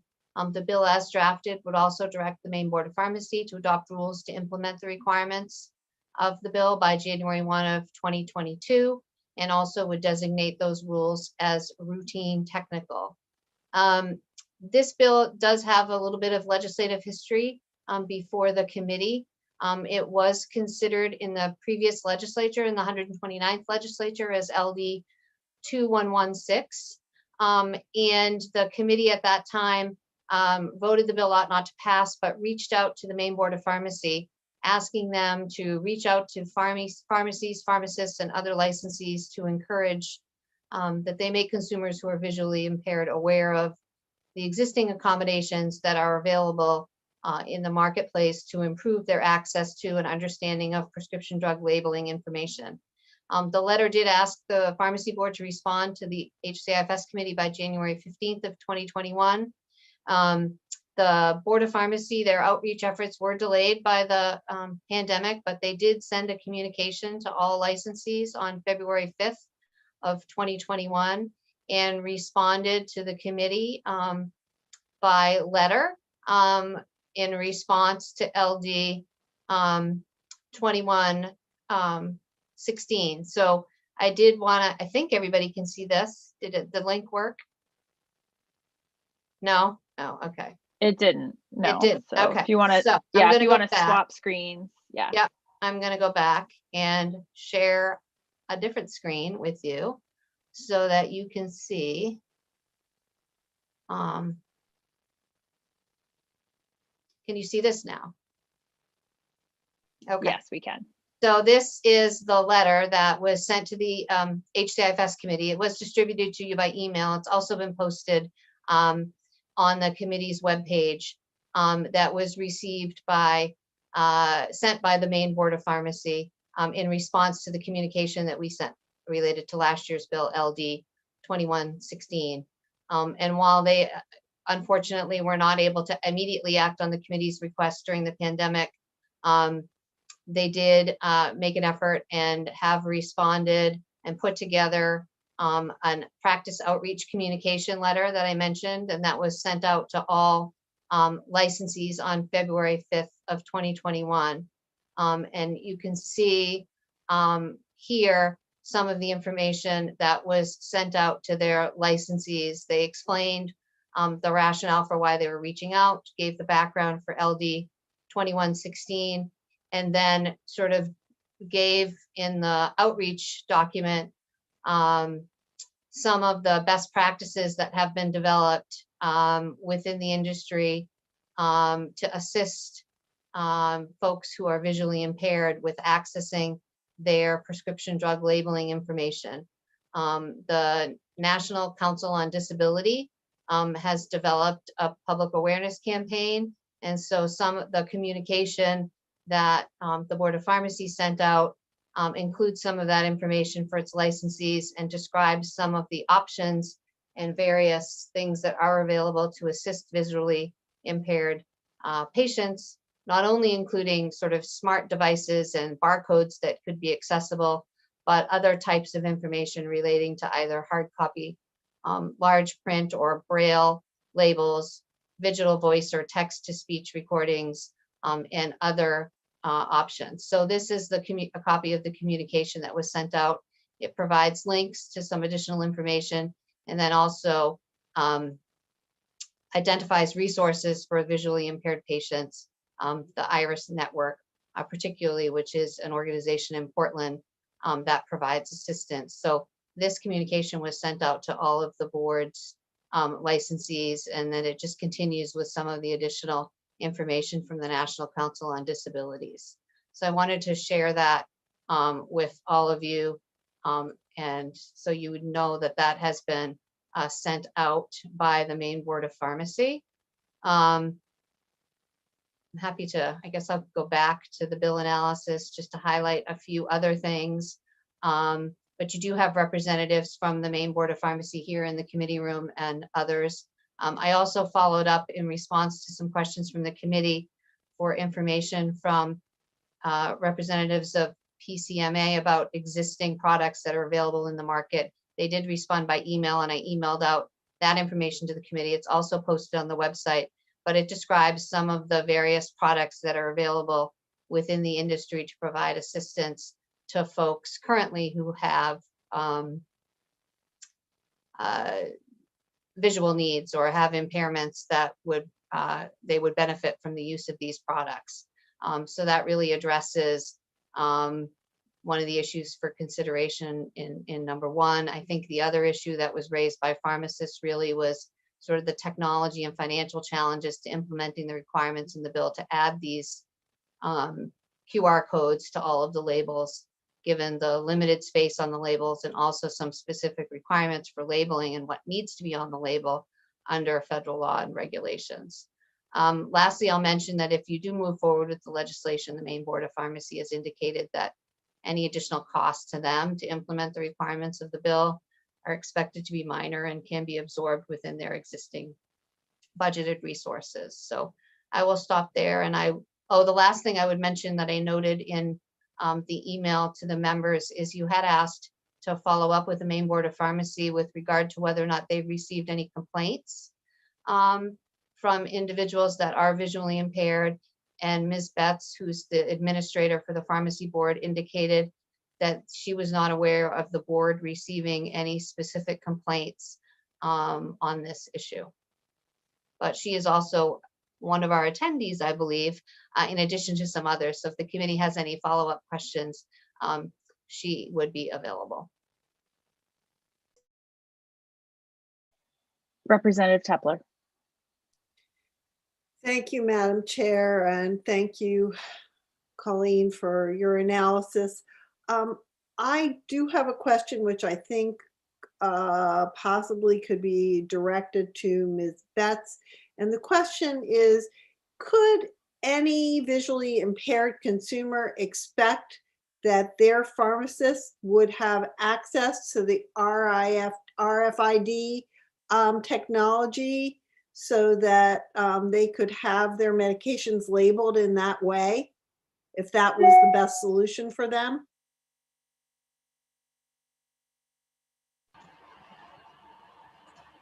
I think she's here. We'll let Ms. Betts answer the question. Ms. Betts, did you hear Representative Tepler's question before we zoomed you into the panel? Well, at one part of the Zoom, I lost a little bit of the question. Okay, Representative Tepler, can you repeat your question?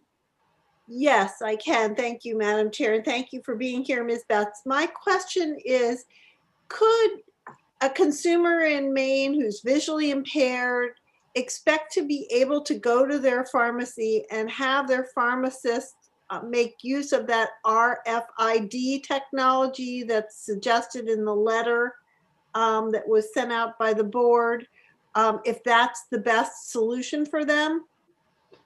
That is a good solution to talk with the pharmacist on what their needs might be and how best it can be resolved. We can't predict that the pharmacy will follow absolute or offer some information on how to better serve them, but they certainly should be listening and hearing to the patient on what that need might be and react to that. But if the best solution for the patient is the RFID technology, is that something they have available to them? They should be looking out for their resources to help them with that. Their role is to assist that patient to the degree that they can, and if they cannot do it, to offer the resource that will help them. I guess I'm confused by that answer. It sounds like it's kind of like, well, they'll do their best, but if it doesn't meet the need, then the patient needs to go to another source to get that assistance? Um, okay, the pharmacist should be working with that patient to make sure that patient can read their prescription. And they need to go to whatever degree they need to make that happen. And if they don't have the technology to be able to assist with an RFID, then they need to work with that patient to find the resolution, not just leave them and cast away that patient. They need to work directly with them. And if that patient is not happy, they're welcome to file a complaint with our board, and we would look into it. Okay, thank you very much, Ms. Betts.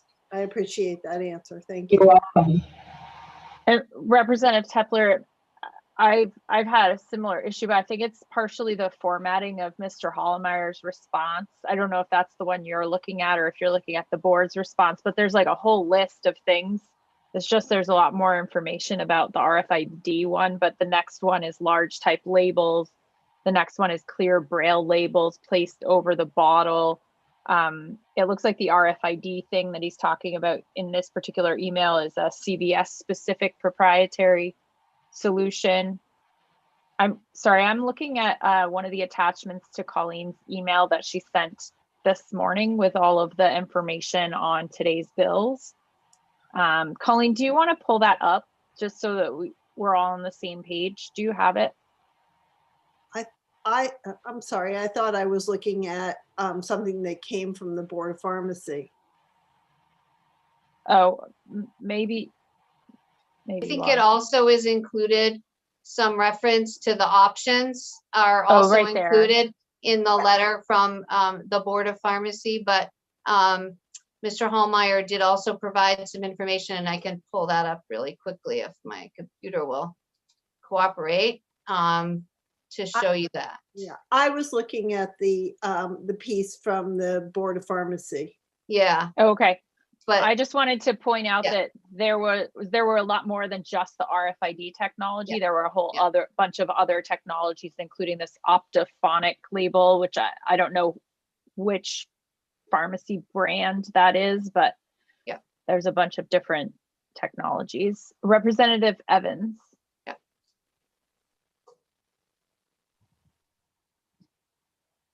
Okay, thank you, Madam Chair. This obviously only pertains to main pharmacies. It has no effect on people who do mail order prescriptions.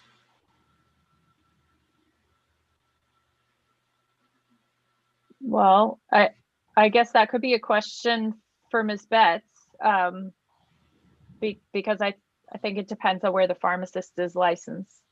I'm not really sure how that works. Ms. Betts, do you want to try and respond to that?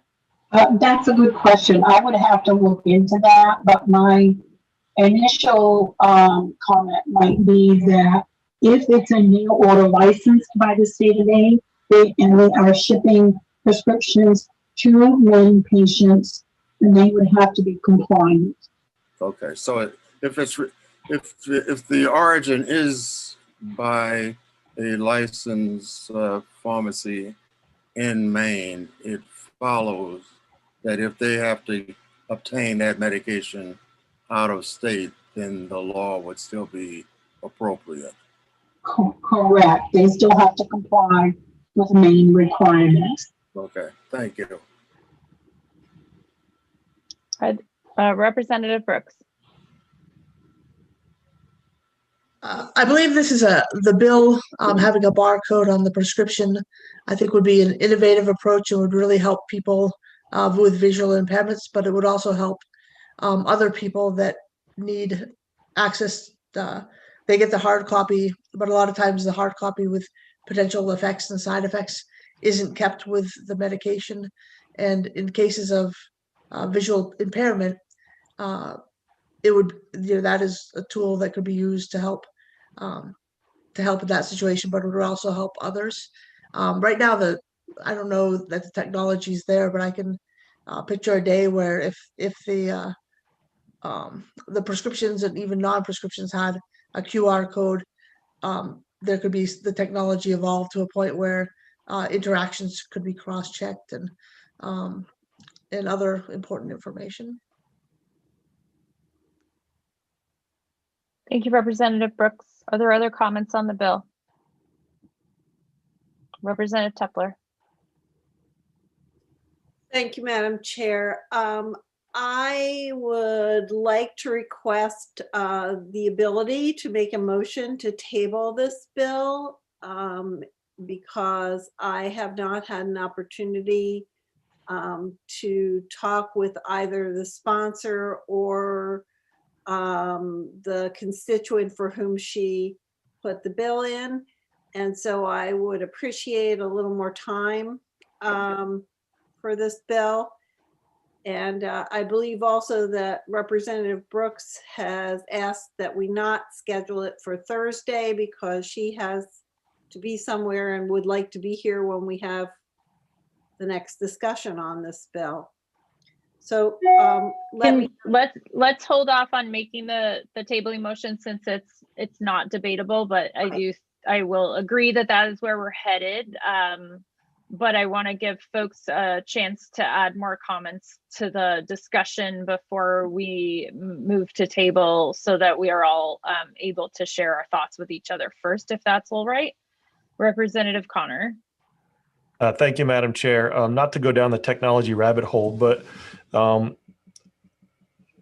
could these folks that are visually impaired that need a little extra help, we have the technology right now, such as Siri, Google, and a lot of these voice to text operations where the pharmacist could give them the drug name and that individual could simply speak into their phone and get all of the exact same data that could come from scanning a picture. Could it not? Is provided that that infrastructure was built on the back end from either the pharmacy or the drug manufacturer, unless I'm mistaken.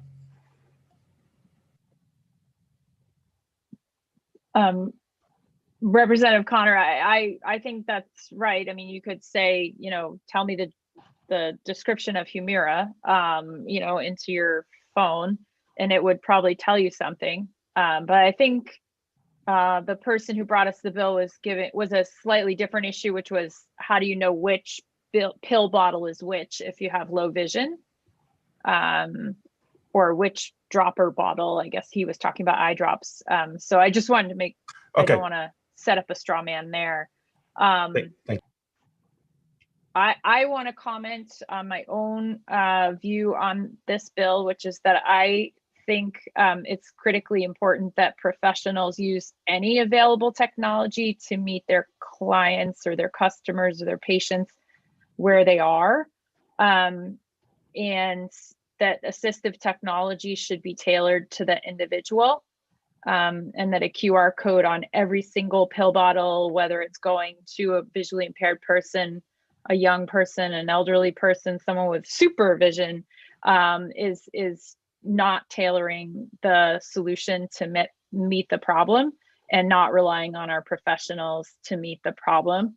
I also have an issue with putting today's technology into Maine statute because QR codes are today's technology, but some other technology might be much, much better in the very near future. QR codes are actually really can be quite problematic. So, spoken as someone who uses them in her business, for people to be able to access a menu, there will be better solutions next year. And I don't want outdated technology in our statute. So I am not in favor of this particular solution to the problem, but I do think our professional pharmacists need to recognize their professional responsibility to meet their customers and clients and patients where they are. So that I just wanted to sort of state where I am on the bill. Representative Tepler, you had your hand up. Okay. Does anyone else want to comment on the bill? Representative Arford. Yes, thank you, Madam Chair. I want to thank the rest of my committee members for the conversation we're having. And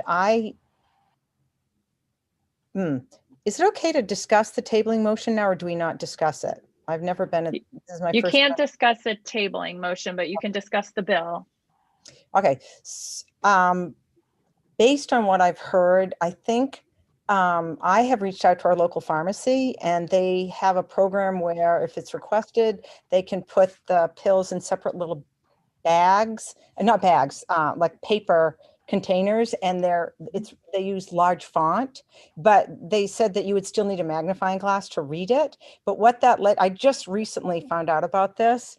And so what that leads me to believe is there may be information we don't have at our disposal right now that we might want to consider. And then the other comment I'd like to make about the technology solution, as we learned in an earlier discussion today of telemedicine, one use of a electronic device might work very well for one patient, but not be available to another if they cannot afford the electronic device or they're in an area where they can't use it. So, I do think we're having an excellent conversation though about this. Okay. Are there other comments on the bill? All right. So seeing none, Representative Tepler, go ahead. Thank you, Madam Chair. I make a motion to table this bill. A second. Okay, it's been moved and seconded. All those in favor, raise your hand in your box. All right, so we've tabled the bill, and I think with that, we've completed our work for the day, unless anyone wants to vote on a bill they missed voting on earlier. Yes, we have a few of those. So let's do that. I will call on Representative Bleier first. Yes, would that be appropriate? Is that how you want to handle it? I think we need to know which bill. LD 160. Okay. LD 160, Representative Bleier votes yes on the motion. And Representative Connor, I think you're next. Thank you, Madam Chair. I also vote yes on LD 160. Great. Okay. So that wraps up those work sessions. Colleen, do you have anything else for us this afternoon? I do not have anything else Okay. today. So okay. Representative Connor was also absent for LD 300, which was a unanimous ought not to pass. Representative Connor, if you want to register your vote. Yes, thank you, Madam Chair. For that LD, I am also a yes vote. Okay. Great. Representative Quint, did you have something you wanted to add? Okay, I thought I saw your hand go up, your physical hand. Oh, Representative Evans, go ahead. Thank you, Madam Chair. I just want to say I think today was very productive and very informational. So I thank all of you guys. My respect. Thank you. We did accomplish a lot of work and had our longest public hearing, but seemed to go quite smoothly. I think that the delay in bringing people in as a panelist is probably just about the same amount of time as it would be if someone had to walk to the podium and sign their name. So that seems to be working fairly smoothly thanks to our superhero clerk, Christian. So, all right. So with that, everyone enjoy your afternoon.